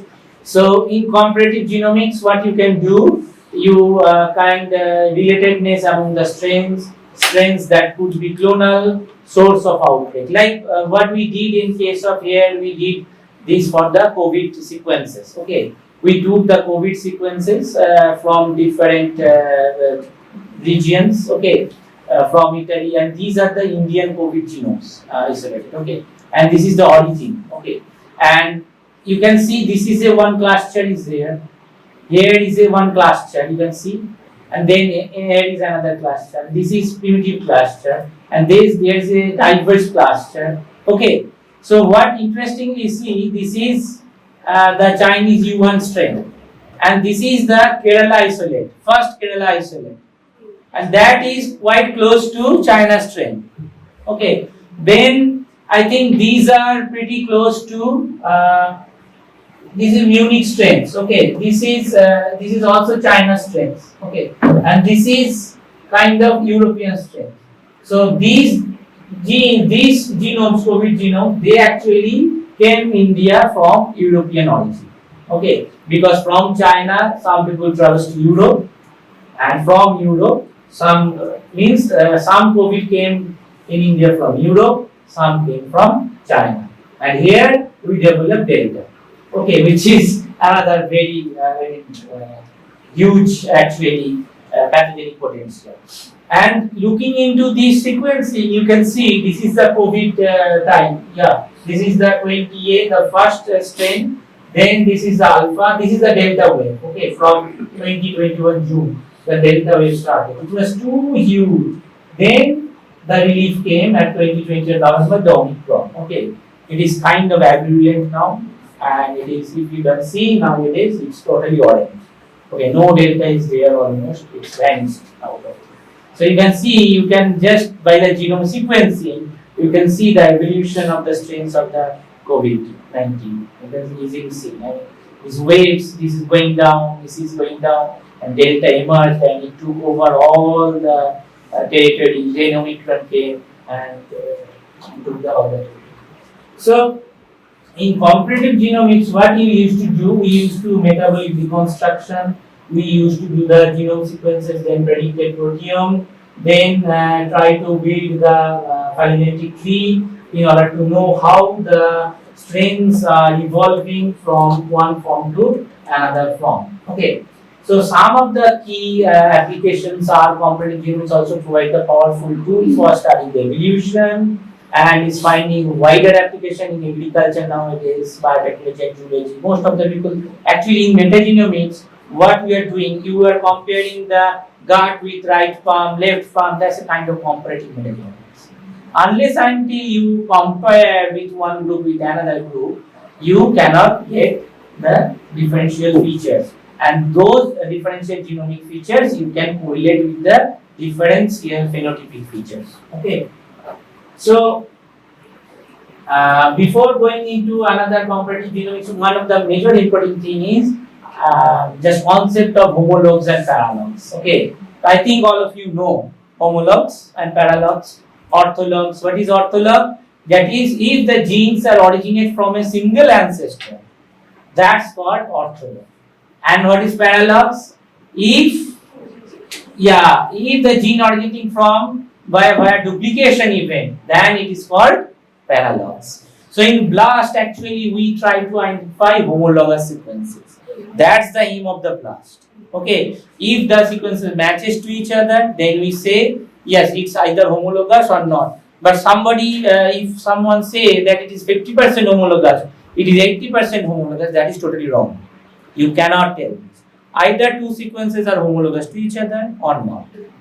You have certain criteria, certain sequence thresholds or identity values based on which you can tell either it is homologous sequence or not. Okay. So this homologous thing is actually very important, and the major principle of comparative genomics is that common features of two organisms will often be encoded within the DNA that is conserved between the species. Okay. More precisely, the DNA sequence encoding the protein and RNA responsible for functions, the same as the central dogma, were conserved from last common ancestor could be preserved in contemporary genome. Like here, like A, B, C, D. C and D, they are very close to each other. Okay, B is pretty close to C and D. A is actually far from B, C, D. Okay, so in case of C and D, what sequences account for unique features to the species? You can just compare C and D. If you included B, C and D, then what sequences show the pattern of evolutionary selection? Okay, in different states you can compare at this step, or at this step. So the comparative genomics thing actually depends upon whether you are comparing the closely related organisms or whether you are comparing the distant related organisms. So genomes, there is a whole genome level comparison, there is a gene level comparison, there is a SNP level comparison, means single nucleotide polymorphism level comparison. So if you want to increase the details of the comparison, you can go to the multilocus sequence typing, as I was telling in the morning. Suppose within the E. coli or within the Salmonella, where the 16S will not work, then we consider the multi-locus sequence typing 7 gene loci. Okay. And another thing is the genome-wide association. So first, if we want to know whole genome-wide differences, then we do the genome-wide association study for very close related organisms with the multi-locus sequence typing, and very close related organisms we go for the single nucleotide polymorphism. So its detail will be increasing. Okay. So alignment is possible for most fundamental problem in the comparative genomics. So how fast you can align one sequence with the other. That's the fundamental thing in comparative genomics. Okay. So different alignment methods are there. Pairwise alignment, I think you know. Multiple alignment, reference-free alignment. So these alignment methods are there. And we use mostly Mamard is a very nice software. Safari Lagan is another pairwise genome alignment tool, very important tool.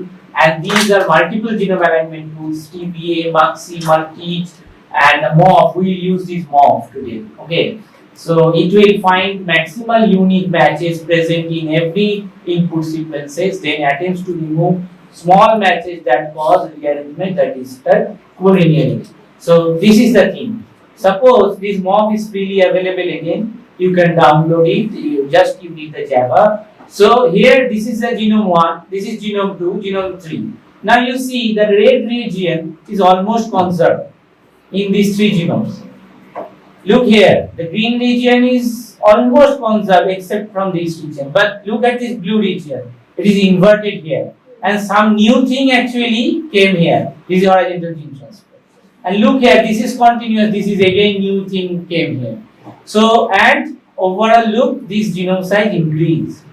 So, by one figure you can tell, here also you can add the this gene names also, and gene wise you also can compare whether the horizontal gene transfer occurred or not, whether how the rearrangements occurred in the genome. So gene order conservation you can do. So like we applied this thing and identified in case of salmonella how these profit regions actually varies in different organisms to organisms. So these are the applications you can do with these things. Another thing is the average nucleotide identity, that's also freely available. ANI method, it's very simple. For very close related organisms, it looks for the nucleotide identity and gives a value. If the highest value is 100, if it is the nucleotide identity value is 100, that means these two genomes are pretty close to each other. And fast ANI is the program. It's again freely available. You can easily use it. And I'm showing you one output of the ANI. Look here. So look, these genomes. Okay, this is the same genome. And this is the heat map. So these diagonal genomes, the red color means they are pretty common to each other. Okay, and these genomes are close to each other. These are close to each other. These are close to each other. So more the red is the near to 100. Okay, less red is near to 0. Okay, so by these you can easily cluster the genomes according to their genomic similarities. Okay, by by this heat map you can easily identify which genomes are close to each other. Okay, so this is again freely available. So this is another kind of server, freely available server. So fast ANI I already told you. So ANI calculator is here. You can upload the genomes. Look here, genome 1, genome 2, and you can just simply calculate and it will give you the data. And another, I think the last thing is the pangenome. Nowadays is one of the most important things. What is pangenome? Okay, so pangenome is kind of all the genes present in all the genomes. It's a union. So let me tell you. Suppose in that way. Suppose this is a genome A. Okay, A genome, and it has this is the representing its genes. Now this is genome B. So this part is the common. These genes are commonly present between them. Okay, so the pangenome will be these genes plus these genes plus this. It's not A plus B. It's this unique A, unique B plus common part. This will give the, like if you have the C genome, okay, then this is the common part. Then pangenome will be common A, unique B, unique C, and unique to BC, unique to AB, unique to AC, and the common to ABC. That will create the pangenome. Okay. So like here if you see strain 1, it has 1, 2, 3, 4 genes. Here it is 1, 2, 3, 4, here it is 3 genes. So this part you see common to all. Okay, these we call core genes, a core genome. Okay, so this is the core genome of ABC. Okay, and this is, you can see this is common to these two things, and this is common to these two things. So this is we call mosaic genes, and these we call unique genes. Mosaic means present, not all, but more than two or more. That's called the mosaic. And unique means in strain specific genes we call unique genes. Okay. So pangenome can be either closed or open. Closed means suppose you add, try to calculate the pangenome first adding 3 genomes, 4 genomes, 5 genomes. Suppose you add 10 genomes, then your pangenome size doesn't increase. Okay, it reaches a plateau. Then it's a closed pangenome. But if addition of the external other genomes, if the pangenome size keep on increasing, then it's a open pangenome. Okay, there are several softwares really available. Like BPGA, we developed this PanCodeGen, and BPGA we developed. So these are also freely available, and it's free for different platforms. And other PanSec, PJAD, and other softwares are there. You can easily download them. And these are all free versions. Okay, so you can just compare these things. You can get to know what are the common parts, what are the unique parts, Suppose you are comparing one disease causing microbes and one healthy microbe or something like that, and you compare, then you can find what are the virulent genes exclusively present in the disease causing microbes. So then you can create the drugs against all those microbes. Okay. So that's the thing. This is another application of an genome concept. So I'm not discussing this in detail. And this is also the application of that particular thing. And ultimately, the functional genomics is the thing. Look at this slide. Okay, this is a very interesting slide. The three levels of genome research. Okay, one is structural genomics, functional genomics, then comparative genomics. In structural genomics, mapping of genes are there. Gene DNA sequencing is the main thing. From where we are doing mapping of genes, we are doing sequence annotation. That's the structural part. Then, whenever we are doing transcriptomics, proteomics, expression profile, RNA sequencing, analysis of mutants, that's the functional genomics.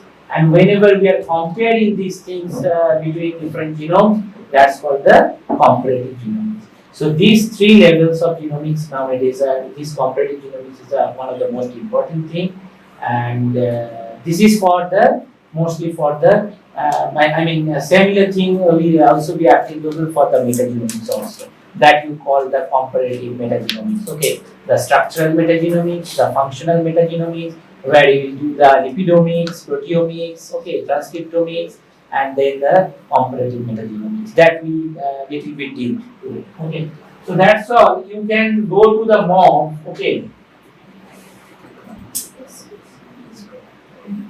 So you can go to the MOB.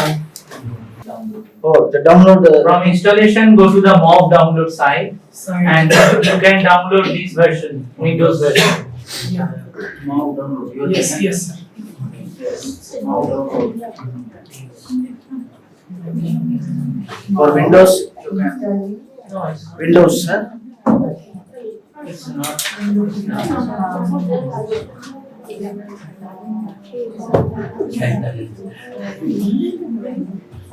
But here Linux is there. Yes, sir. Okay.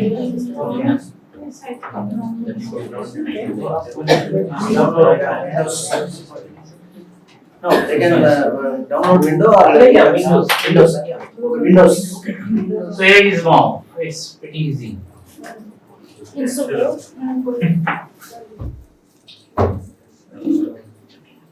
Now we access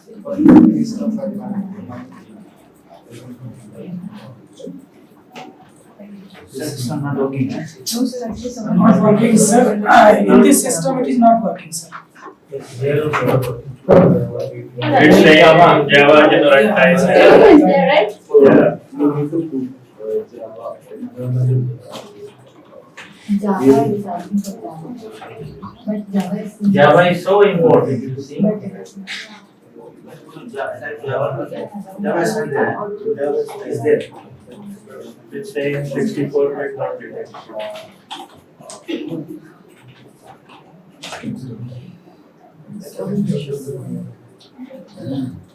When you order. Open हो रहा है। ये खुल गया है, वो stock करेगा। Same है क्या? Not there.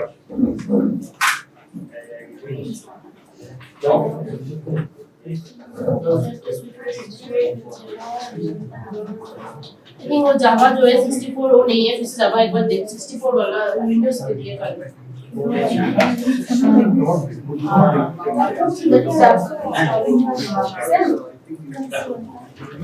There also Java is 64-bit Java.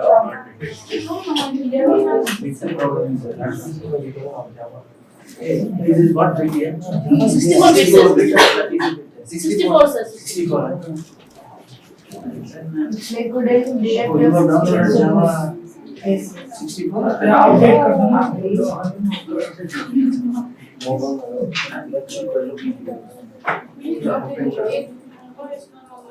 If you downloaded a Java 32-bit, you make it into 64-bit. Only one Windows, it's not Windows. Java version 1.5 in 1.4. For Windows. You have already downloaded Java? Yes. 64 bit. Then no problem.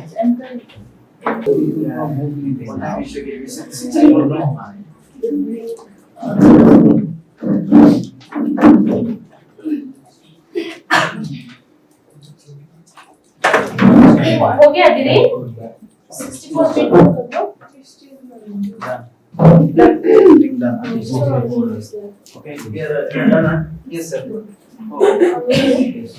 Done. Okay, very good. This folder you are able to find, sir.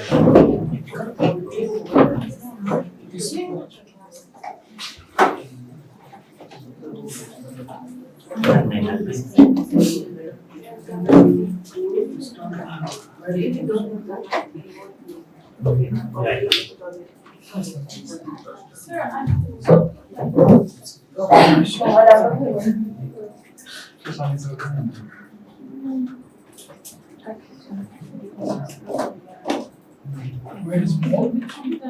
Have you downloaded more software? Okay. So here more.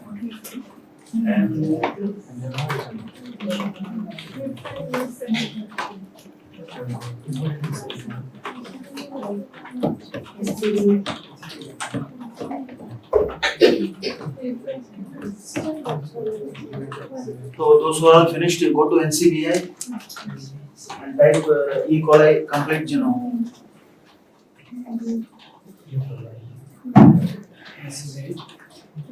So you can follow this one actually. Okay. Microbial genome. Oh,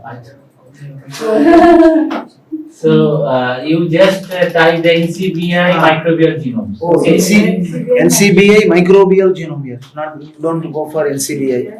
NCBI microbial genome. Okay. NCBI microbial genomes. Then click the first link here. Microbial genomes. Yes, that thing you click.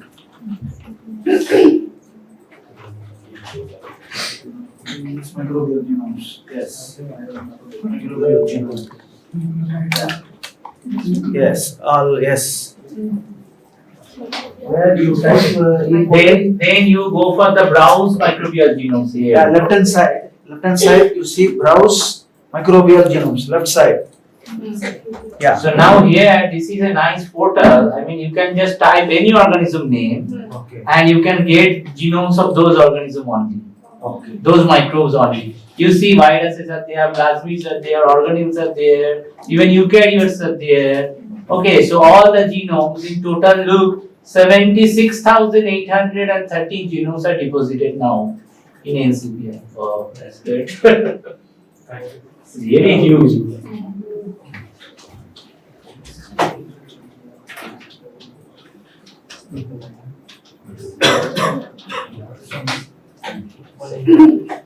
So then E. coli strain CAU 16175. You see the screen and yes. You can try here. E. coli CAU.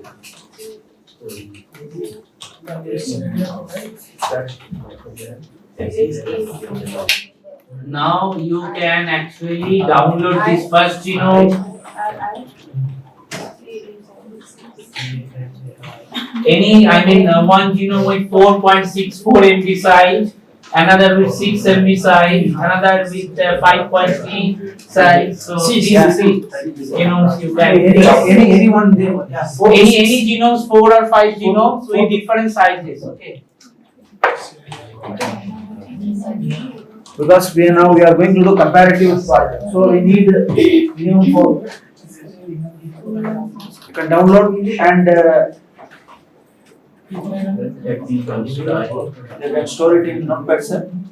Yeah, no, in that way.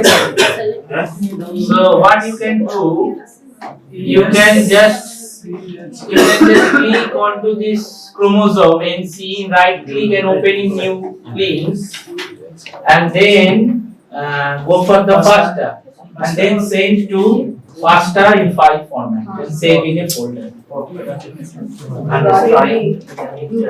click only 4 random different sizes. Right click open a new tab. Go to faster. Then go into file. Any randomly so randomly we have to choose 4. No, click on NC 09. Yeah, click.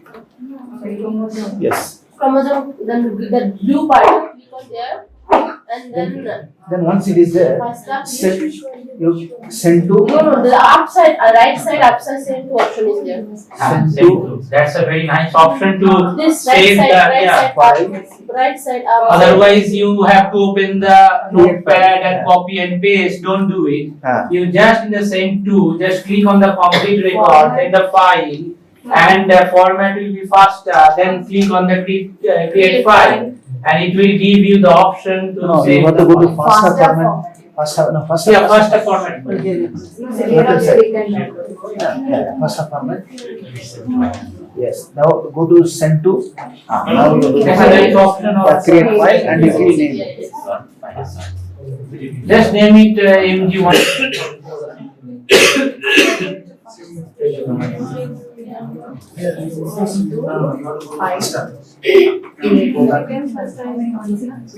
What's the name? No, this is not NCBI. See, you have to type NCBI microbial genomes. Yeah, you need this 4. 4, 5 more to variate, okay, and try to find out the different sizes of the genome. Like one with 4.6 MB, one is 6 MB, one is 5.6 MB, something like this, okay. And rename it accordingly. And renaming accordingly the genome names. So faster format you come. And after that you go to send to send file. Yes, create file. Yes, give name and store it. So like that they have to collect 4, 5, 4, whatever they. Yeah, you collect 4, 5 thing here. You understand? Because we are going to do comparative comparison. So like that 4 to 5 MB. Yeah, you collect 4 or 5 complete genomes. Rename it, okay? Yes. Rename should we save it like that first? Yeah, it should be the first one. All faster.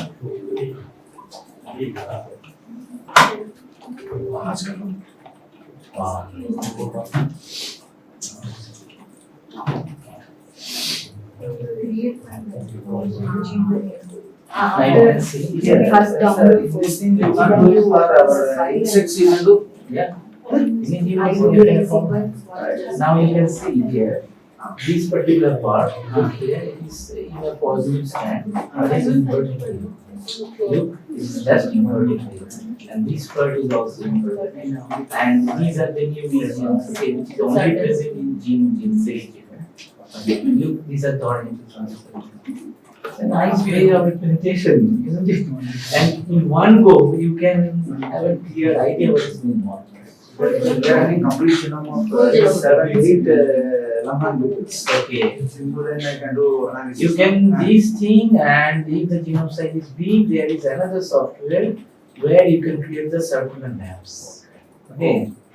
Circular will be more fun, Yeah. but it's some It's all fine. the circular.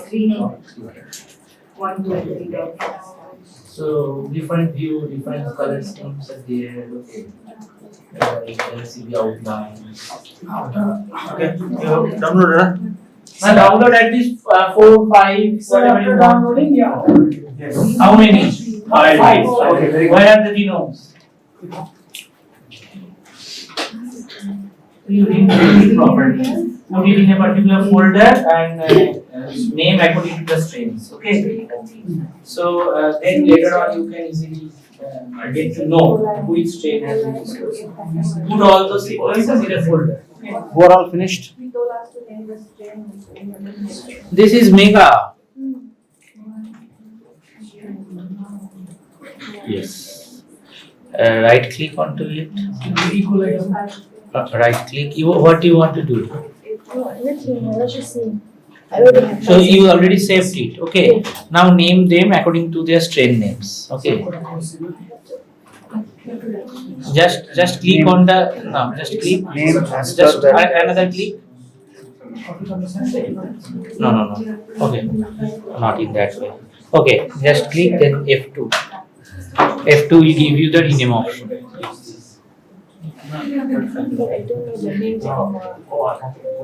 Yes, take these genomes, put in a folder and name them according to their.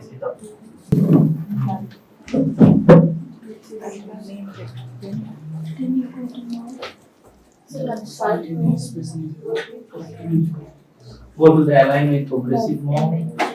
Yes. Then add sequences. Yeah. Add no. Go to add sequences. Now browse to that particular code.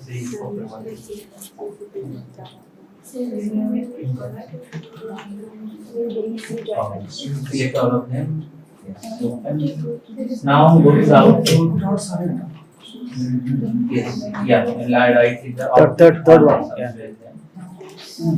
So this is the file where the all output will be seen. Let's say All select all the four. Yes. that's One all. Yeah. Open. so now it's running. Add sequence. No. You can go to output. You write output. You write. Save. Now you align.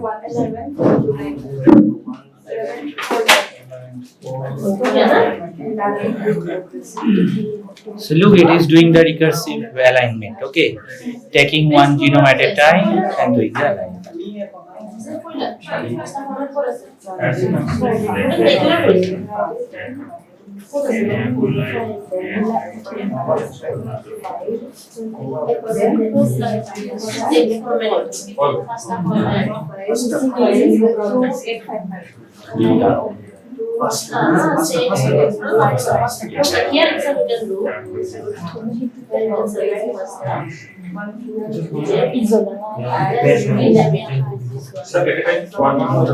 No, mine. Take all of them. Go to that folder. Yeah. Open and then push control and select all of them. No. Control and click. Yes. Open. Now go to the output. Click next to the output. Yes, there. And say we give output for file name.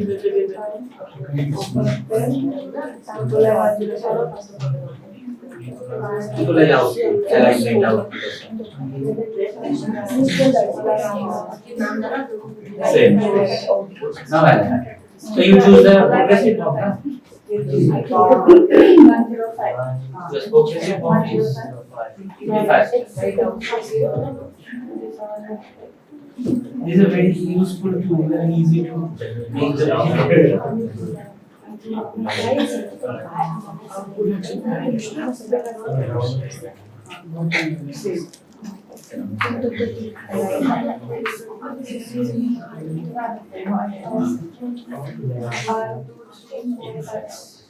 So you have used the whole name.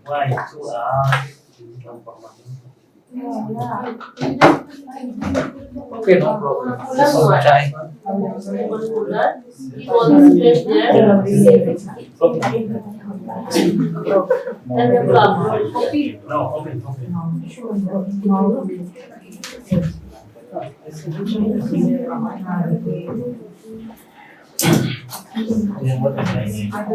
Look, I have used here 3 genomes.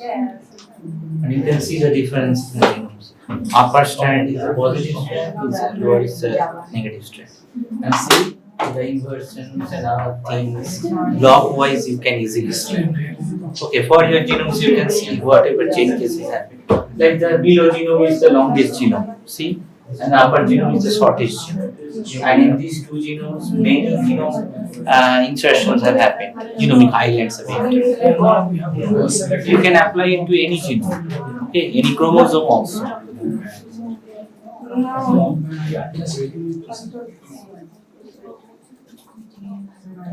Close.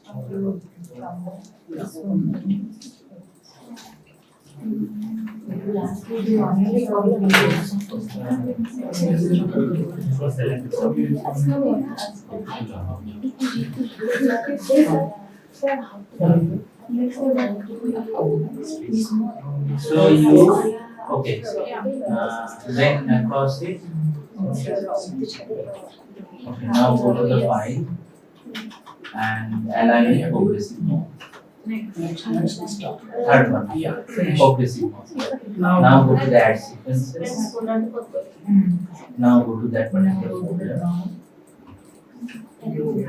No, that sign is the desktop sign. Go down, yeah, okay. Now select all our users by using the config. How many users? Now, okay. Now go to the output. Sure, na? Yeah, that sign needs to output. Not class में तो. Now here, put a file name for the output. The output result will be stored here. All the things are there. And then save it and then oh,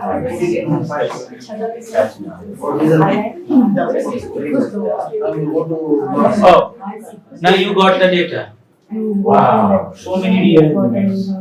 Look at it. Look, so many rearrangements happening. Yeah, you can go. Sir, look at the rearrangement. Yeah. So here, yes. Then you have to go out. Add sequences. No, add sequences. Yeah, go to that folder. Where it is connected. There we see. Can you check where it is? The folder.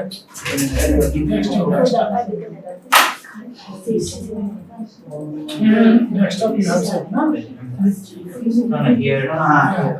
Now use control or select one way. Yes. Then go to the output. Put the output. So can you understand this thing? So this genome, this is the reference genome. Look, this is a very small genome. Okay. So it has lost many genes. And you this things are present in the positive strand. But here it came to the negative strand. So rearrangement happened. And if you look carefully, this is a totally different genome. And these genomes, these regions, these and these are pretty similar. This rearrangement happened. And this region is also present here. It's not any variance. Look. And this thing actually came in between. Look, this is came in between. So in single go, first time you can just change the where is your folder. Now this is the kind of region. Okay, this is the similar region.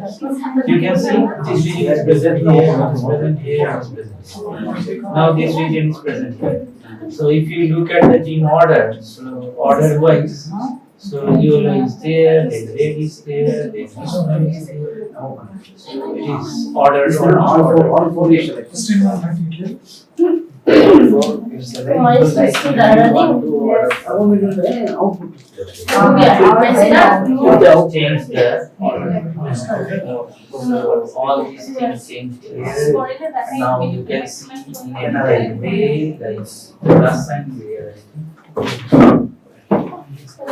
Now you can see the regions. Okay.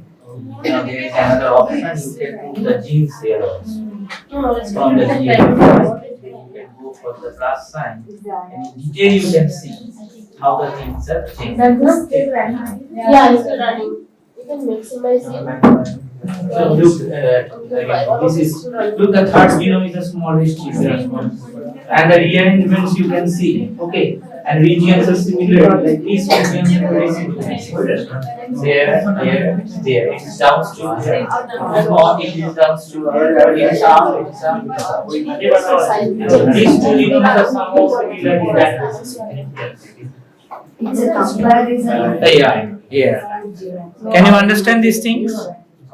So each kind of row is representing a genome. Okay, and each of these colored segment that is signifying a particular region of similarity. Like this blue, This blue is similar to this blue, this is similar to that blue. You just hover the cursor over the blue one. Yes.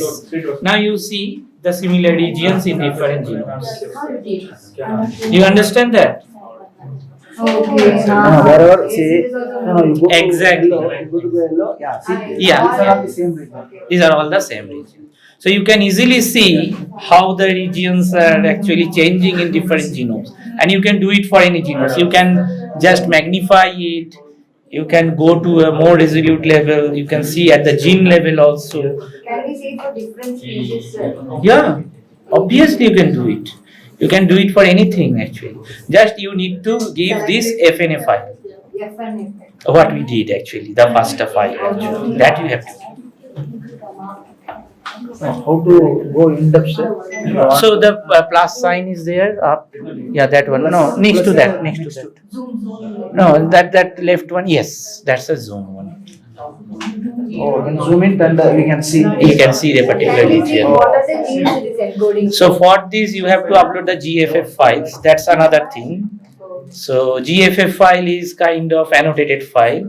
So that a different thing. So you can use that also.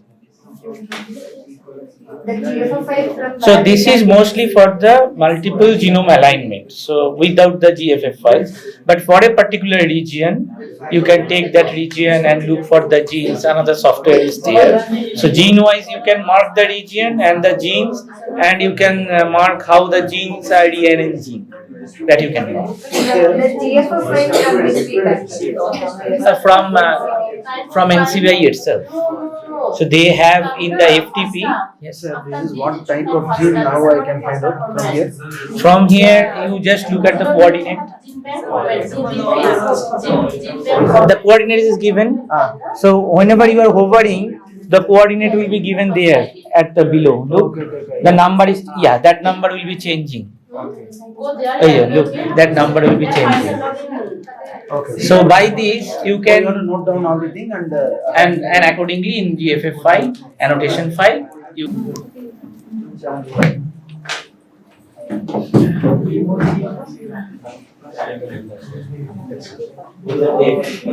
I tried to open it. So here you get all the GFF files, FNA files, FA files. The file format of the genome whole genome. Yes, the GenBank you files. can compare what gene it is. And another option is here. I mean, if you go to the GenBank file, but this is a good option. Okay. From the GenBank file itself, you can see the genes because annotations will be given here, like here. It's a crude way, so it's better to look at that. You can FASTA protein. So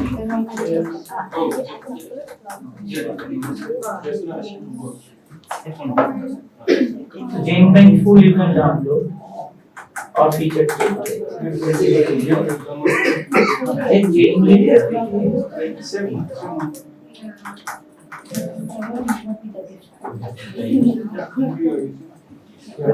no, all the situations. What you said that accordingly we have to do that. But now you will merge these two things with that one. Yeah, no, not here. So that's another Another software. another software. So you can upload GFF along with this. So that is called this IGV. You can just see there. You have to align the pieces. No, from alignment you can only do the genome-wise alignment. Yeah, that's why there alignment. Alignment you got, so you know that genome-wise how a particular region is located, or you can look for the region which is uniquely present in and then you can go the chain series and you can find that it is it's a new idea. Something So like after that. that, we have to go with that gene. Which If you gene want to see the genes, is letting go, why I think there is another option I have to explore. I think in new version they have incorporated maybe it's there. There is a export option.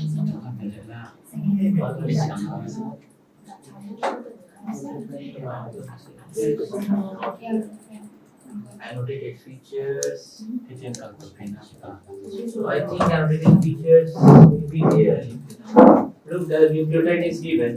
So I think the annotation can be included. Have to be. Maybe you can include the annotated features also. Then you can get the nucleotide. But that can be added. You have to try. So how many string we can choose at a time in this? I mean, more strain you can give any number of strains, but it will take any number of strains. So for this unique big machine, with this small machine, I mean 10, 20, it will be enough. But if you want 200, 1000, then you need some. Because it is doing the progressive alignment, one genome with another genome with another. So with only one genome only you can do, sir. This one like anything like Any Sengar and all also you can do. Any fragment, you have this FNA file, means faster format, you can just give the partial genome, whatever. Suppose you have identified a new partial genome and you want to know whether this partial genome is located in which part of the genome. Then take the whole genome, reference genome, and do the partial genome and just do this. It will show that. Right. Sir, Yeah, it's yes, we find out only variant only. Yeah. But all equal is different strain. Here similarity. So these colors are already you know. Only here we have to check variant. This cursor you can see it is here, these are the similar regions in the not mosaic, these are presently found. But this region is not present in any look, how to use this. This white bird. This white bird. That means this bird is exclusively present in this region. See, Okay. And look, this genome it has got paper is there. this white How bird they projected the this bird you see, this bird is present somewhere here. But this bird is not think. Here you are taking whole genome. Suppose you can giving CO1. CO1. No, this coming on a check this.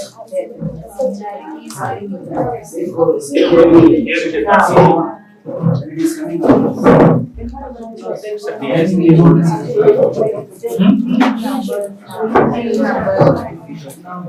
Go to their documents, they will tell you more details. Okay, so this is different distances. No, here any variations are there. To how the distance Where? is here. Like 0 means Because these are similar, all similar thing. 2 means very close related. Where variations are there. Far. So now it has. Now, so this you took I think plasmid. Okay, look at that sequence. It's maybe plasmid. Yeah, I think it's a plasmid or something. It's not the complete. Maybe I don't think so. Our version is there. We can remove something. It's coming from which one? Yeah, that options are there. You can remove a particular genome or add other genome. That you can do. Sorry.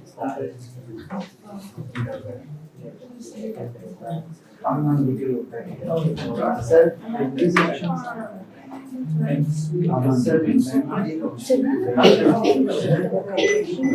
These are the showing the distances. Okay, how the genomes are. So you have how many you genomes? see now you are This is only one, selecting that thing you take. So your genome There 1 we and have 2, to question to they are align it down. similar consecutive genome. You took the similar genome. 3 also similar. Only 4 was. Because you are taking whole genome. You are selling in partial thing also you can do it. Yes, you take select this 4, 5 thing and Yeah, we are how the classes are similar. Like over there, this is yeah. So these we can just like here, I'm moving it over here. Okay. Now see, this is concert. This is concert. That's the way you can identify the concert. Mosaic. It's okay.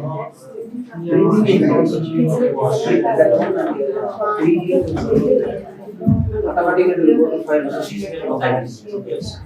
It's only present. Here he's in. So that's the thing. You can identify the code, which is the mosaic part, unique. So all these things you can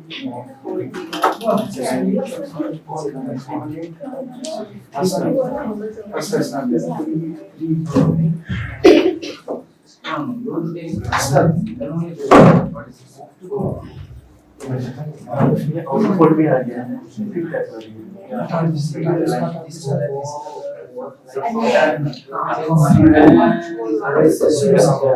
Please wait, don't do it now because it is taking downloading the sequence. So whenever it is completed, then send it to. Otherwise, partial sequence will be there. Okay, complete sequence will be not. Now it is complete. Now you can send.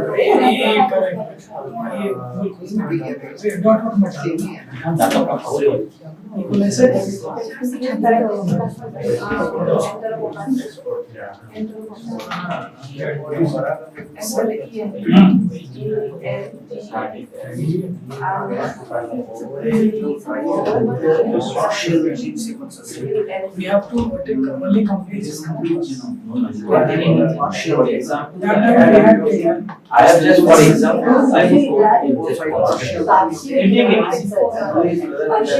will be coming, but yeah, it's there. What has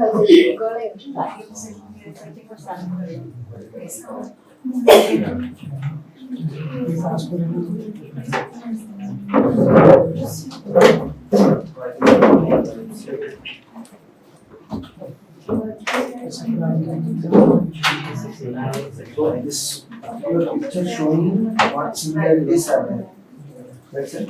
not only similarities, like you will get to know like here is a unique part. Okay. So the mosaic region and all these things you can see. So then for the variant part, what length that thing we have now. So whenever you have the variant part, you get the coordinates. Okay.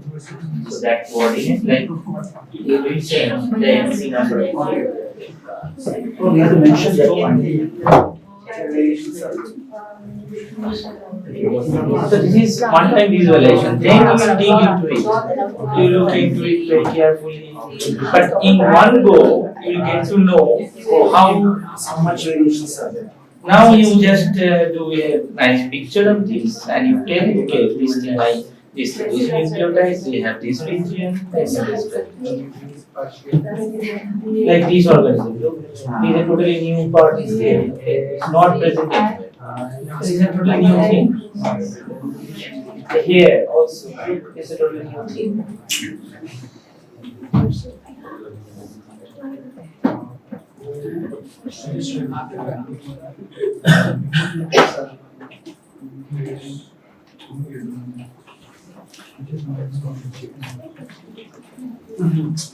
Will give output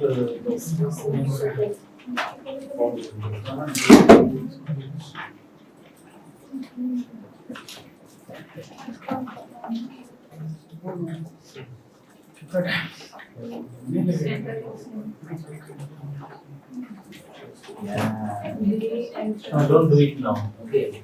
We'll see. Look at here. Now, here. What is that? Yeah, now it's Everywhere same. yeah. Or even like This this is one. partial part. Salmon I give you all the. No, my point is that see, here you are seeing these are all similar. See, these are all No, similar. but Here you are seeing. you cannot that. But that is that's like different. But here no interaction not coming. Sir, it took set of numbers as partial of height C. Then we get. But here we are repeating this kind of Because no, they are pretty similar to each other. Exactly, almost exactly similar. Because you see, there is only one block. Oh, no variations. No variation. Only something happened here. Oh, here, Here and here something happened. Here something happened. Otherwise, other parts are pretty much similar. Yes. So this thing all different. I think so. There is something happened because these scientists, the diversity. If you just do this region and look at the nucleotide changes, there is more nucleotide changing happening. So here you get the identical sequences, but here you get diversity. Here also you get diversity. But these are very much diverse. Okay. Oh, I see. Oh, Right. It is very much diverse. But here, here, that is why you are getting different Different. channel. Yes. Here, that much variations are not there. So backbone color is off here. So there is you can see these are the regions with variation. Okay. So only one backbone is there generating. So nothing is there. Okay. From tools you can export Backbone means you can export the SIMs in output file to give those locations. Because here it's difficult to address. Yeah, what to really is. This is also one result. You check the save and give file name, what data they are getting.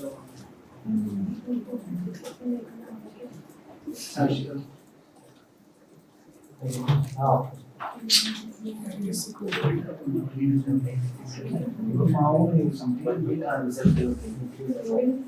Here, go and see what result this is. Oh, they are doing their part, we'll see. Your position wise. Okay, these are all the variations, sir. That's it. See. That's the beauty. Yes. What can you do? 177, 447, 531, 91, and 99. In this position, yes. That means here. These are all the differences are there. Otherwise it's That's a matter over there. This one also.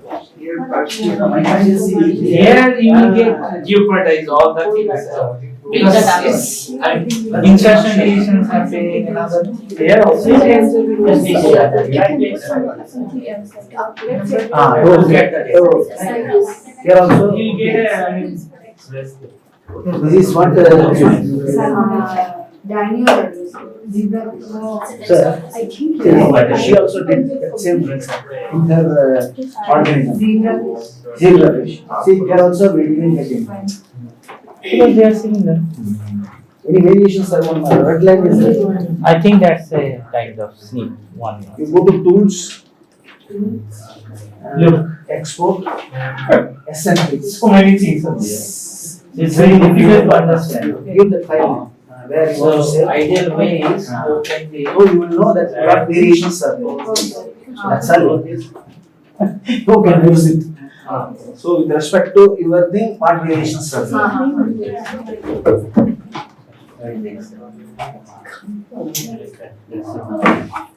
You see here, yeah. Then you go to tools. Export SNP. Yeah, you give that file name. Yeah, where you want to save. Yeah, because you are having one file now. There you save it. You give some file name. So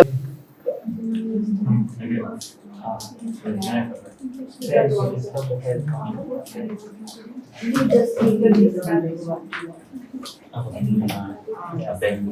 like export from Othello or like some output of what like variants in Othello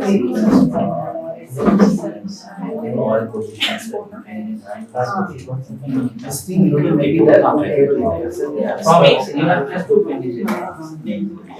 And all the things you get the position of other things.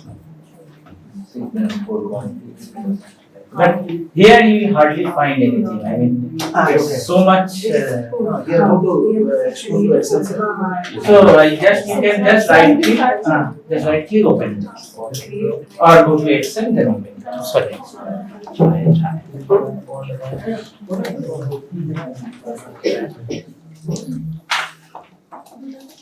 Oh, here, oh, same thing you are getting in nice. Yeah. So now you have to prepare Yeah. and see this many right relations are there. So like look for the second one. Okay, second Same genome thing which you is can do it for Apollo. only K12. Okay. Look at genome size is pretty small. It's about 4.6. Yes, MP. Look, it's ended there. This genome Otherwise, is see what is talking to only really the so. smallest one. But Now see, you can add so whenever I'm opening the class, 5 it's present here, it's present here, it's present here, it's present here. So these are the similar regions. So like these, okay, these are the similar regions in 5 genomes. But here you can see this region is totally new region, and this region is totally new. and see this thing you have to do. So like these regions, only here. So this is the unique region to this. This region is a totally unique region. In this way, like this thing, this is up, this is up, this is up. Okay, this is down here. So some inversion happened here. Okay. So like in this genome, you can see lots of new fragments entered. Look, lots of horizontal transfer happened here. This region, this region. That's interesting genome. It's 2033, some kind of new strain. It's a pretty big also, 5.8 and lots of regions here.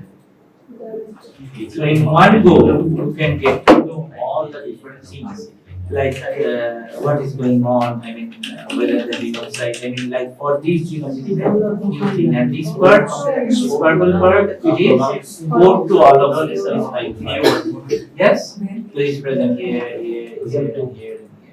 So like that,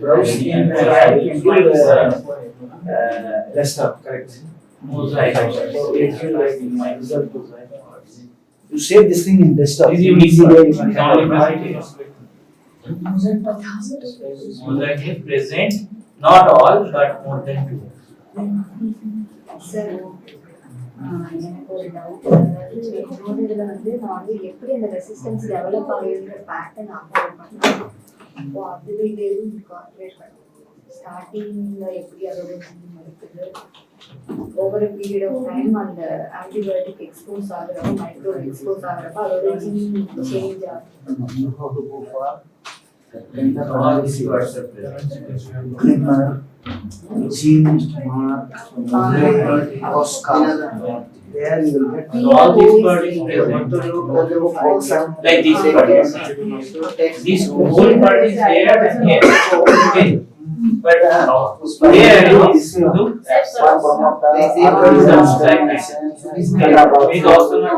here. The whole thing is present.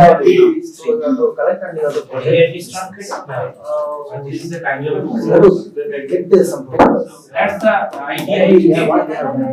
So same thing you have to follow here. Yeah. So how do you have these SMPs and all? Go to the tool and you get export and all these things.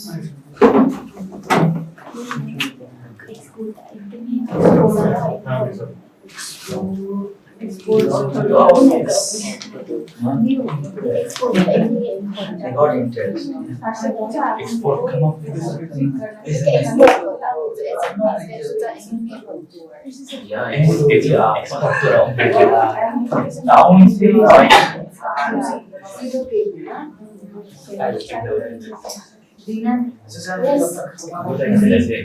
हाँ एक minute हाँ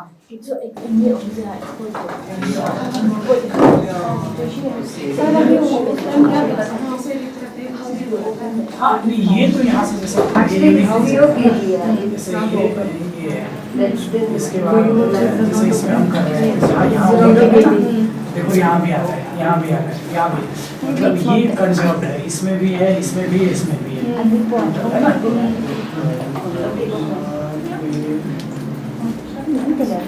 और